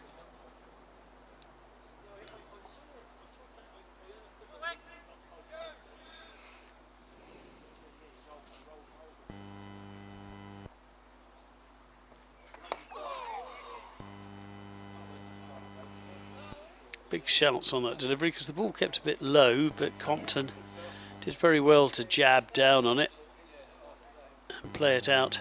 Bit of movement too, but played out into the leg side. Then they can trot through for a single.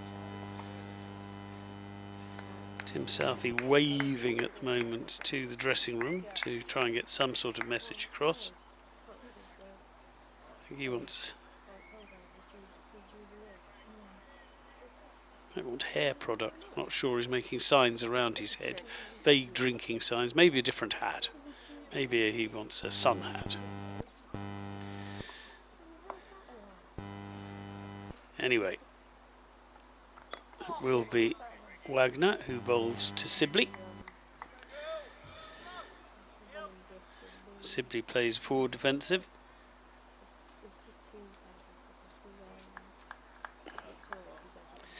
Wagner, who's a real positive presence, as are so many of these New Zealand players.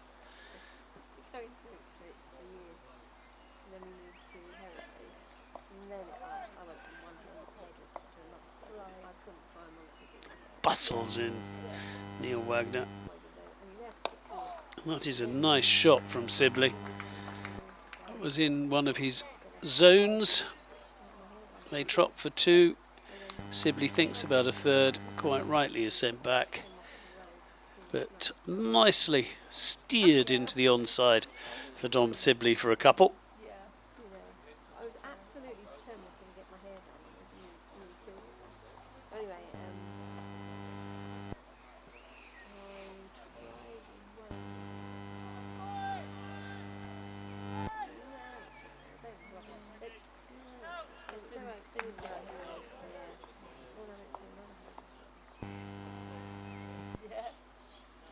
Wagner steaming in again. Oh, and it's just played with very soft hands by Sibley.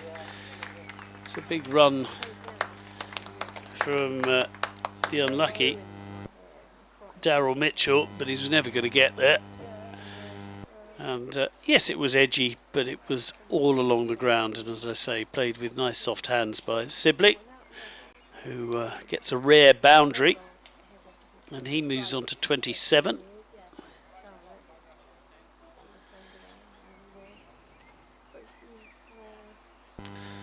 That wasn't the shot we just saw, but it was a nice shot and well worth a replay. 61 without loss then. 29 Compton, 27 to Sibley, and these two giving the counties a really decent platform in what looked a very tricky run chase. In fact, it may well prove so to be.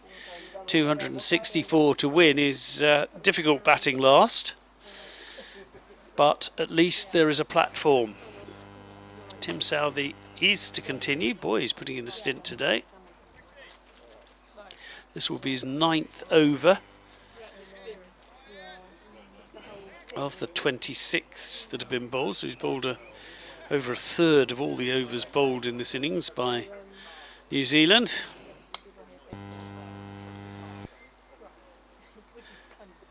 Economical, good movement. Lovely drive by Compton.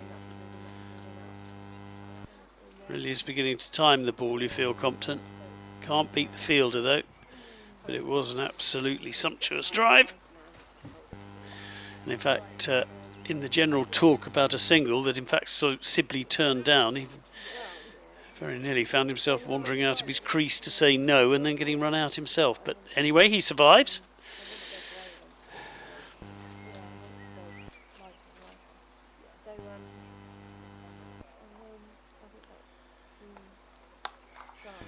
And that is shorter, but played out very nicely indeed. Very nicely controlled by Compton. Rolls the wrists in the prescribed manner. It goes out to deep mid-wicket and they trot through for a simplest of simple singles.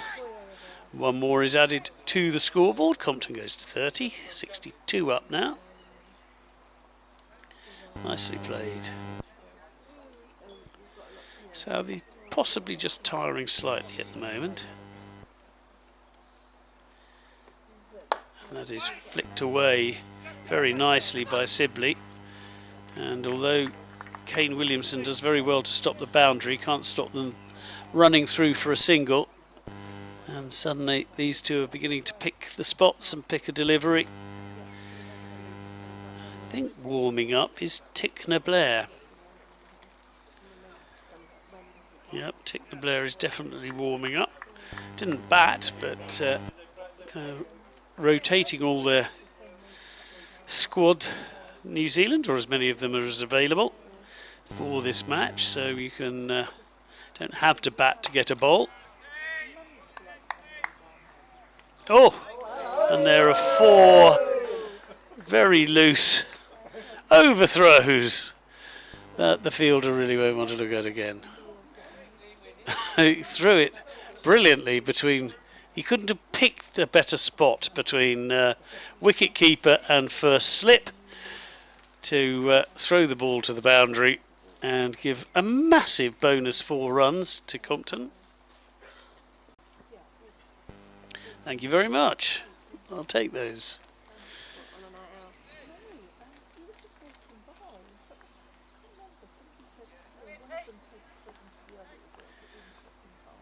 Southee looks underwhelmed, I think would be the polite description. And then he is fired up by that piece of feckless fielding and bowls an absolute beauty to beat him outside off stump. Excellent response from Tim Southee.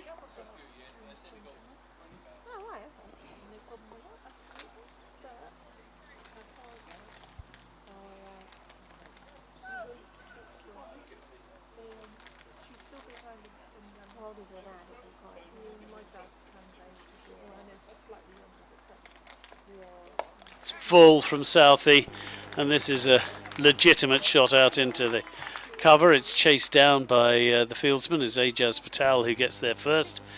Decent throw in, and they can only take 2, but I think that might be Southee's final over for a little while.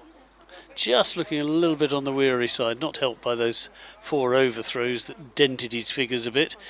But in the end, 8 runs came from that over. Score moves up to 69 without loss after 27 overs. With Compton 36 not out and Sibley 28 not out. And they're going to stop and have a bit of a drinks break after all that excitement, so that's probably a good idea.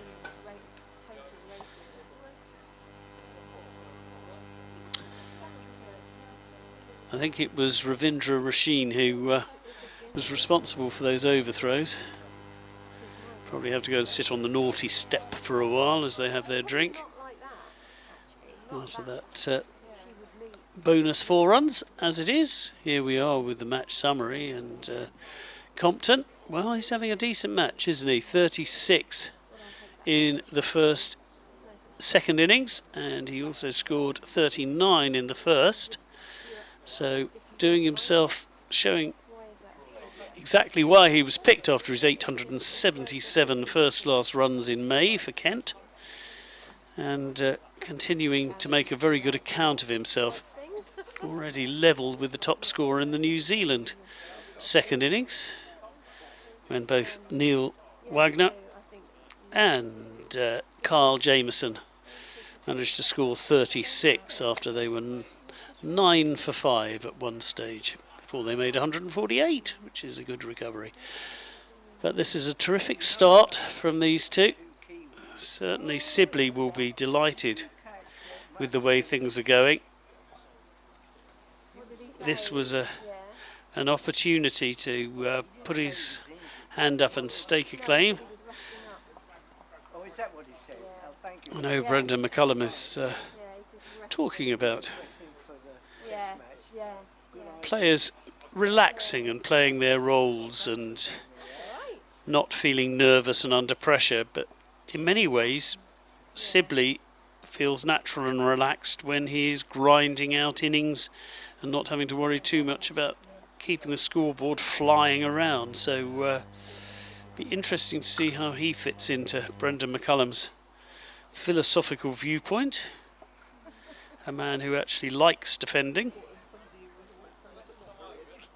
but has been told to find some attacking shots and might feel the pressure from that rather than the usual other way round.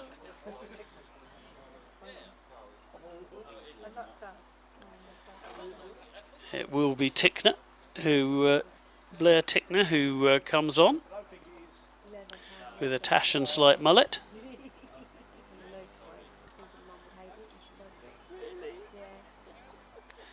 Tickner, who in the first innings did pick up a wicket. He was a bit expensive, but he did get a wicket.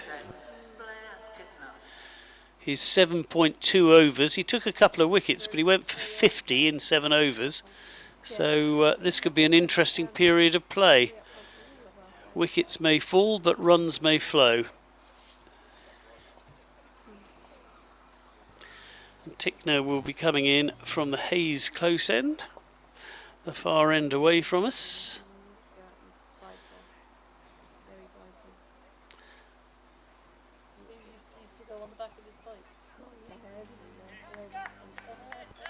Does look as if he should be in a 1980s cop show.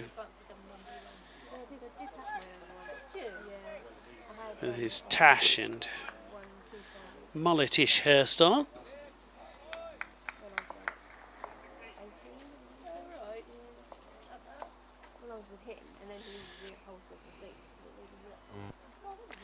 But he bowls at a decent lick, throws his entire body into the action. It's a bit like being at Wimbledon. There is a grunt at the end of the action, and he has Mark Wood-like thrown himself to the ground with one ball that he tried to put in. Mr. Tickle, yeah. That's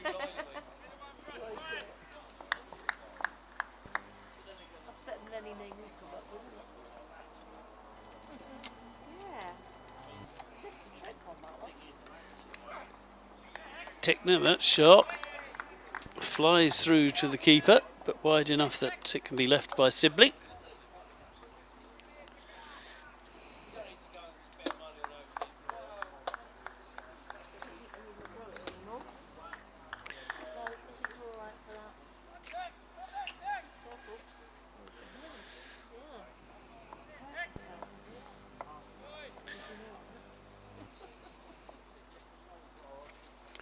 Blair Tickner, tall man again.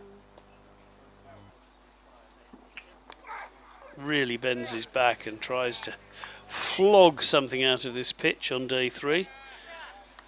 And despite the effort, it barely went over a bent Dom Sibley. Just went over his backside.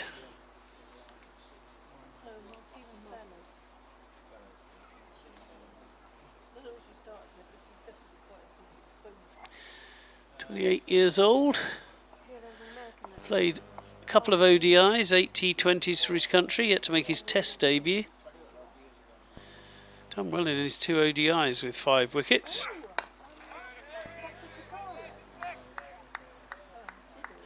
And the economy rate under 6. T20's gone for a few more, but a real tryer.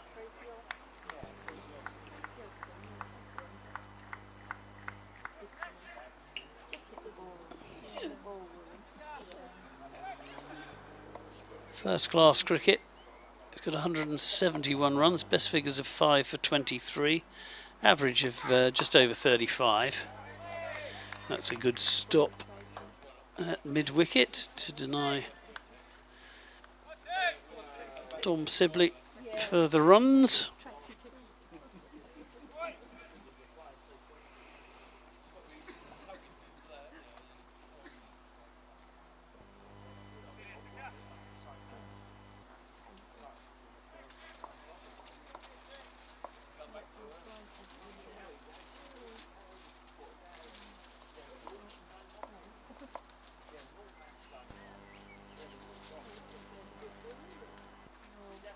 In again Blair Tickner, and bends his back and gets that to sharply rise, and a bit of limbo dancing from Dom Sibley as he bends his back out of the way. And the wicket keeper takes it at shoulder height. He's not the world's tallest man, Tom Blundell, but even so, it was coming through at a decent pace. And despite what I said at the end of the last over, Tim Southee will continue. Obviously does want to put some work into those legs ahead of that first test. Do a stint for his team.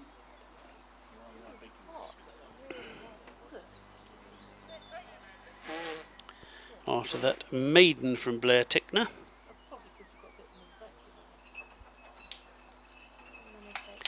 Southee to Compton.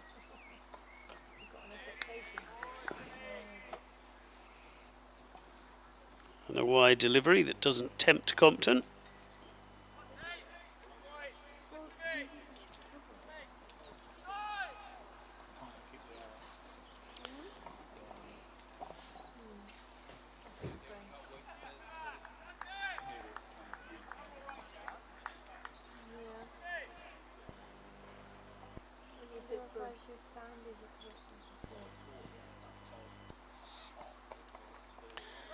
Another good lead from Compton.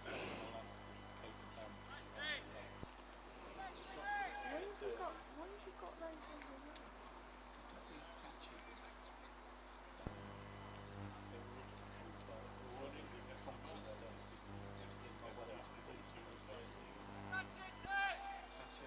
Quite cleared up. Tell Steve to save the bees above his head from the web. From the web.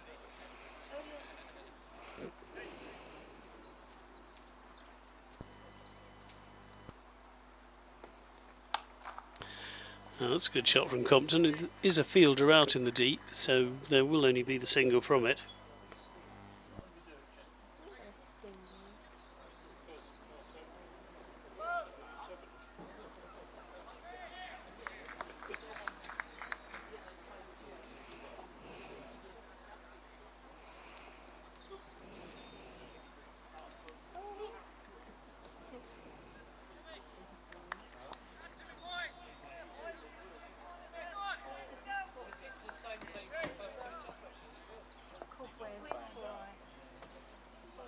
In again, Tim Southee, driven by Sibley, up to mid-on, no run.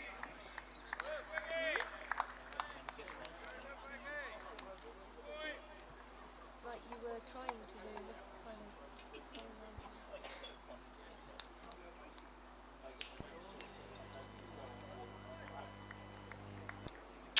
of 29th over of the innings now. 70 runs.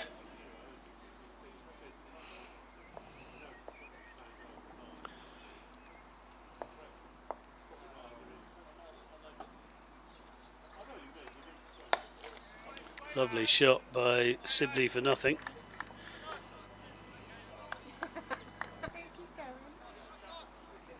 The nicest drives he's played today.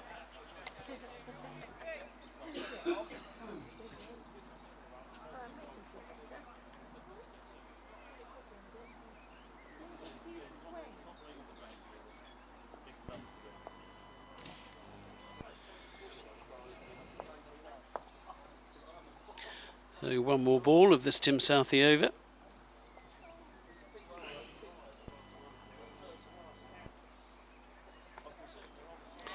And that is left to go through to the wicketkeeper. Cry of support for the bowler from the someone from behind the stumps. But Southee remains wicketless. New Zealand remain wicketless as the first class county select 11 end that over on 70 without loss. Compton beginning to nudge ahead in the race between the two batsmen. He's now 37 not out. Sibley 28. Sibley off. They both faced 89 deliveries apiece. As we look at what's been an interesting match thus far. New Zealand's tail wagged to marvellous effect from 219 for 8 to reach 362 for 9 declared, and that 9th wicket was actually a retirement. So first class counties didn't take any wickets from the score of 219 to 368. Tickner, who did take 2 wickets in the first innings, looking to add to that total now, and he'll be bowling to Ben Compton. Compton plays the ball back comfortably.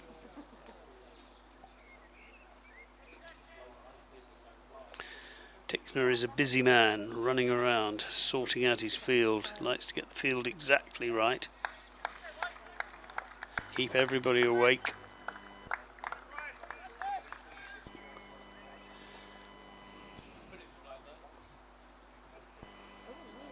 And right arm round the wicket to the left-hander. Oh, and that is a cracker. Boy, did that leap off a length. What a ball. Little bit of X factor about that. Certainly surprised Compton. Nearly surprised the wicketkeeper, who's suddenly taking the ball nearly past his shoulder. Let's just watch this again. It really did bend his back and get some lift off this one. Oh, got the fence, didn't he, as well? Got the push outside off from Compton. He hasn't done that many times. Compton thought about the hook shot, but then managed to check himself on the next delivery. This is a good spell so far from Tickner.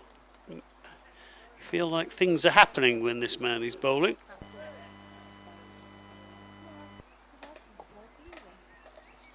Bit of energy into a match that was not really in danger of just sort of pottering along, but because we've still got another day's play, so this is all setting up for day 4. But certainly Sibley and Compton are risk averse, and this time it's pitched up a little bit and Compton gets on top of the ball very nicely. They get 2, they think about a 3, but excellent hunting in pairs by the New Zealand fielders, and there are only 2 runs there, so Compton keeps the strike and now has as many in this innings as he had in the first. He's reached 39 again. Can he get into the 40s on this occasion?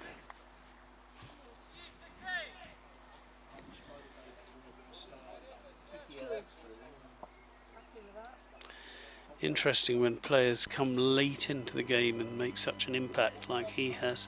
Couldn't get a game for Nottinghamshire. Come to Kent, thick end of 1,000 runs later, and he's playing against New Zealand in a match that may seriously help his career, and he takes a single off that ball, and he does move to 40.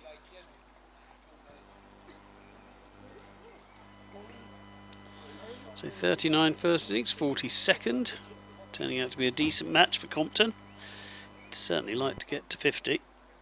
Sibley, well, Sibley doing what Sibley does. Simply Sibley.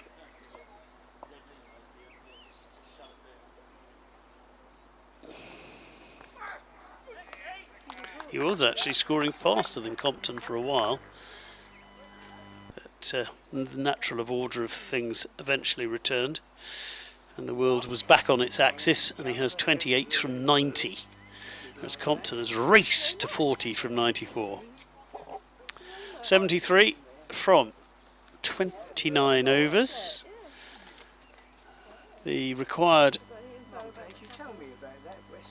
they need another 191, so they've got under the, started needing 264, so they're chipping away at that New Zealand lead. Coming on to bowl now from the river end, Ajaz Patel. And Ajaz Patel, the most successful New Zealand bowler in the first innings of this match, is finally given a full-time twirl. He bowled the final over before lunch, but that was an hour and 20. Before tea, but hasn't featured in the hour and 20 minutes since. And we still have, how many overs do we have left today? 15. So we've probably got an hour's play left. So he may be, I would have thought, a good chance that he'll be bowling for much of that final hour. Ajaz Patel, he did bowl nicely in the first innings, 3 for 30 odd. And there are a few interesting footmarks outside Ben Compton's off stump, the left-hander, from the pacemen, thundering in during the 3 innings so far. Ooh, and that ball rips and turns. I feel for the poor, I really do feel for the poor wicket-keeper. How he was ever supposed to have stopped that one, I'll never know. But the byes will go against him, and 4 more goes on the scoreboard. And a bit like those overthrows earlier, nothing much the England batsmen knew about them, but they get a bonus 4 runs anyway. These will go to the extras total. But there is turn for Patel in those footmarks.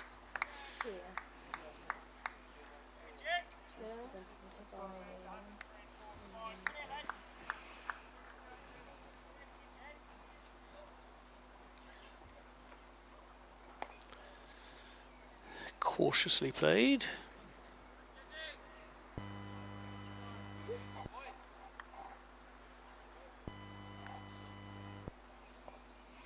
Started as a fast bowler. Oh, he could go to wicket. Oh, he's been put down. That was a chance. That was a definite chance. Finally taken the long handle. And it's Wagner who can't hold on. He'll be disappointed with that. He knows it was there. And Patel should have and could have had a breakthrough in his very first over, as Compton decided to go on the attack, but he gets away with it. Not only that, he gets a single. That is the only run from that over. Off the bat, there were the 4 byes as well, but Wagner unable to cling on to a toughish chance, but one I think he would have thought he should have taken. So Compton goes on, 41 not out, has it with a life. 78 from 30 overs.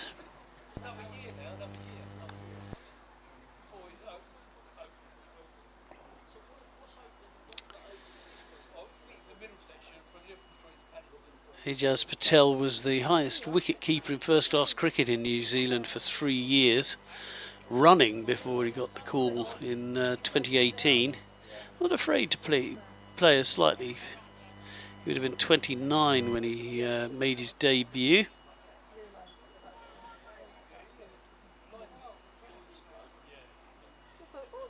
Emigrated from Mumbai in 1996.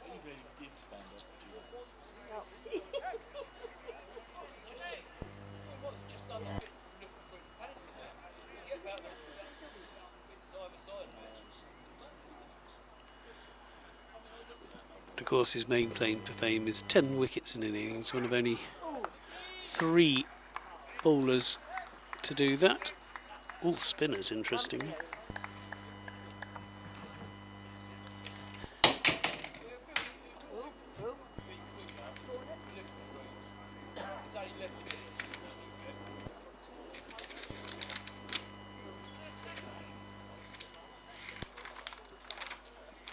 The others being Anil Kumble and Jim Laker. As it is Blair Tickner, who has not taken 10 wickets in an innings, but has bowled very well so far in this innings.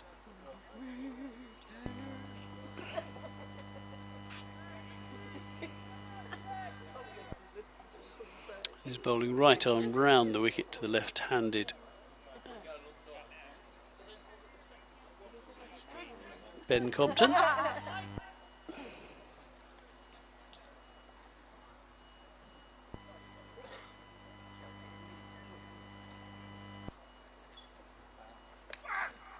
Oh, and a fish outside off stump again from Compton, drawing the false stroke again. Tickner, he's giving Compton a bit of a working over at the moment. Second time he's beaten him outside the off stump.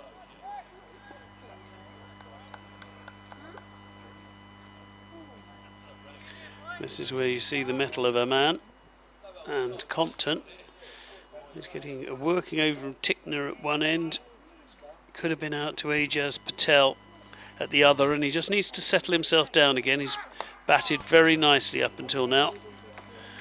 This time with Tickner looking to just push the ball through a bit further, pitching it up, which gives Compton the chance to open the bat and play a nice drive, check drive for 2 runs.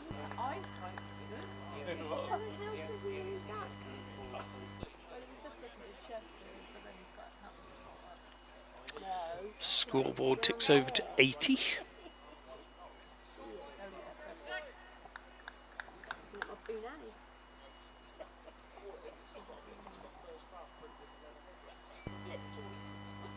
Tickner in once again. Oh, gets a bouncer in.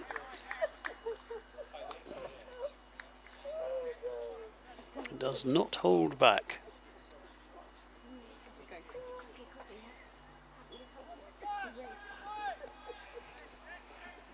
And that will be enough short balls in this over, says the umpire. Thanks very much. Whatever he says, the umpire to Blair Tickner gets a laugh. As Tickner comes in again. Doesn't have to bowl a bouncer when he bowls as tidily as that, and that will be the end of an over. Just 2 runs from it. Compton moves to 43, beaten in the early stages of that over, but survived and added a couple to his total. Dom Sibley's been rather becalmed on 28 for a while now. 92 deliveries.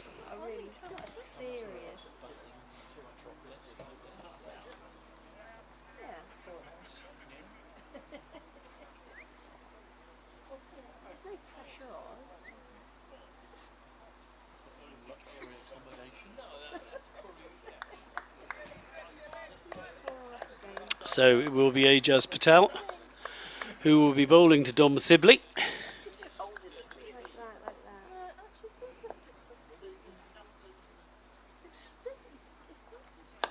Sibley uses his feet beautifully to come down the wicket.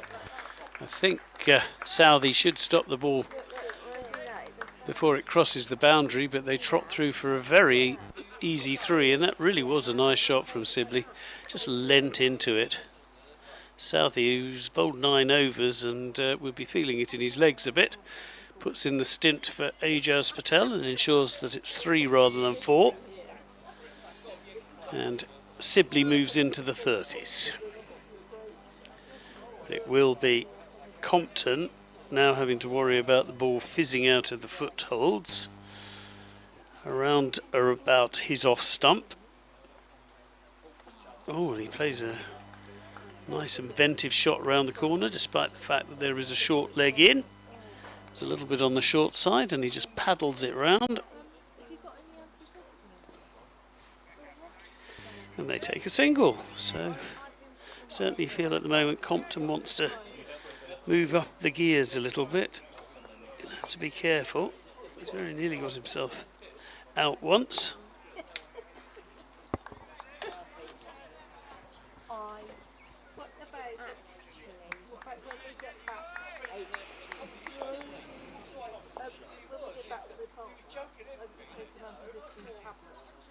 Patel in again. Sibley on the walk. The ball goes through Kane Williamson's legs. But they decide not to go for the single.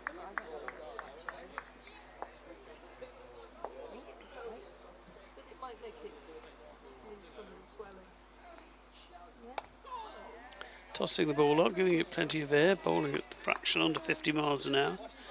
Nice so far from Ajaz Patel. Could have had a wicket in the first over. Wagner putting down the difficult-ish chance, and that's tucked away very nicely off his hip by Dom Sibley, and they trot through for another couple. And Sibley has played Patel very nicely in this over, really has, and he has taken his score up to 33. Compton is on 44. The score is 86. The target, well, they need another 178. And we have 12 overs remaining this evening, plus tomorrow's 90. So they've got 102 overs to score that 178.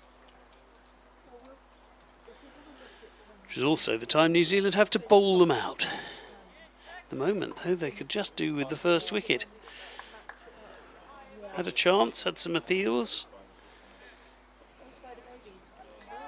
The umpiring's been good.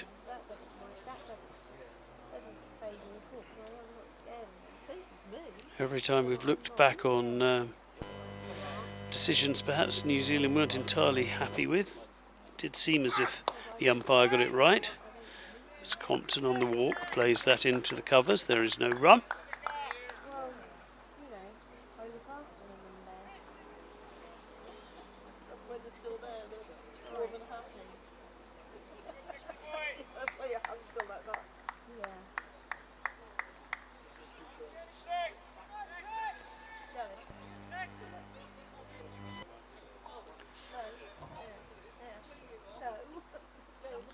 Blair Tickner.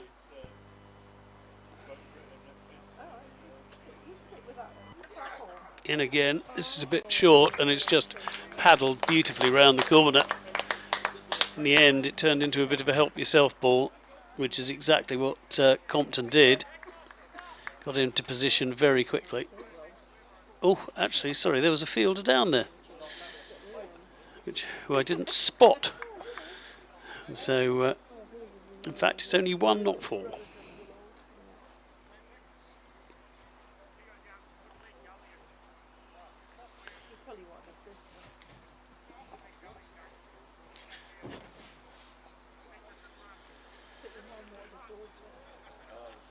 The fine leg for the left-hander is hidden under the seating to the commentary box's right.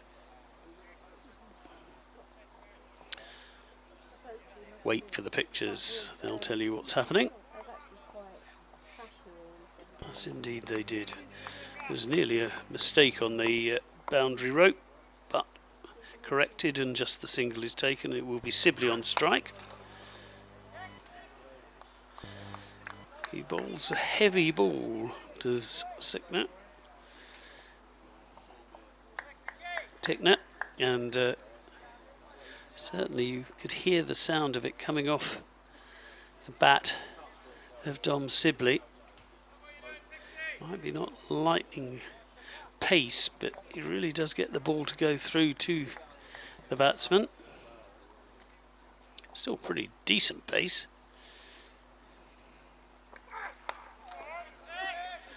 Grunt as he puts the effort in.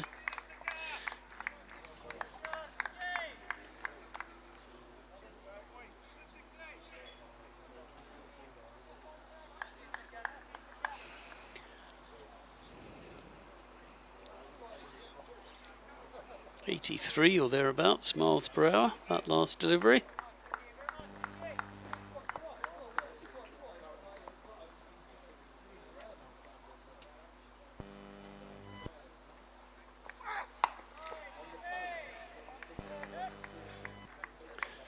And he worked really, really hard for the bounce on this delivery. You could see how much effort he had put in, and Sibley just literally dobbed it down in front of him for no run. Rate of return for effort not particularly fair with that particular delivery, I don't think. Sibley won't mind.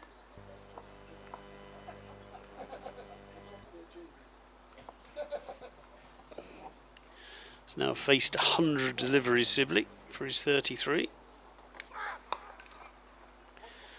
And plays this one just round the corner for a single.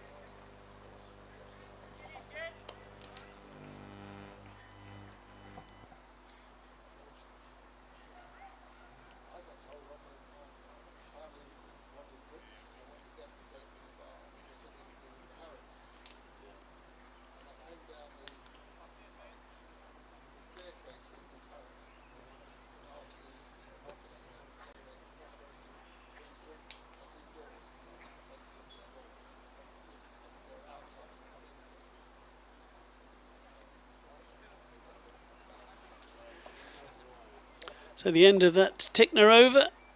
He is now none for 7 from 4 overs, so been considerably tidier in this spell than he was in the opening innings when he was going for about 7 and over.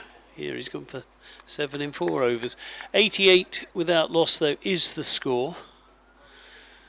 Compton 45 not out, Sibley 34. Ajaz Patel bowling, and Sibley plays him nicely out into the covers, but there's plenty of fielders covering that area, so there won't be a run.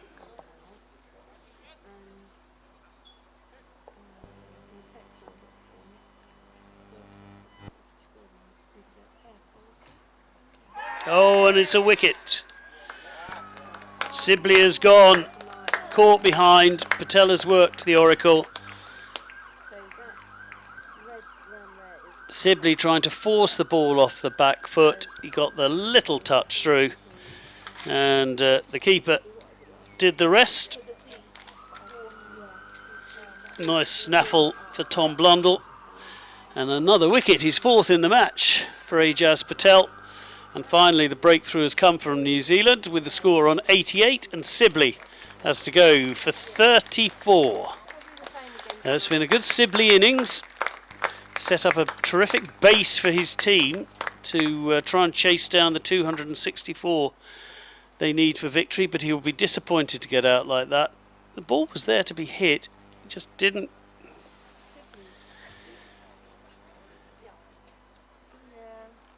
A little under edge, good take. The bowling of Blundell for 34. And Ying coming batter, Tom Haynes. So Tom Haynes comes out. Looked a bit flighty early on in his innings in the first innings, but then got his head down.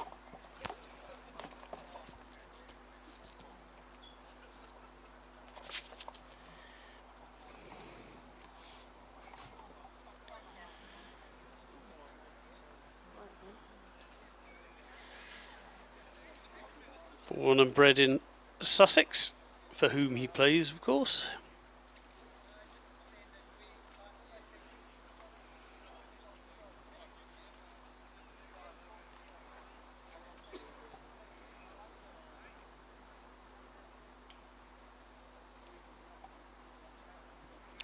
He's a Spurs fan.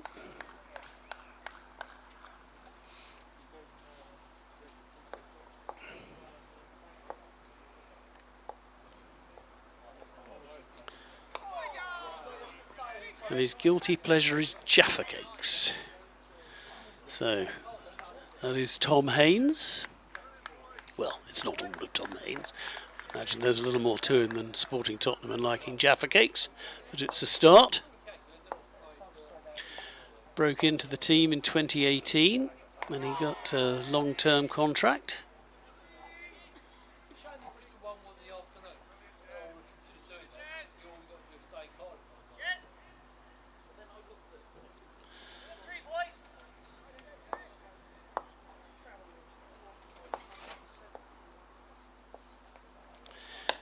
He got a last-minute call-up to the Sussex team after Chris Jordan was selected for the England Lions squad.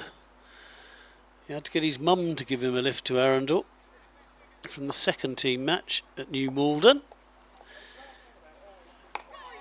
But then he got a maiden 100 in that match against Durham, and that kind of set him on his way. And he survives that over. So two left-handers in, both facing the left arm spinner with footmarks for fun. And a wicket maiden for Ajaz Patel, beautifully bowled. Pick of the attack in the first innings and making the breakthrough in the second as well.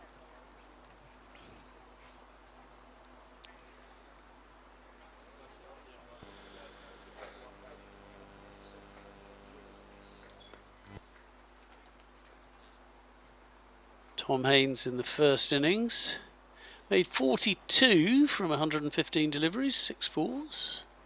Played nicely,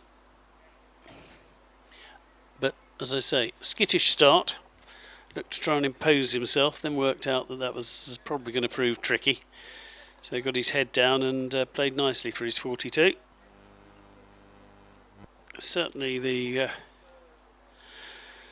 first class counties select team could do with him doing the same in the second. Chipping away at this 176 more runs needed for victory in this warm-up match for the Kiwis. And it will be Blair Tickner to continue.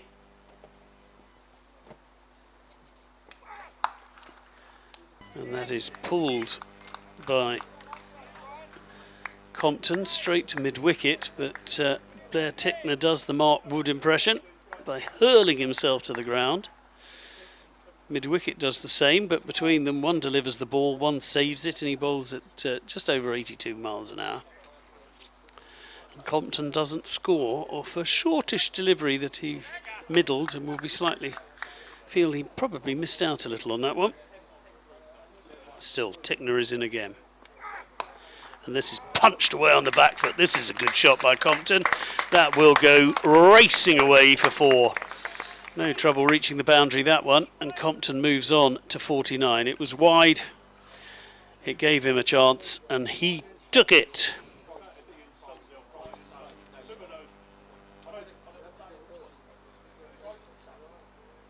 We need 172 to win. Yes. So hopefully we won't lose anyone. And then win tomorrow. Blair Tickner in again. He manages to keep himself on his feet this time, just. No run, punched into the covers. Oh, not so much punched as just defended into the covers. Interestingly, they're going to put a short leg in. The helmet has been hurled.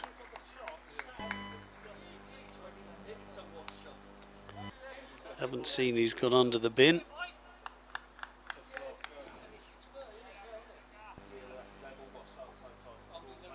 He still has his pads on from a previous visit, and that's really nicely guided. This should be his 50, and it is, and he's brought it up in nice style too. He's not going to go all the way to the boundary, but he scores 3 by guiding it backward of square. And Ben Compton, well, his season just gets better and better as he records a half century in this match. Coming off 112 balls with 5 fours. Really good knock. Just the one chance offered.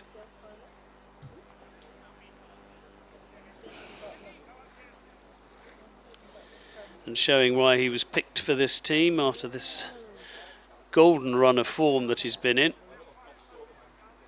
And he has to run round Tickner for the first one. So it's quite a large object to have to run around.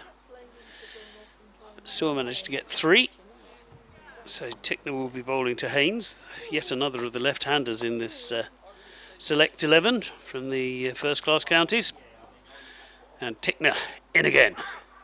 And that is all wide of off stump, and Tickner does a shake, rattle and roll as he rolls along the pitch after his delivery there, but he seems all right.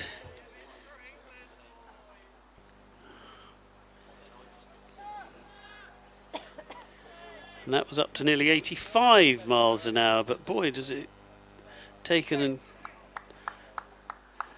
he does have to use every single ounce of his body to get it up to that pace, and in the end it was pretty wide as well. But an impressive follow through. Oh, that's better. And he cranks up a decent bouncer, just to remind Haynes that he's there.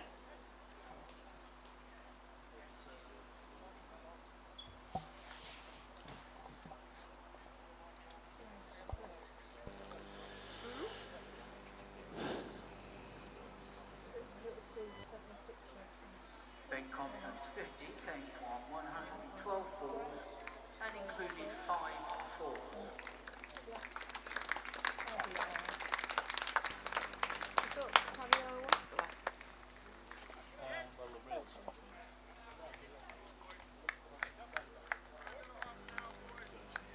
Yeah.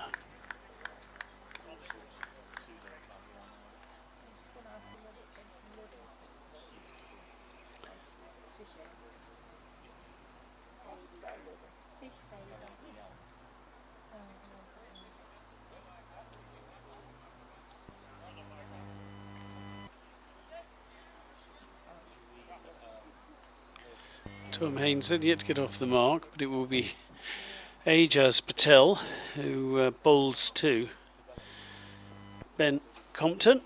Ooh, there's turn there for Patel, and Compton eventually got some bat onto it, but not without a little difficulty. He stepped outside off and the ball fizzed back into him, but he tickled it round the corner safely. There is a short fine leg. And now actually putting in a leg slip, and short fine leg is moving to a deeper square leg position. Ajaz Patel shakes up his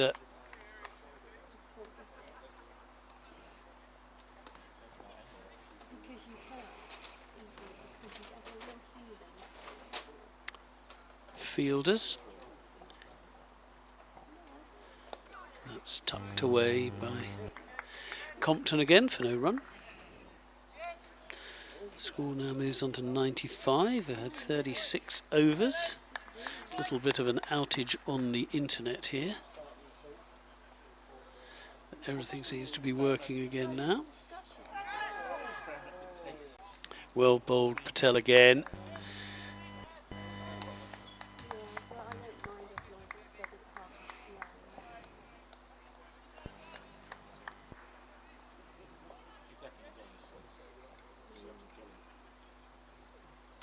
This is a good battle at the moment between Patel and Compton. And Compton, you feel, is hanging on a bit. But good for him. He is hanging on.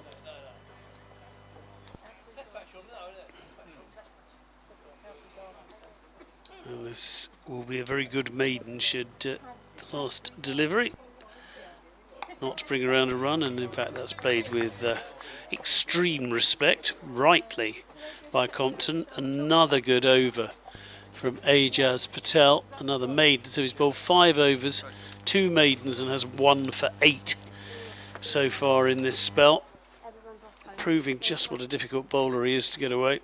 A few people just figuring to make their way out of the ground now. It's 10 to 6 local time. Still got a few overs left. We've got 8 overs left today.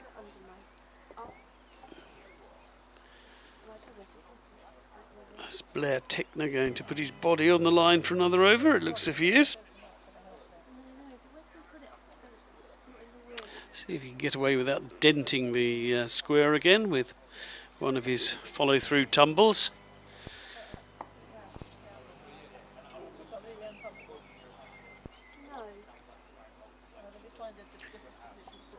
Bowled with aggression though, Tickner.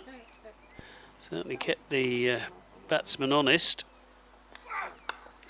Oof! And that is wideish, shortish and uppish, but it's played well by Tom Haynes. And they run through for 2. They should get 3. And they do as the ball comes back now. Well done, Ajaz Patel. He's just bowled 5 overs and then has to run down to third man, save the boundary. But Haynes is off the mark. And it's been signalled 1 short, so someone didn't put their bat down properly, so it'll only be 2. That's irritating, particularly if it was Compton who didn't put his bat down. Haynes would have been disappointed. Not sure who was responsible for that heinous crime. Should never ever have 1 short. Poor.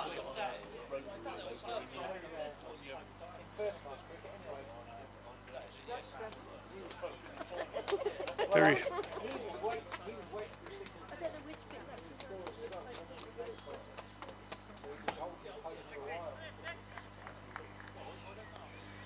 So just the 2 in the end to Haynes, and eventually the excitement of that 1 run short begins to calm down, and Tickner reverts to round the wicket and is just over the wicket rather, and is just paddled round the corner for a single to his eminent displeasure. It's not the prettiest shot you'll ever see from Compton, but it's worth a single.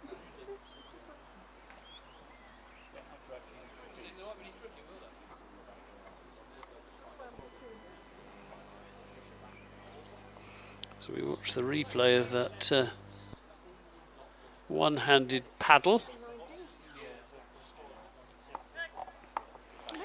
Well, we see replays of glorious cover drives, so we should see replays of one-handed paddle shots as well. As in comes Tickner. And Haynes is immediately on the attack. That is a lovely shot. It was there or thereabouts to be hit, but Haynes not hanging around, and he really does play that beautifully, that cover drive. Minimal backlift, all timing, and the 100 comes up for the First Class Counties Select 11. And Haynes moves on to 6, the score to 102. And things going pretty well.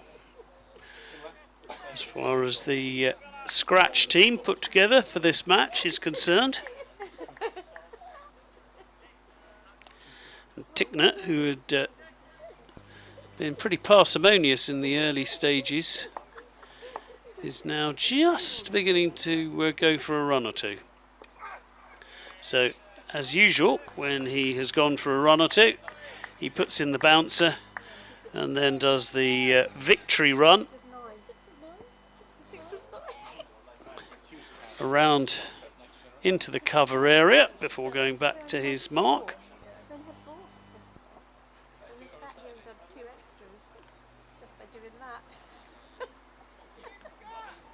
So we have another look at the paddle shot for one.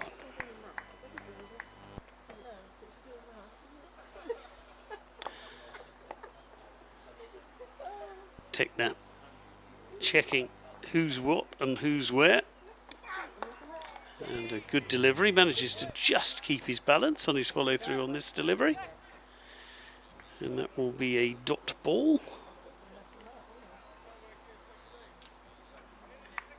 And certainly, after some slightly soporific periods of play throughout this afternoon period, having Tickner charging in and tumbling over, and a few runs beginning to flow.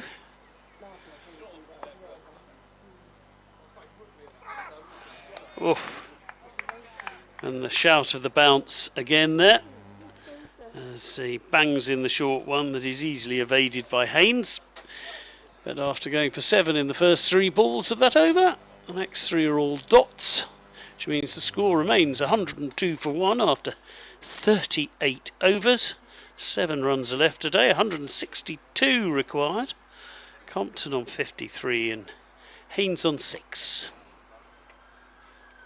There we go, they're the stars of the show so far over the 3 days we've been here at the Cloud County Ground.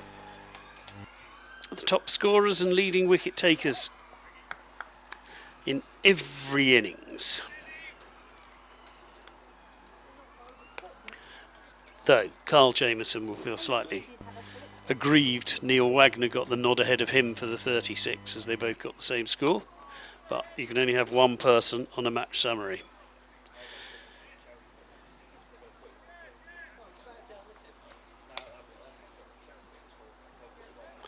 Ajaz Patel is bowled beautifully.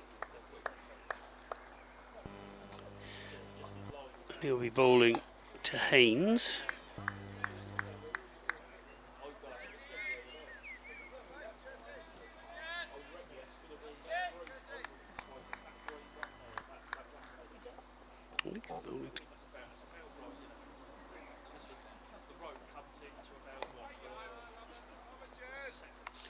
He's bowling to Compton actually.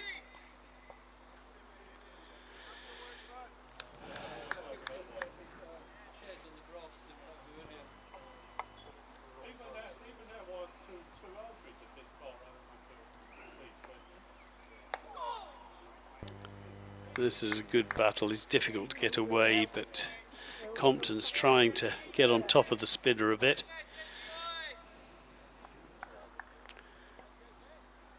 But Ajaz Patel continuing to weave a bit of a spell here, just as he did in the first innings. Ben Compton picks up the ball and hands it to Blundell behind the stumps to lob it back to Ajaz Patel. Racing through his overs suddenly with only got just over 6 remaining. Oh, that one kept low, and Compton did really well to keep that out. That could well have sawn him off at the knees, that one, and he just jabbed the bat down in time as the floodlights come on. Yeah. Security lights are on. Didn't look that dark, but we've got the floodlights on anyway for the final 6 overs.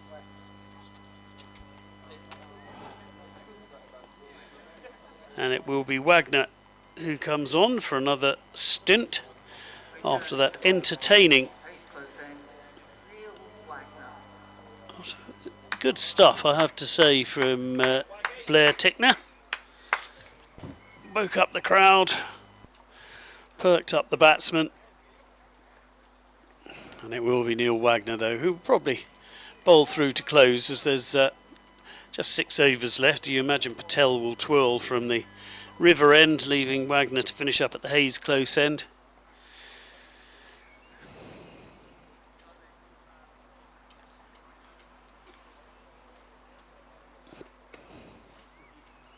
Eventually the ball finds its way to Wagner. Has a lengthy chat with Tim Southee about what he might do.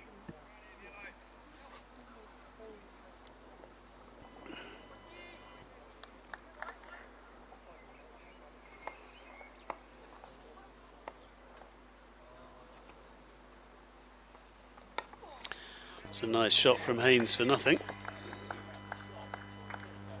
Clips it away. Does play some very pleasing shots on the offside. Haynes was on the up, outside off, but very nicely driven. Just 72 miles an hour as Wagner rebuilds up the pace. Tries to crank it up a little.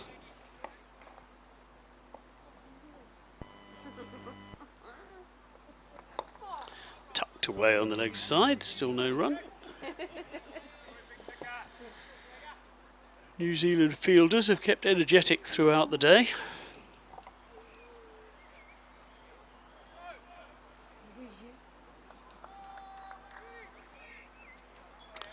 Well, certainly for the 39 overs of the first class county select 11's innings. Might have to get them an easier name at some stage.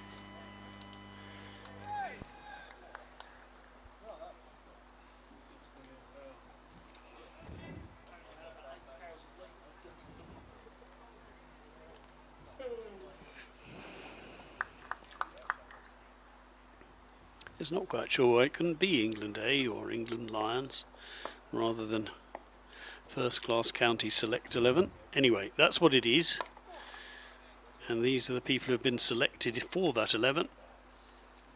Tom Haynes looking to get the scoreboard ticking over a bit, you feel. But at the moment Neil Wagner not giving him too much space outside off to throw his arms at the ball, and he started with 4 dots.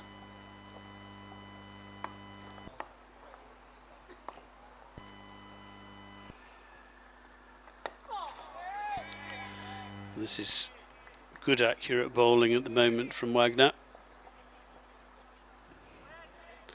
Apart from that first ball, there's been nothing for Haynes to work with. He's just had to head down, keep the ball out, worry about scoring later.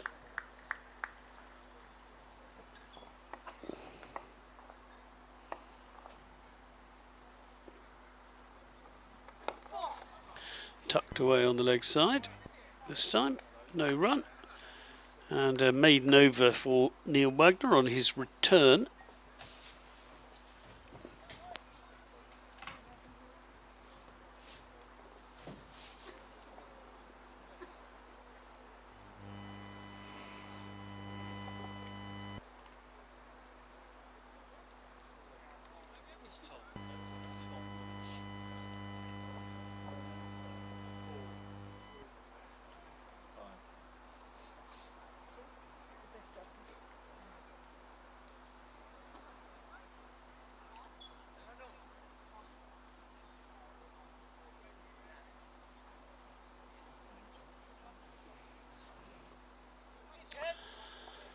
So, Ajaz Patel, unsurprisingly, going to continue with just 5 overs left to complete today. A slightly later finish than we've had throughout. Oh, and that's a decent delivery. It gets a thickish inside edge. That was, if there had been a short leg in, that might have been interesting. As it is, it goes square enough to avoid the leg slip, and they can even shot through for a single, so Haynes will finally have a look at Ajaz Patel. Up until now, Compton's done most of the facing of the spinner. Oh, straight down the wicket goes Haynes, and chips him to mid-on, and chippily runs through for a single. Nicely done. Blair Tickner does the fielding.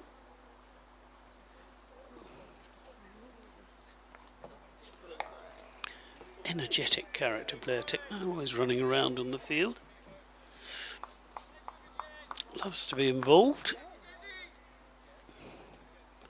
So we're back to the Compton versus Patel battle that's been so intriguing over recent overs. Compton doing pretty well to hold him at bay. So far, Patel has taken the only wicket of this innings to fall so far, that of Dom Sibley.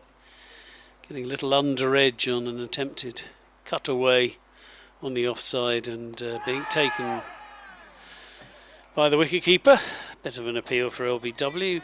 Looked as if it was quite a long way outside of stumps. I'm not sure quite when that was going to hit the stumps, but certainly a shot was played, so in the end no one seemed particularly bothered by it.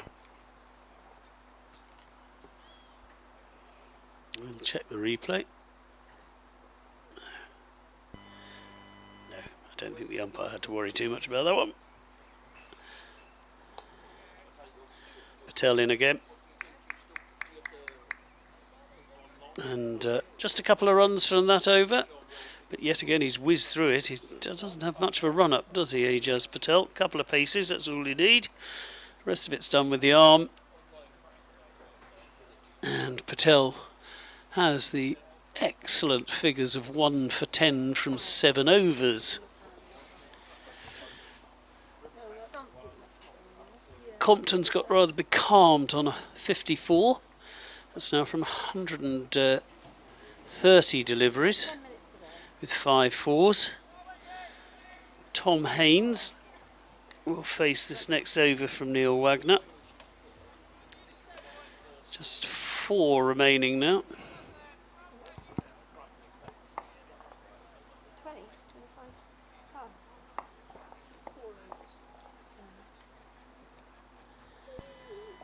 Wagner in.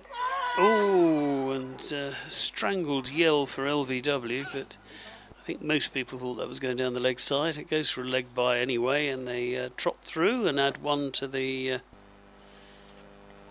total. Wagner bit off the appeal when he realised it was going down leg, and the leg by is signalled.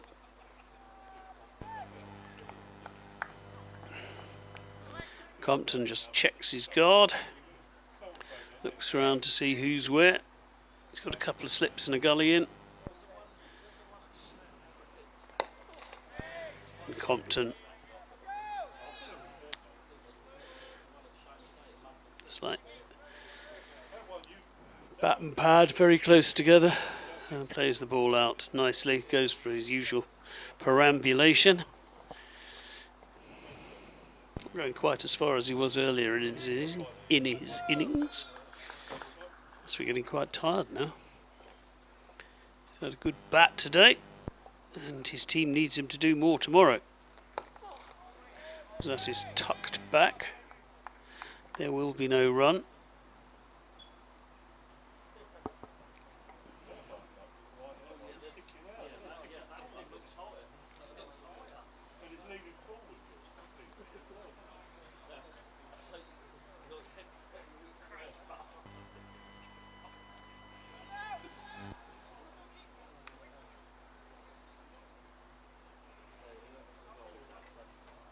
In again, Wagner. Oh, and that's a nice shot for nothing.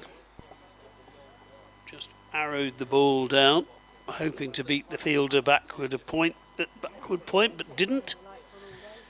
Good save. Very good save. But nice shot.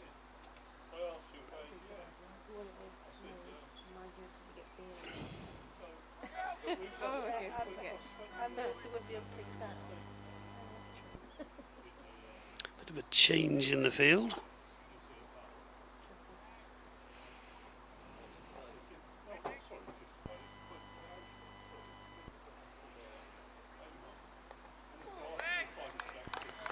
A little bit of extra effort there from Wagner. The ball sails pretty safely over the bat of Compton. Doesn't force him into the shot. Did bend his back a bit, got up to 75 miles an hour there.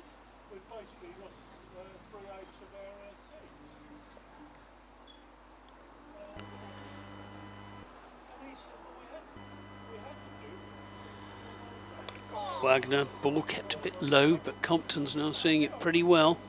He managed to flick it round the corner for a single. And that means that Compton will take the strike. He will move on to 55, the score to 106 for 1, 158 required. 9 wickets in hand. Decent over though from Neil Wagner. Ajaz Patel to continue twirling from the river end.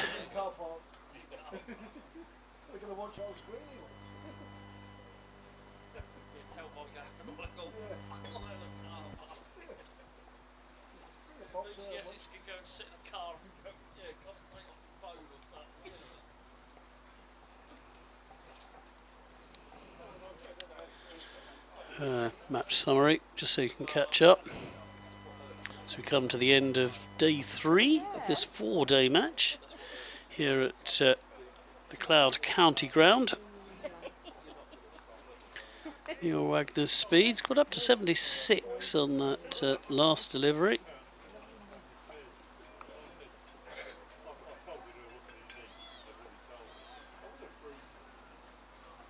Ajaz Patel, a little bit more air, but I think Compton's got his eye on coming in back to bat after breakfast tomorrow morning. See whether he manages to make it through these last 3 overs. Goes back to defend and plays it out to mid-wicket. There'll be no run.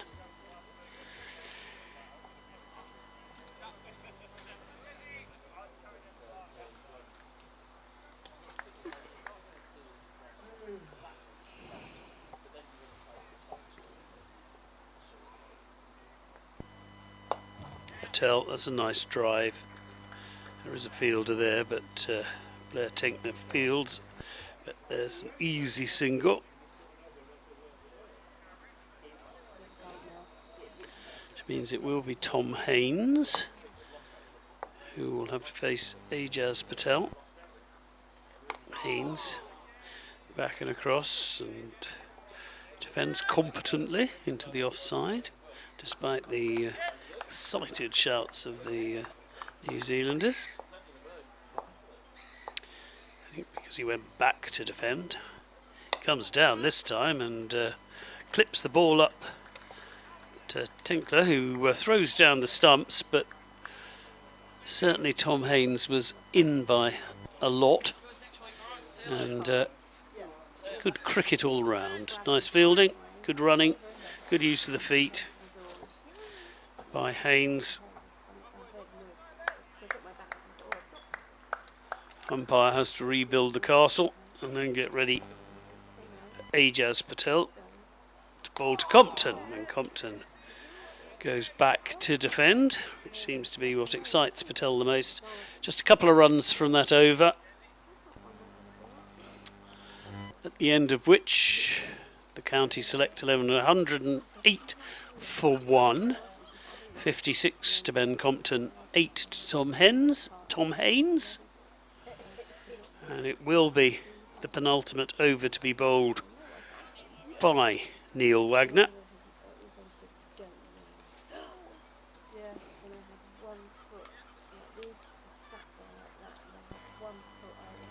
And it will be Tom Haynes who will be facing. Haynes, who has 8 from 21 deliveries. It seems like he's been scoring quicker than that, but he obviously hasn't, otherwise they wouldn't be putting it up there. And partnership is now worth 20 off 52 deliveries. Coming together after Dom Sibley was dismissed by Ajaz Patel. And now it's a short leg going in again for Neil Wagner to Tom Haynes.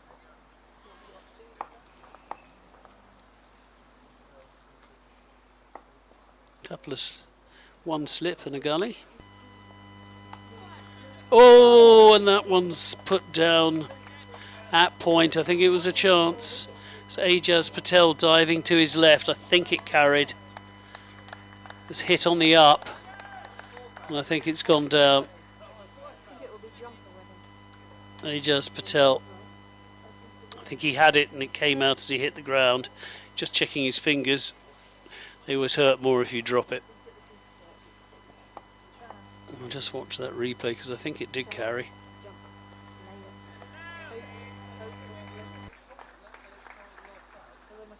Yeah, looked like it did.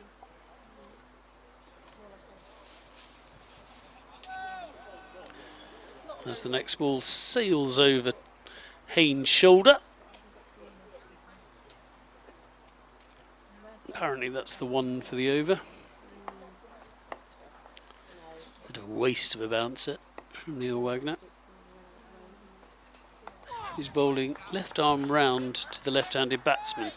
Interestingly, just trying to cramp him up for space. Which seemed to work quite well on that shot. He did look very cramped, Tom Haynes. Both these batsmen then have now had a life.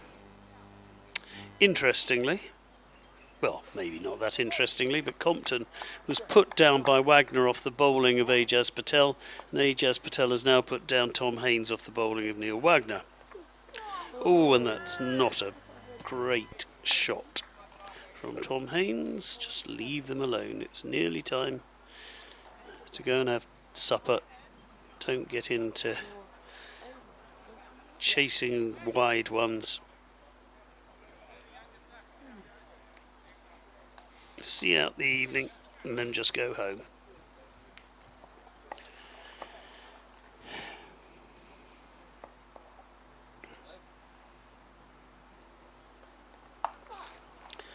Okay, or take on the short one and smash it away over mid-wicket for 4 runs. It was short, it did need dealing with, and dealt it was.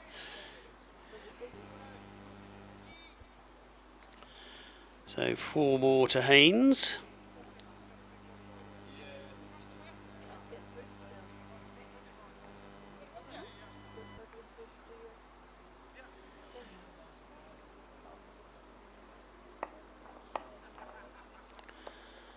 And the final ball of the day as far as Wagner is concerned, and it is a high loopy bouncer that sails over Haynes' head. So Ajaz Patel having put down a difficult chance at backward point.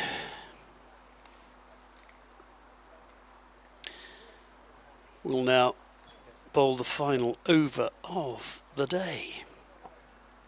A day that started so dramatically. Jamie Porter bowling absolutely brilliantly, and at one stage New Zealand were 9 for 5. Porter having taken 4 for 4 at that stage. That was an edge through the slips. So it will be Ajaz Patel, who again has bowled really, really nicely. Compton has just about coped with him. Just about. I think we'll be glad to see the end of this spell, if he can survive it. Oh. And immediately the ball goes past the outside edge of Compton's bat.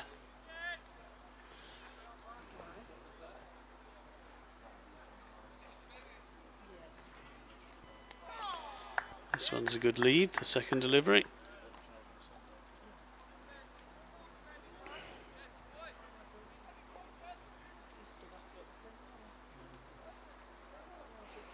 A huge amount of time. We saw one ball rag earlier on, And that is another beauty.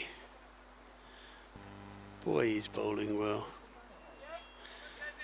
He bowls like this during the Test series.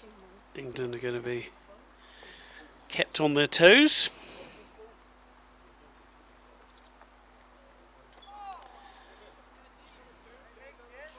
Well played.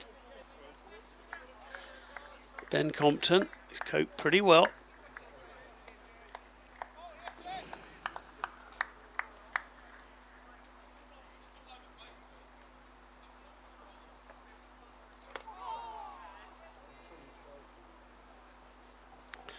There is a 1 ball remaining for the day after that delivery that is just patted down into the offside.